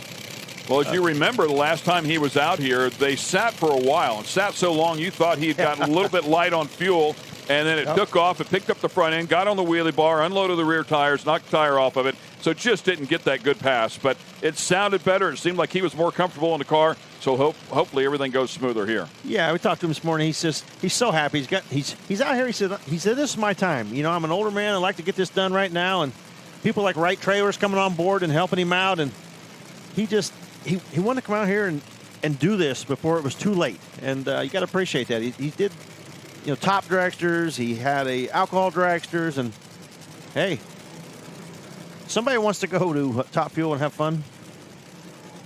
I love it. You want to watch this run or no? And real quickly, we're going to go up to Kristen Banks.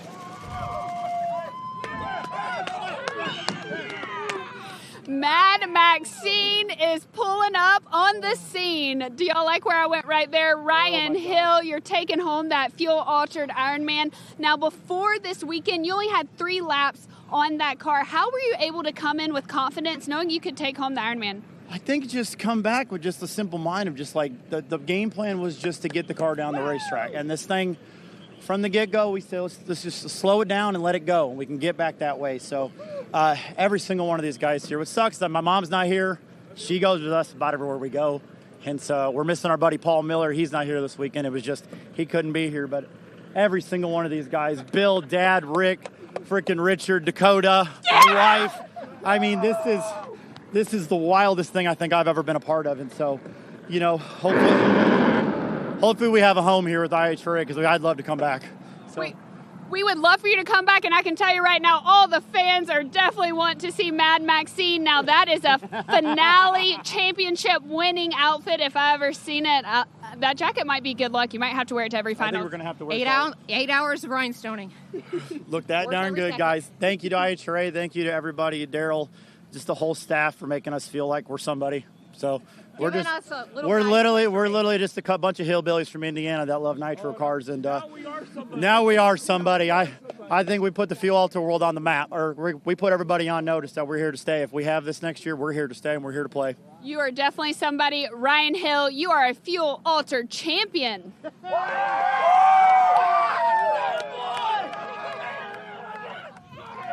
I like to see you go a little crazy with a big dazzler. You know what?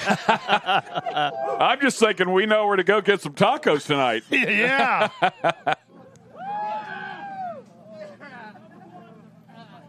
Congratulations, man. The team worked really hard.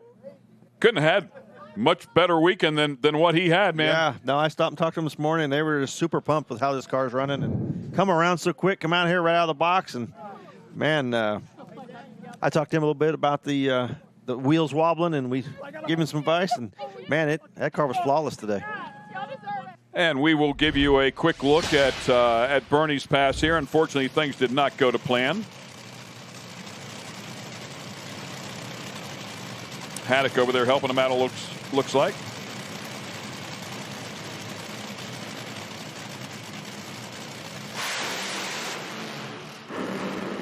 Hit the tires pretty quickly. Pretty aggressive.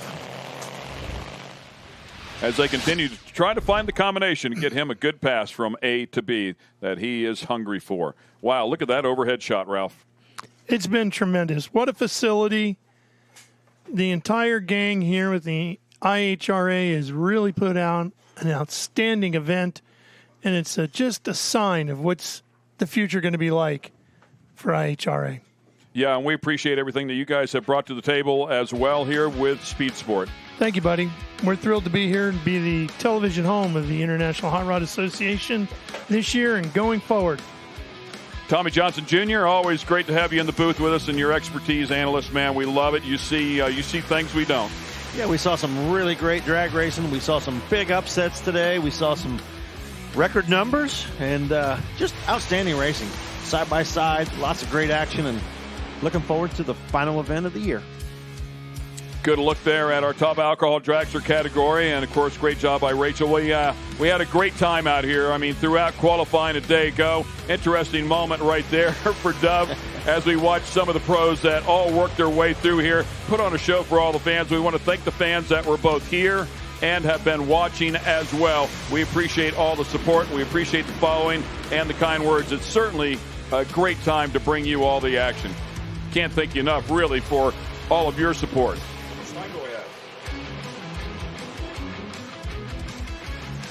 So for Sarah Daly and Kristen Banks, along with my colleagues up here, Ralph Shaheen, and of course Tommy Johnson Jr., it's been a great time bringing you all the action here. And welcome back to Dragway 42, a spectacular facility. It's been a wonderful time. Thanks for joining us here at the IHRA Outlaw Nitro Series. I'm Ken Stout. We'll see you at the next one.